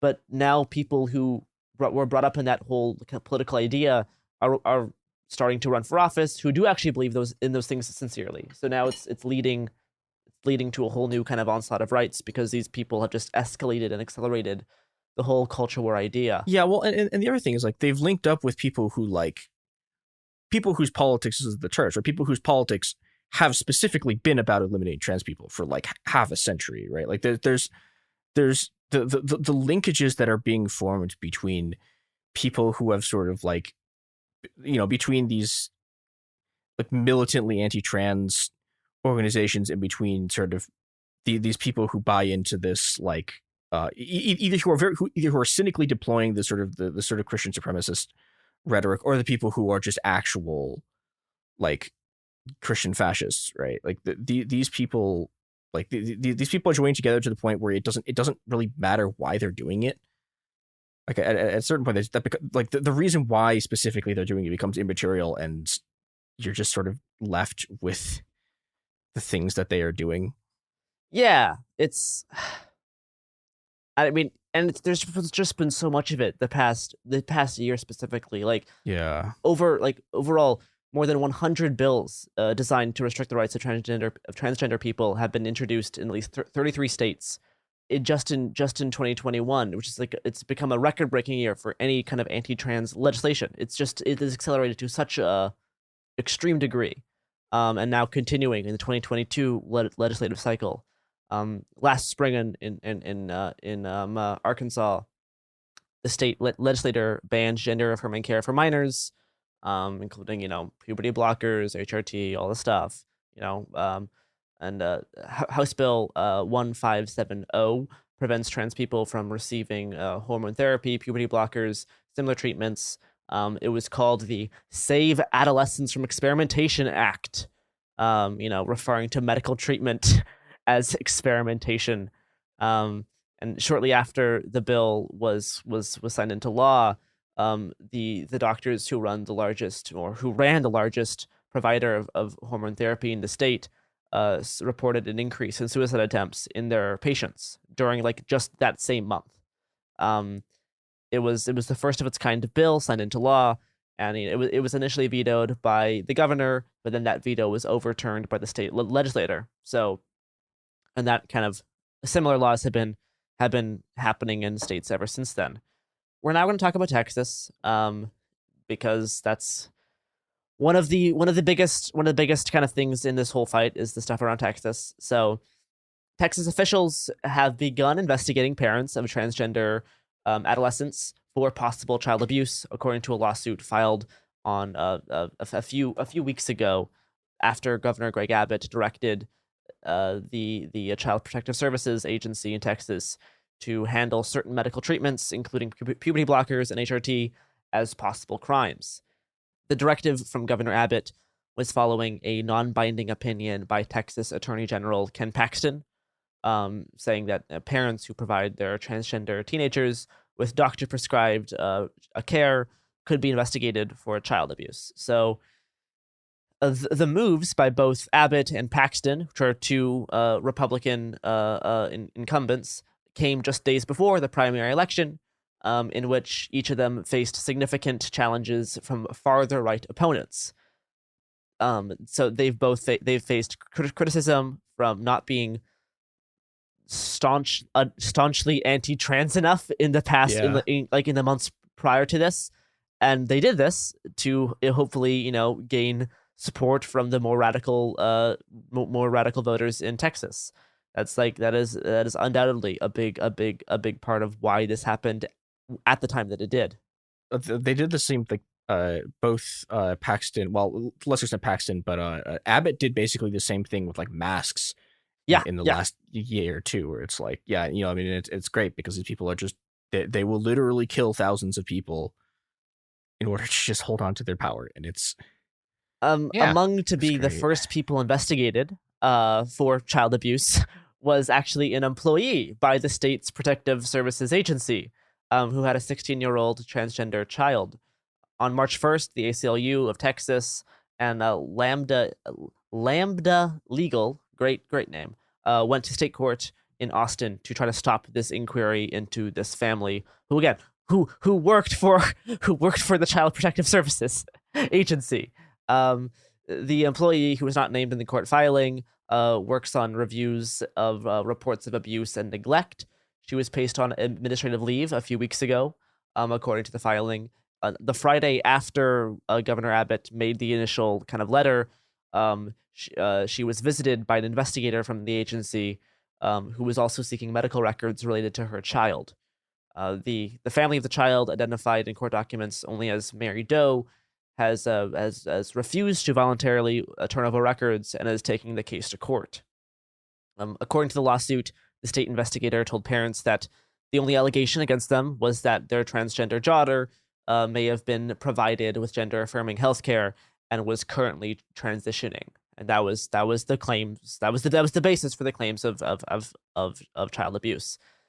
It's So, initially, it wasn't clear if Abbott's order would survive kind of judicial scrutiny, because the order doesn't change any Texas law. It's just an opinion piece.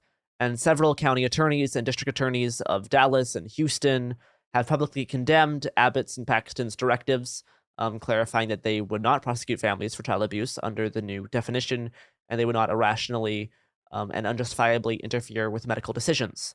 The mayor of Austin announced that Austin should be considered a safe place, a sanctuary for transgender children and their families, and that they would not be enforcing the governor's mandate. So it's quite a time to be alive, to have sanctuary cities for being trans.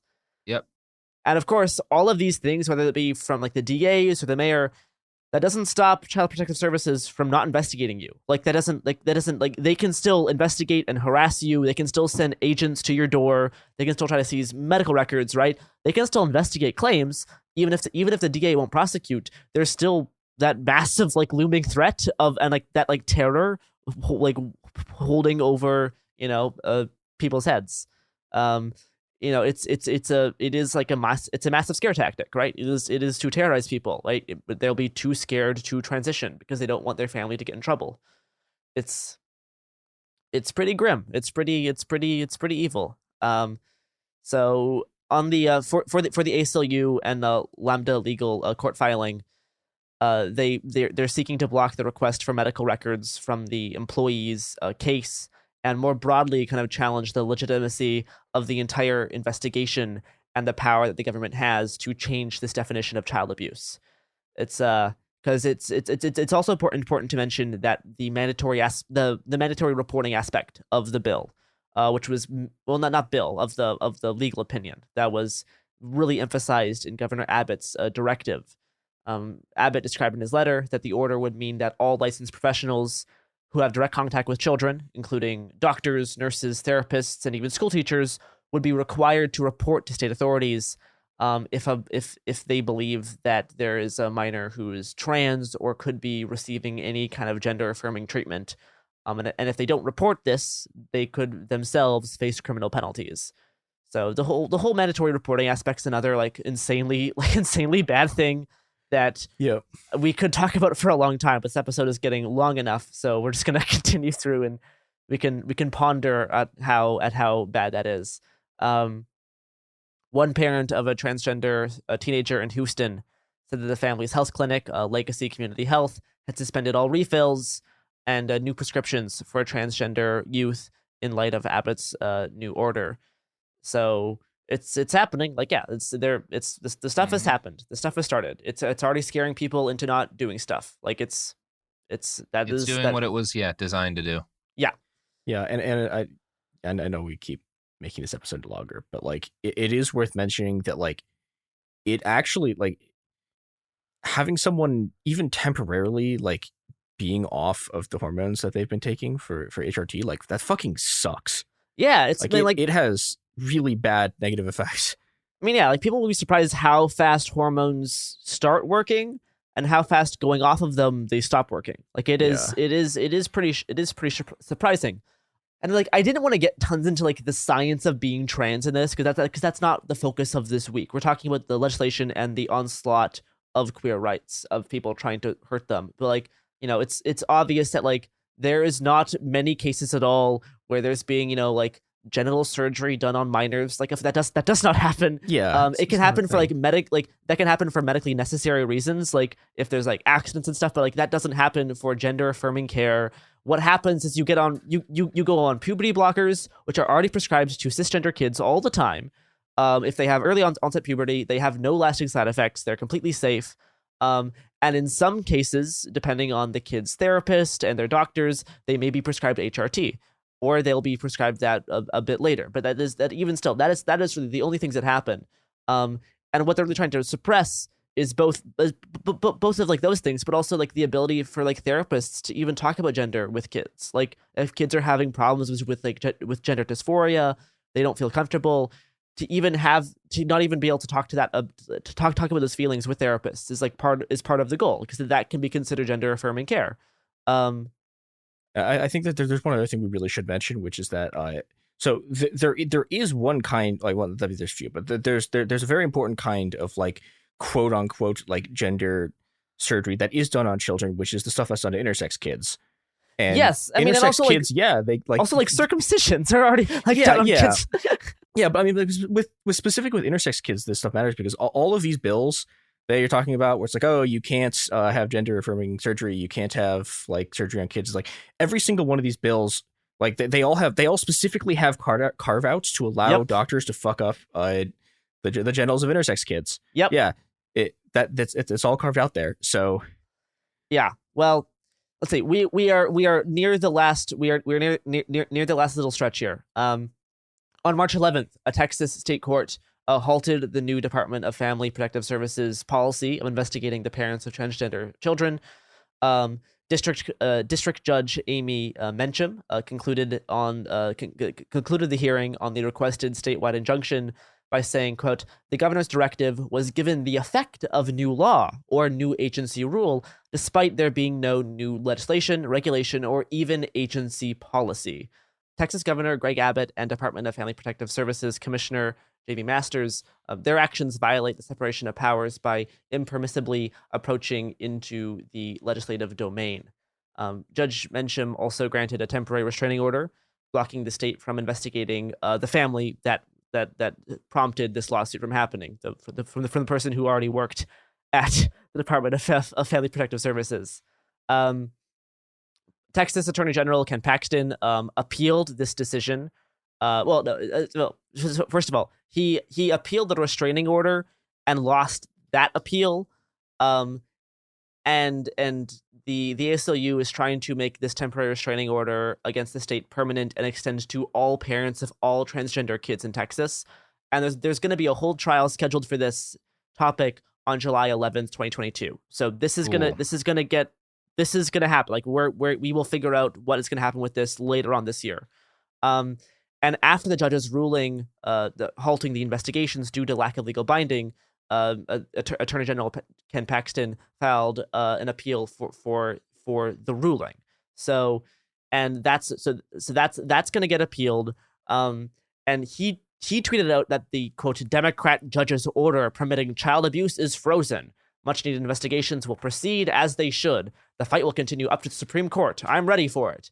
But it's unclear how much legal backing this actually has. So we don't know if the Protective Services actually has permission to keep investigating or not. It is kind of unclear. Paxton says that they can.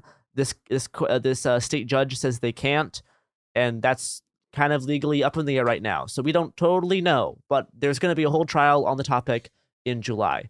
Kind of one of the last things I want to mention is this Idaho bill that was passed by the House of Representatives that would criminalize gender affirming medical procedures, including puberty blockers and HRT for any kind of transgender youth. And it was also reported that the bill would make it a felony punishable by life imprisonment to anyone who helps a kid travel across state lines to get gender affirming healthcare. But this actually maybe isn't actually true. Like, this actually probably wasn't part of that bill. The bill just amends current laws regarding female genital mutilation, of course, carving out a specific section to allow the mutilation of intersex kids. Yep. But yeah, it added a section also criminalizing gender affirming care.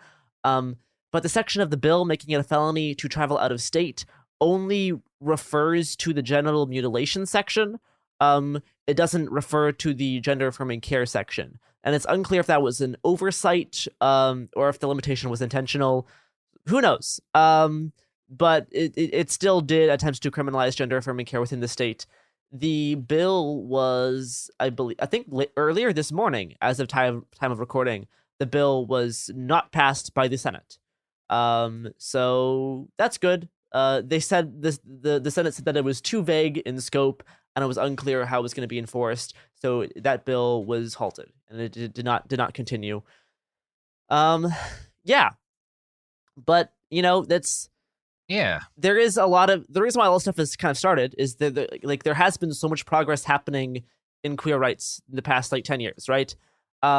So now, because the progress is more visible, what was once obvious but low key bigotry is trying to be put into law, right? There used to be so many medical hoops to jump through to get any type of gender affirming treatment, but now almost every legit medical organization recognizes the importance of gender affirming care.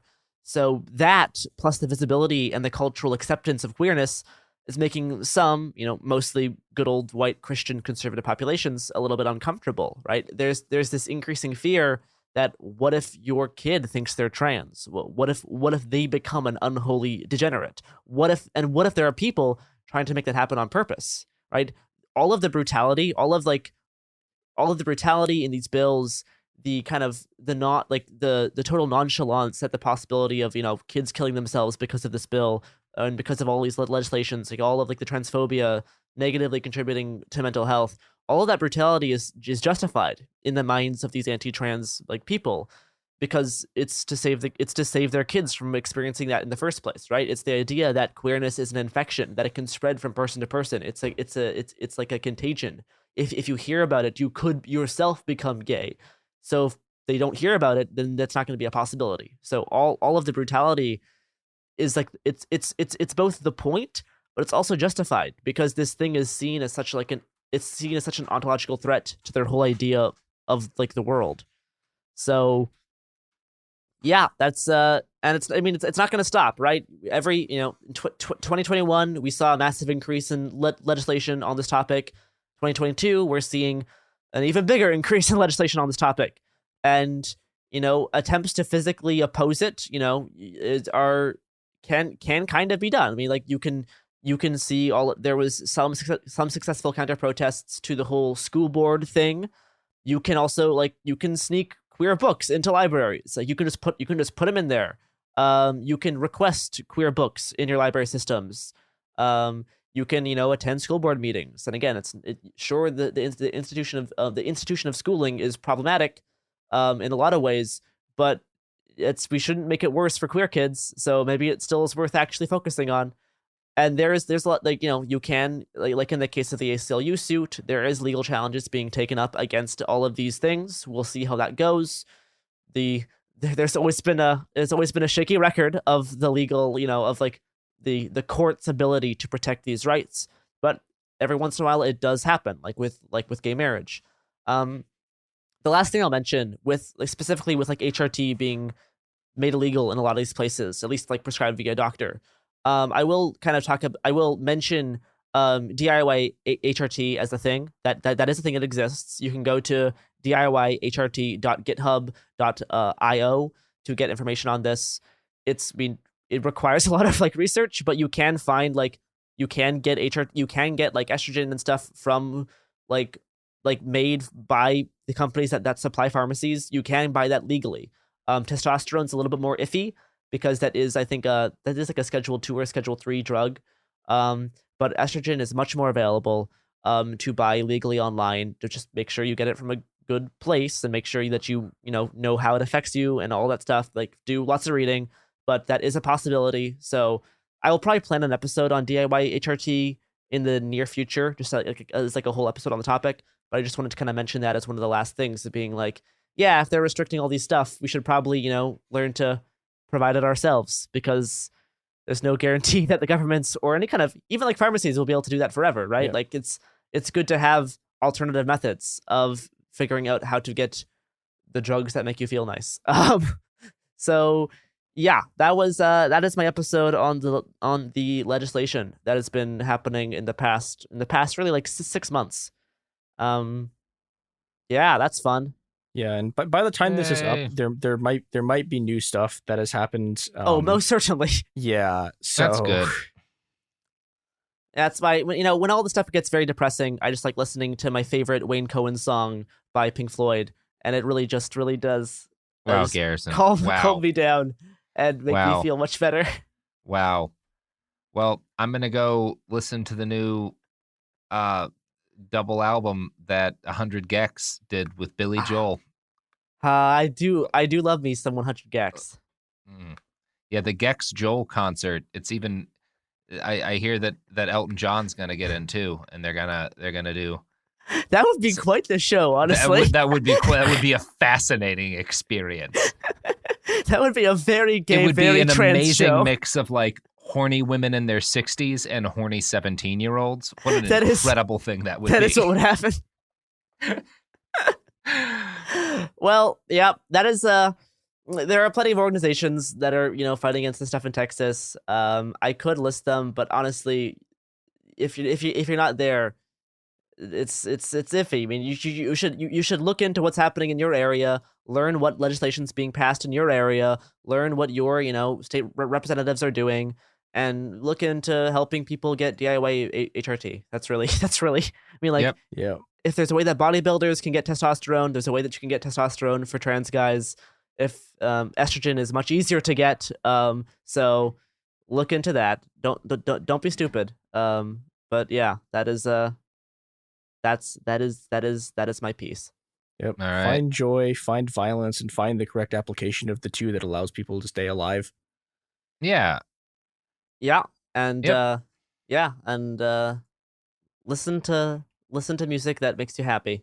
That is all you can do. All you can all you can do. Yeah. Is find your favorite U2 album featuring Roger Waters. All right, goodbye.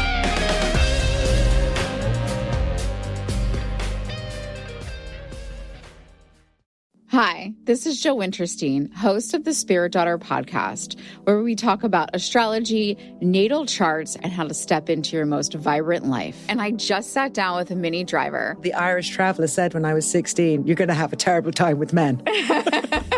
Actor, storyteller, and unapologetic Aquarian visionary. Aquarius is all about freedom-loving and different perspectives, and I find a lot of people with strong placements in Aquarius are misunderstood. A Sun and Venus in Aquarius in her 7th house spark her unconventional approach to partnership. He really has taught me to embrace people sleeping in different rooms, on different houses, in different places, but just an embracing of the isness of it all. If you're navigating your own transformation or just want a chart-side view into how a leading artist integrates astrology, creativity, and real life, this episode is a must listen. Listen to the Spirit Daughter podcast starting on February 24th on the iHeartRadio app, Apple Podcasts, or wherever you listen to your podcasts. In 2023, a story gripped the UK, evoking horror and disbelief. The nurse who should have been in charge of caring for tiny babies is now the most prolific child killer in modern British history. Everyone thought they knew how it ended. A verdict, a villain, a nurse named Lucy Letby. Lucy Letby has been found guilty. But what if we didn't get the whole story? The moment you look at the whole picture, the case collapses. I'm Amanda Knox, and in the new podcast, Doubt, the Case of Lucy Letby, we follow the evidence and hear from the people that lived it to ask what really happened when the world decided who Lucy Letby was. No voicing of any skepticism or doubt. It'll cause so much harm at every single level of the British establishment of this is wrong.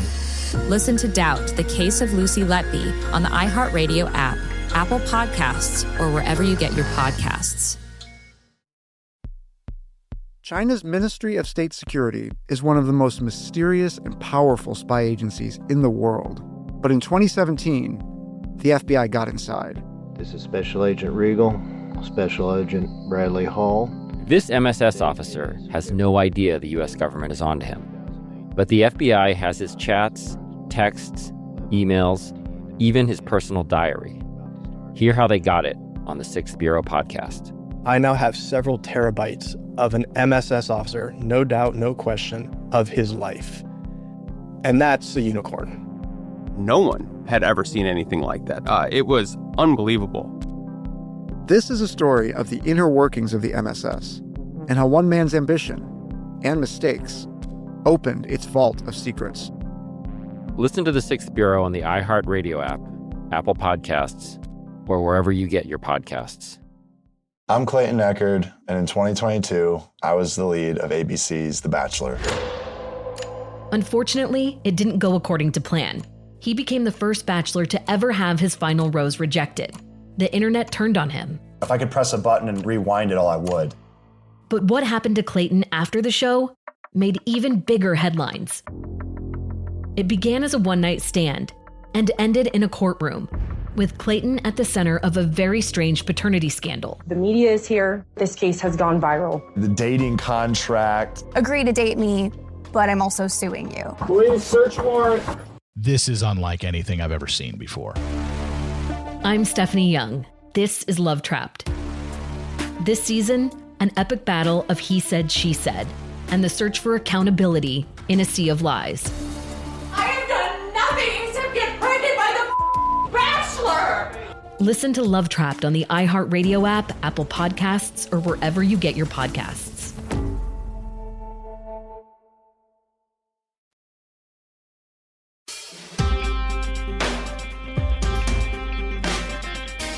Oh, boy.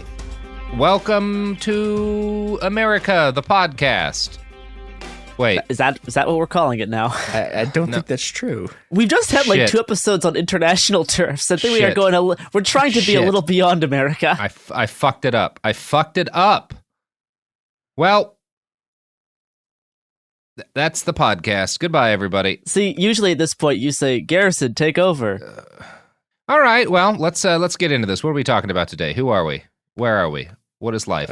Where it could happen here. Where is God? Final episode of the war on trans people, which means when this episode is done, that means the war will be over. We did it, everybody. And whatever gods once were have long abandoned this place. We did get pretty good news about the governor of Utah, kind of surprising me here. Yeah. That just hit. That's nice. There's that. I mean, luckily, it looks like some of the bills that we've talked about actually have been shut down at this point. Yes, the Wisconsin bill got shut down. Surprisingly, and in very, very recently, past few days. Yeah. There's looks like there's still going to be injunctions on any investigations in Texas until the case gets put up. Yeah, that's still very courts. much in the air. Yeah. It's still in the courts, but it's like it's trying. At least it's kind of paused right now, and it's going to get settled at some point in either the lawsuit or in higher courts. So we'll see. Yeah. We'll see how that develops. But for right now, things seem to be paused, and some states are not fully passing it. I know there was a walkout by Disney employees today about over the Don't Say Gay bill, and we're gonna see if that's gonna get signed. So yeah, still up in the air, but we're gonna be talking about something a little bit different. We're gonna do some time travel. Oh boy, that's what I had to say.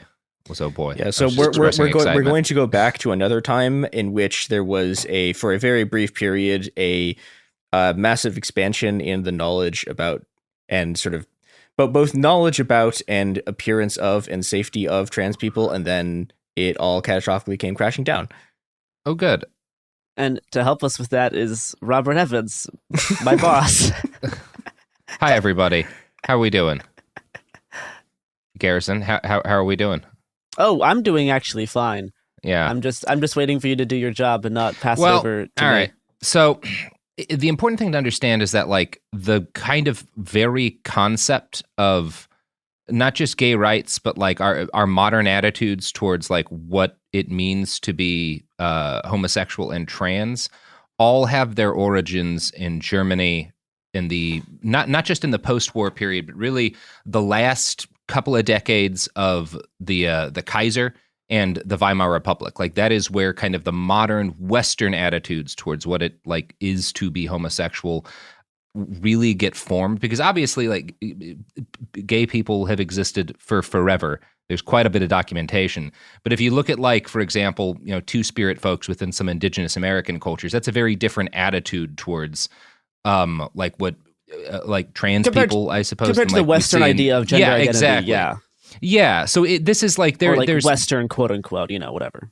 Yeah, there's the actual thing that's going on in like the individual sexuality, and then there's kind of the public concept of what it is, and that is really forming in probably the seminal moment that kind of starts this progress is in August 29th, 1867, when a lawyer named Karl Heinrich Ulrichs goes before the 6th Congress of German Jurists in Munich to urge them to repeal laws forbidding sex between men. So again, there is still a Kaiser, and like this is before Germany is actually fully a nation, right? Because 1870 is when that happens.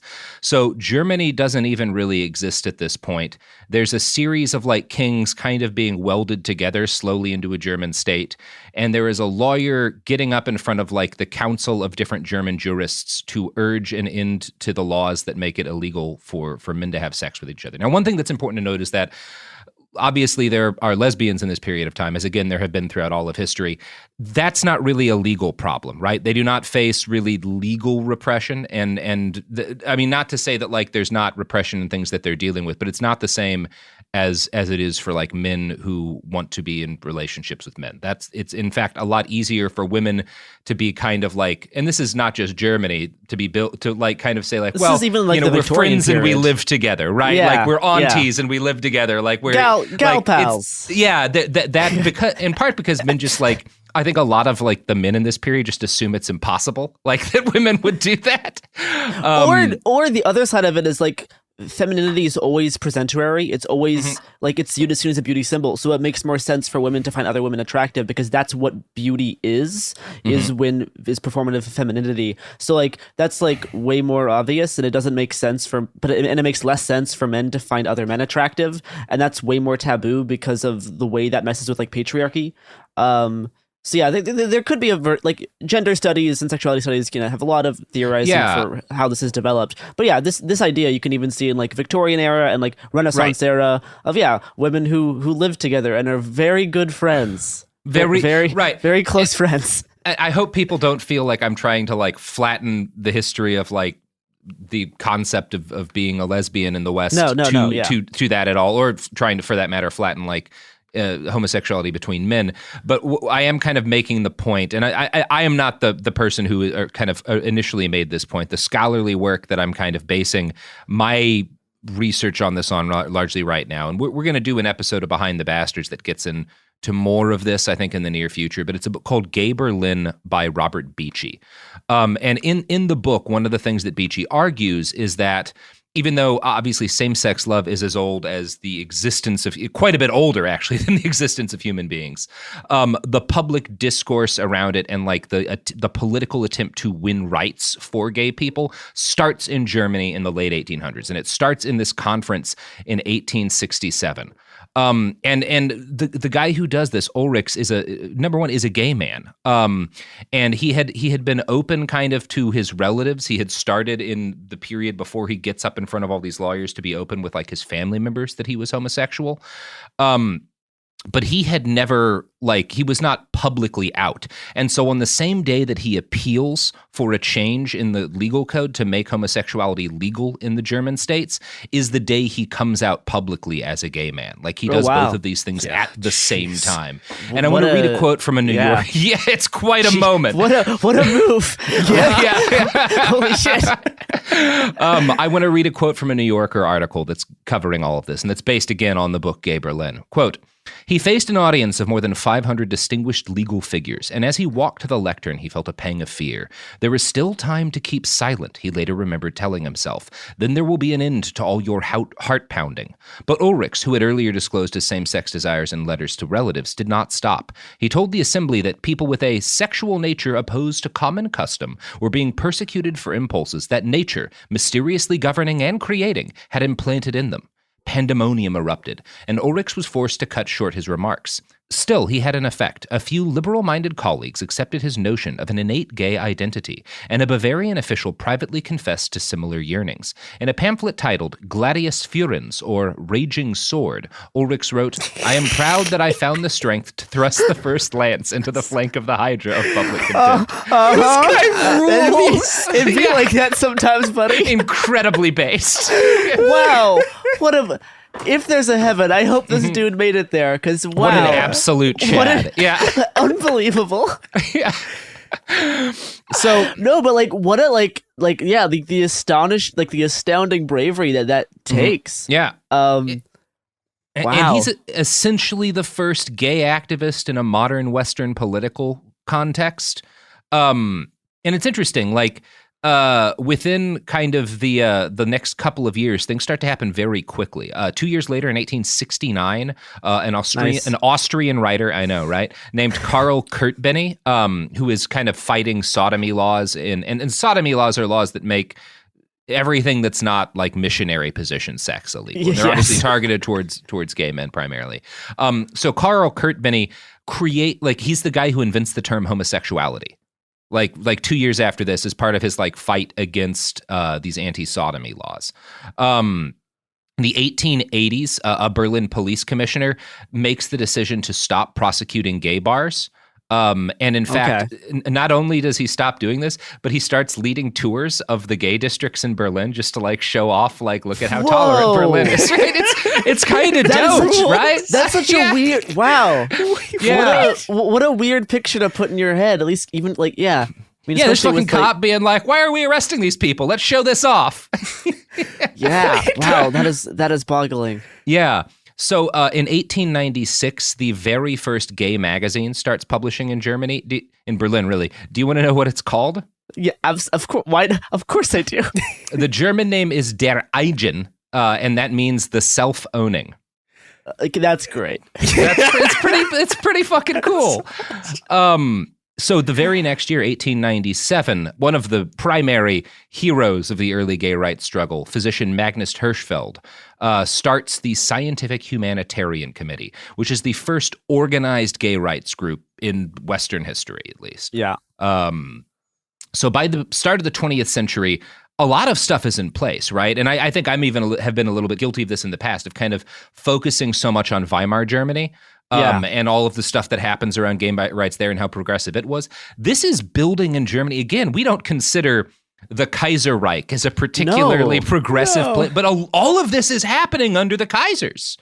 And there's so many things that are happening in the 1890s and the start of the 1900s that directly mirror things that are happening in the United States in the 1980s. In fact, right as the century turns, you start getting an advocate, one of the first gay rights advocates in gay literature, coins the phrase, "staying silent is death," to like talk about the importance of gay literature.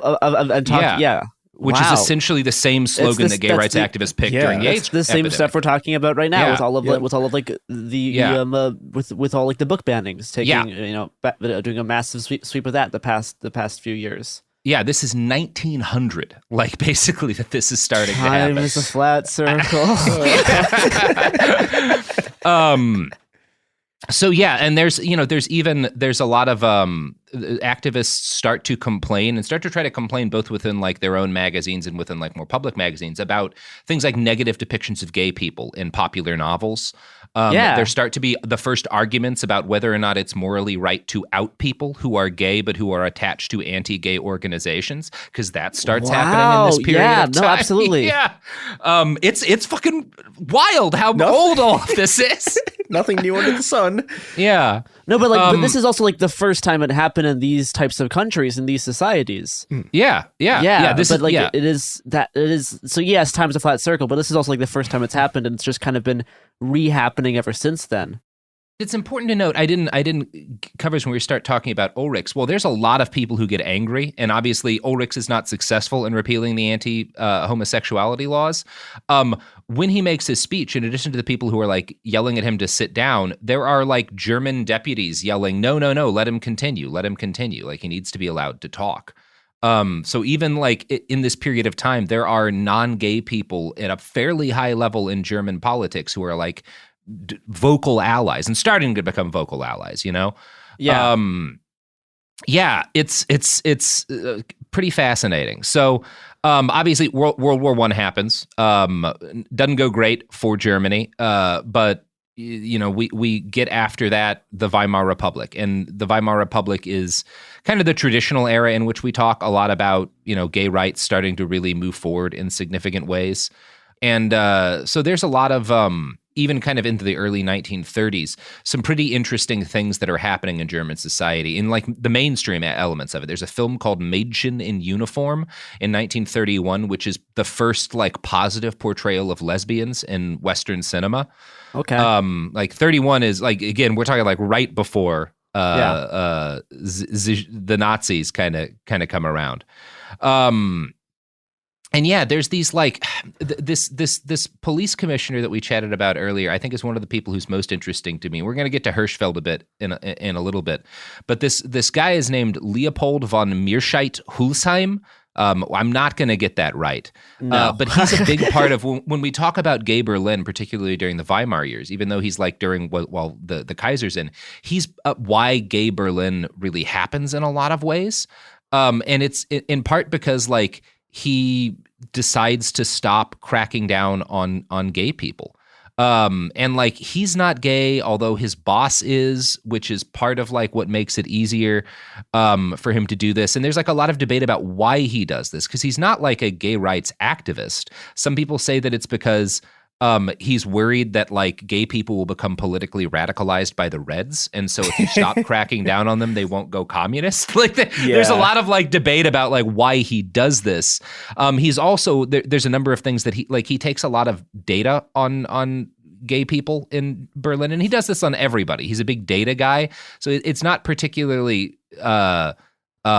harmful in his era, but some of the stuff that he gathers will be used by the Nazis later, which is kind of a broader thing about like the wisdom of not letting the government get access to this. Like he founds a Department of Homosexuals in 1885 that like lists the people that they know are gay. And again, like this is all, so it's really a complicated thing that's happening here, because he's not this like thoroughly sympathetic figure. He's doing a lot of stuff that's weird and that will later have negative outcomes. But he's also, by ending police persecution of gay people, at least in an organized way, really allowing gay culture to blossom in Berlin.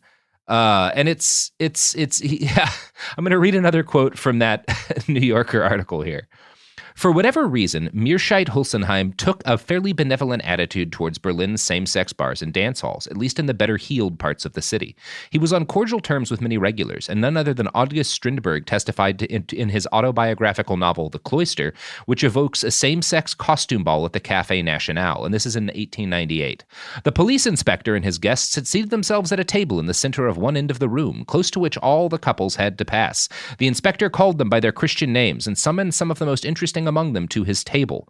So he's kind of like going on safari, like among the gay people in Berlin. Like there's a lot of weird. It's weird in a lot of way. But he's also, one of the things he does is he provides police help to gay people who are being blackmailed and like threatened with outing. And he'll even like counsel them on how to handle it. Like he provides like counselors and stuff.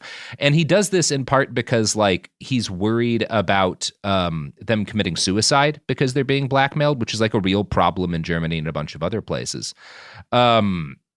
Yeah, and this guy, like, this police commissioner winds up killing himself kind of in the early 1900s, I think, because he wound up getting found to be taking bribes from some millionaire who gets in a lot of legal trouble for raping somebody. So again, he is a sketchy dude, but he's like, because he's got this weird, almost like voyeuristic fascination with gay people, and some legitimate, because there are legitimate humanitarian concerns. He's really worried about people committing suicide as a result of blackmail. So he's one of these figures we don't talk about enough in history, where it's like the overall outcome of this guy's work is pretty positive, but he does it for this like really confusing mix of reasons. He's just a very strange figure in history.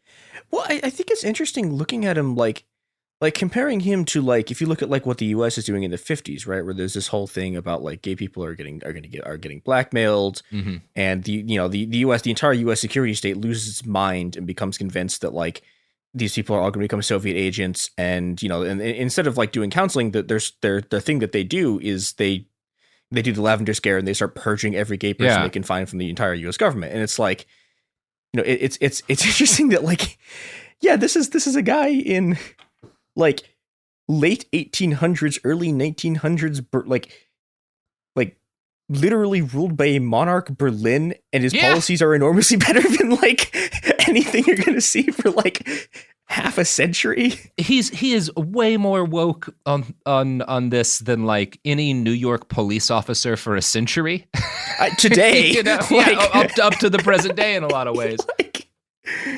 Yeah. So let's talk about Magnus Hirschfeld a bit.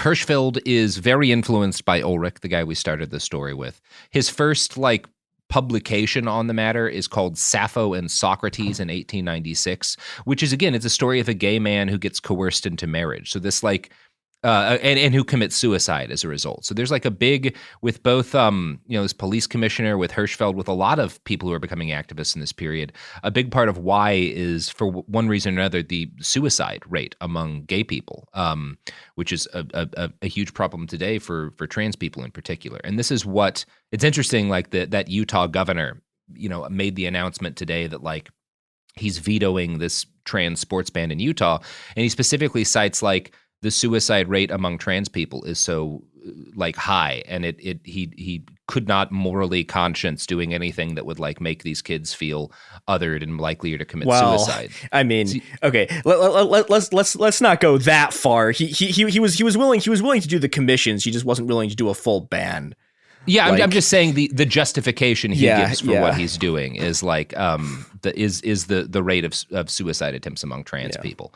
Not to like whitewash that guy or Utah. Like again, we've been doing this whole week's episodes, but it's interesting that you get again. It's just kind of like the issue for a long time has been that when you like other people and make it dangerous for them to be who they are openly, they will kill themselves. A lot of them will, and that's a thing that is. Even by very problematic people in Germany in the 1890s, folks recognize that like this is a huge issue. Hirschfeld starts this first organization, this like gay rights organization, and he also is doing like a huge amount of research. He is he's following in Ulrich's footsteps because he too believes that homosexuality is congenital, right? It's something you're born with as opposed to like a choice people make because of deviance or whatever, which is still the big fight that we're having to this day. And he's also like, there's a lot that like you can criticize about Hirschfeld scientifically, and a lot of the research he does, among other things, there's like difficulty with like control groups and actually like being the kind of scientific sort of detachment that is necessary to study. There's like critiques of his research that are valid, but he's really like, it's wild how far ahead of the curve he is, because one of the things that Hirschfeld introduces is the idea that sexuality is a spectrum, where there's what he calls sexual intermediaries between male and female. He doesn't believe that like those are even particularly useful terms, that sexuality kind of like it again, that it's a spectrum, which is this thing that we are just now really starting to have good, wider kind of ranging conversations about today. And Hirschfeld is very much like kind of utopian in his belief that if you can scientifically study and understand what homosexuality is, and that it is an innate characteristic, that people will stop being bigoted against gay folks, right? Like his belief is that science will end prejudice. Just because the German people are so scientific, and like they'll have to accept this if I can just like prove it with enough rigor, which is heartbreaking. Yeah. Heartbreaking that he was very, very wrong. And yeah, there's a number of things that are like really worth kind of within sort of because he's not, he's kind of come down now as this sort of like saint-like hero of the gay rights movement for good reason, but that does tend to flatten the fact that within his day and within kind of the gay culture in Berlin in particular, there were a lot of people who were frustrated with him for a lot of reasons. There were a lot of so there's this split in gay culture in this period of time between gay men who are seen as more effeminate and what are called the masculinists. And the masculinists, they are not all or even mostly Nazis, but all of the gay Nazis are what you'd call masculinists, right? Who are like, I'm not having I am so manly that the only person I can have sex with is a man, right? I'm flattening even that quite a bit. But like you have guys like Ernst Röhm, who is the head of the brown shirts and is a gay Nazi, and is like that's a significant, not an insignificant chunk of the Nazis. They all get murdered in the Night of Long Knives. And it is interesting that Röhm was outed by anti-fascists. Yeah, he sure was. 2 years before he was murdered, and he was specifically outed to sow division within the Nazi Party. Yes, and that does like also just playing it. You were talking about like people having debate over whether it's okay to out somebody if they are part of bad organizations, right? That was something we mentioned previously, and just like an interesting historical tidbit. Yeah, and it's so. again, among like one of the things that the masculinists are doing is like a lot of them are married to women, and they're actually fine with this because again they think that like, well, you still need to like procreate and have like it's not even all just about being having like a beard or whatever you want to call it. Some of it is just like this attitude that you have a responsibility to make more Germans for the fatherland, but like then when it comes to, it's kind of like the Greeks, there were not wildly dissimilar concepts, and a lot of the masculinists ideologically are wrapped up in the work of Max Stirner. And in fact, like the Self-Owners, that first gay magazine is that was a the first thing I reference thought to of. Stirner. That Yeah. was I was like, oh, that sounds like Stirner's egoism. Yeah. Yes. Yeah. There's a lot of that going. And we again, I want to at some point provide a lot more detail on this because it's all fascinating. But there are these big sort of like this big split, and there's he gets a lot of shit from the masculinists because he also studies lesbians heavily. Like there's a decent chunk of the gay male population in Berlin who is against the research and the medical practice he's doing to help trans people, who is against his research on lesbians, because they're like, well, this is the fight, right? Like we're the ones who are being legally cracked down on or whatever. Like, so there's a bunch of like different cleavages and fractures kind of within the community at this time. And Hirschfeld is not universally beloved. There are people kind of within the gay community who have a lot of issues with him. And I just think it's important to note that because we often do, again, kind of flatten things because the Nazis flattened things, right? Because it was all the same to them. And we often flatten them in a different way to where like, yeah, you've got this guy and he's the hero of gay Berlin, and he's this like thoroughly positive. No, there were a lot of people who hated him for like all these different reasons, because this was these, like all people, had a million different kind of fractures and ideologies sort of running within what someone who was not looking in from the outside would have just called gay Berlin, you know? And yeah, obviously this all falls apart or is cracked down horribly when the Nazis come to power. Hirschfeld is doing a lot of all of the very earliest research on like what it is to be transgender, and he is performing surgery on like gender operations on trans people for the very first time, and that gets all kind of destroyed in May of 1933, which is about 3 months after Hitler becomes Reichschancellor. Nazis sack Hirschfeld Institute for Sexual Science. They burn its library. They go after a lot of the people he had been working with and on are killed. Others have to flee. Hirschfeld is thankfully out of the country on tour when the Nazis rise to power and just, doesn't come back. He watches his institute get burned and all of his research get burned in a newsreel in Paris, and he dies the next year. So that's the broad details of kind of the story of this early period, of the birth of kind of like a lot of our legal fights around gay rights and like the birth of kind of Western gay identity. Like this is where it comes from. And there's a lot that's important in understanding this. And this is one of the points that gets made in Gay Berlin. We often see the Weimar years as this kind of inevitable march towards fascism. And the reality is that there was 50 something years of incredibly progressive movements on gender and sexuality.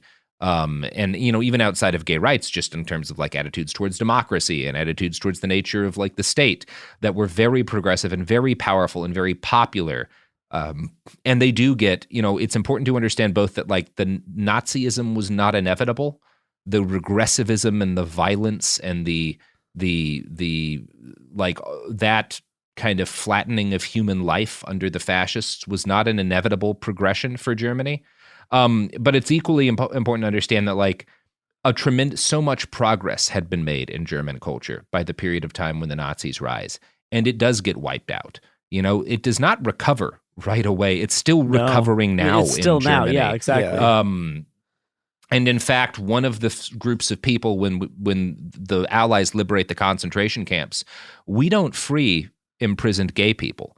They go back to prison, because what they were doing was still seen as criminal. If you have the pink triangle You don't Yeah. just get out because because you were in a concentration camp with these other people, because the Allies, to a large extent, are like, well, it was okay for them to punish those people. Anyway, that's the story. Another interesting thing is on on the same note is that if you look through old German war photography from World War II, you will actually see a higher than average rate of men cross-dressing inside photos. Now, there's always cross-dressing during war is not uncommon, especially during like performances for like theater and stuff, because there's not as much women around. But specifically, comparing like the documentation of the Nazis and all of the German soldiers, there was an absolutely higher than average amount of people comfortable cross-dressing, despite being a soldier for the Nazis. It is an interesting thing in terms of how some of those kind of more advanced views on sexuality still carried over, at least in terms of like gender presentation among even if you're among this genocidal group who's imprisoning gay people by the hundreds of thousands. It just like kept happening. Yeah. It also sort of points to just like how bad everywhere else was also. Oh yeah. Like it's a rough world for Berlin just got so progressive that even when suppressed, there was enough like stuff there that things could kind of there was still a bit of some remnants. And I mean, and it did get horribly obliterated. And we're still recovering now in terms of our views and medical knowledge on like gender and social constructs, sexuality, all this kind of stuff. But yeah, the German law code that made homosexuality illegal, again after it was briefly more okay than it had been, doesn't get repealed until 1994.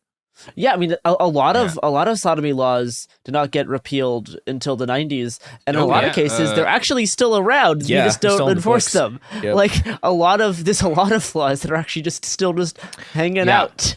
Texas had anti-sodomy laws on the book until a 2003 Supreme Court case. Invalidated all sodomy laws. Right. That's why there's some that are still on the books, but they're now invalid. Yeah, prosecute people. Magnus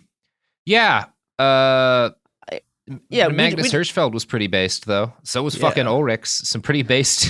There's some really interesting stuff, and that's why we wanted to talk about this, is to kind of show the historical background and show like there's precedent for all of the same stuff happening before. Mm-hmm. And there's ways people fought against it back then who didn't necessarily succeed.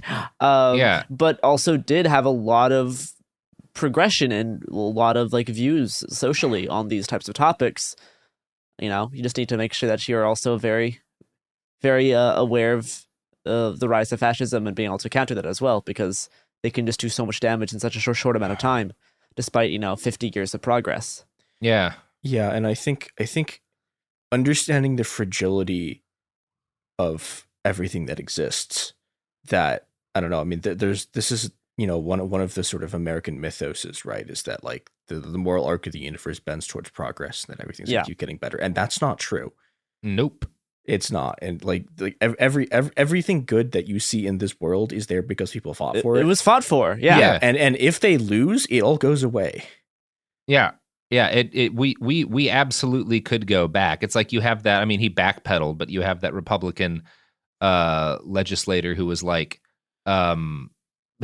making comments about how he didn't think the state should be forced to honor interracial marriages. Yeah. And it's like, there's people who want to go back on all of that stuff, and they could do it. It doesn't matter. I like when people criticize kind of like some of the attitudes we have, the fear we have towards this, especially on the subreddit. I've seen people be like, well, look, these are not popular laws, and it's like, it doesn't matter. They weren't. Absolutely. They weren't as popular. They weren't like necessarily all that popular in Germany. When some like a lot of the thing, not specifically even talking about what was done to gay people, but a lot of the things that were done by the Nazis were not necessarily popular. It doesn't matter. What matters is power. Yeah. And this like plays into how like what it's worth focusing on electoralism and being like, these laws obviously aren't being pushed as far in blue states because there's not enough electoral power there.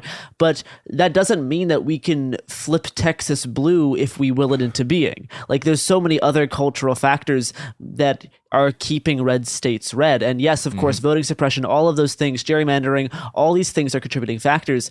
But the overall political bent of those states right now seems to be pretty firm because there's so many people invested in maintaining that power. So when we complain about kind of how electoralism is not often a super reliable solution to securing these things over long stretches of time, it's more kind of talking about that because even though we have, Democrats in power in the executive branch and they, make statements about trying to secure things, they make some gestures, the follow through on those things is always so minimum and so bare.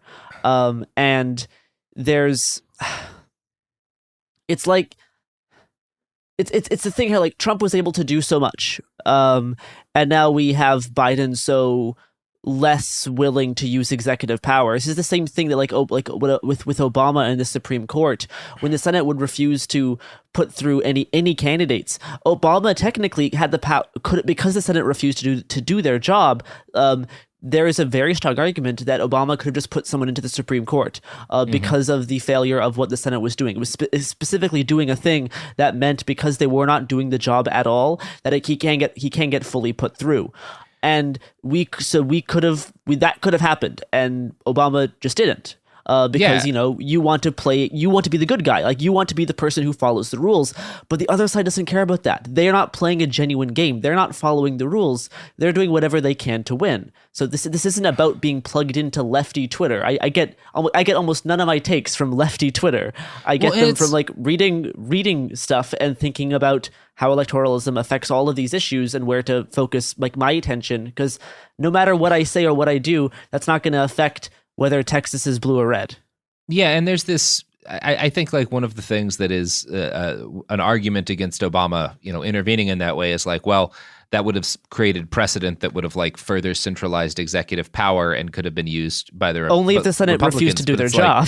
Yeah, but look at what we got. Look at the Supreme Court that we have, which now has a 6-3 bent conservatively. No, there was another fucking shadow ruling today that was about gerrymandering, and God, was it Wisconsin? One sec, I'll look it up. But yeah, like you're getting like we're already living through that scenario. And it's like in this. I mean, these are in terms of centralization of power. Like Obama claimed the legal authority to kill any man, woman, or child, regardless of their citizenship, as a U.S. citizen, without trial at the moment they left the United States.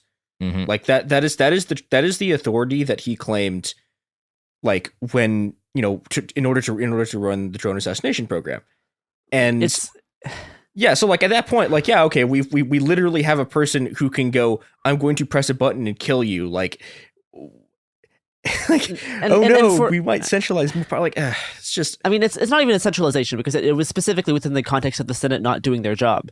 And it kind of just all plays into like, it seems like Democrats are more politically successful when they're losing. Like, it seems like they want the other side to be in power because that's when they actually do things politically. Then when they have power, they're just so scared to use it that they don't even do anything to really help people that much. Well, and I mean, this is the other thing is that like, the Democrats, like most of like their actual like they have two constituencies, right? They have like, they have the people they're passing tax breaks for, and then they have a bunch of consultants. And the consultants, like the thing that they care about is campaign donations, right? Because that's how they get paid. Yeah. And hey, guess what happens when you're in power? Oh, people don't give you much money. Like this is a problem the right ran into in the 80s. They get more power when they get more money when they're not in power. Yeah. Because then they're trying to organize to get in power. But then once they're in there, it's like, oh wow, you're not really using the same power capabilities that the other side does when they're in charge. And they're all willing to play dirty politically. And for some reason the Democrats are not. Well, and because that just kind of like they don't like that's the thing, like they don't actually care about any of this stuff, right? This stuff is useful for them in terms of fundraising, right? But it's like I don't know, like they don't like if every trans person in the United States was killed, right? The Democrats would be sad for a little bit and then they would move on. Like it's not that's not a thing that if you're in a hard blue state, we know what's more important than actually voting for support of like this kind of stuff is actually just giving trans people money. Like that is going to have much more of a positive political effect. It's just give trans people money. Whenever you see a GoFundMe for a trans person, donate to that instead. That's going to have a much more lasting effect than voting if you're in, New York or if you're in Oregon, right? Because like those states they're going to be blue. That's always going to happen. But other states like Texas, Oklahoma, Tennessee, Alabama, like these are going to be red states. Like and as much as we would be nice if Democratic senators and people in the House were in there instead, then these trans bills probably wouldn't be happening as much. But that's not going to happen. So if that's not going to happen, we should focus on other ways to do that politically. And sure, fixing gerrymandering will be great, but I don't think you need me to tell you that. No. Anyway, we should probably. That's probably more or less a sode. That is a sode. I will plug next week if similar on a similar train for kind of talking about queerness and fascism. Which we are planning a two-parter, which is a pretty going to be extensive deep dive into explaining the curious case of Nazi Catboys. And Garrison says we, as if any of the rest of us had any choice in this. Garrison forced this on us through violence. Yes. But yes, we will be talking about this, which kind of touches on some similar topics in terms of like gender and sexuality and how it intersects with politics and how there can be, seemingly contradictory claims of, gay Nazis and all that kind of stuff. So similar train, we'll be kind of discussing that and how that works. But this is end of Trans Week. Honestly, at this point, as we're ending it, I'm kind of more optimistic than I was when we started Trans Week. In terms of like watching kind of how some of these bills have played out, how some of them were not fully carried through. There is protests and stuff being organized. I know for March, I believe it's March 31st, which is a Trans Day of Visibility. There's gonna be protests in a lot of conservative states. I know there's gonna be. Let me check, because I know there's gonna be multiple things happening, and I'm gonna try to be in Idaho next week for that, because there's gonna be a protest in Boise, which I think I'll already be Boise, Idaho. That's the place. But there's gonna be events in Austin, Tallahassee, Montgomery. I will look up tearitup.org for info on all of the events in different states for Trans Day of Visibility, March 31st. And be gay, do crime. Yeah, throw bricks at transphobes. Yeah, all that stuff.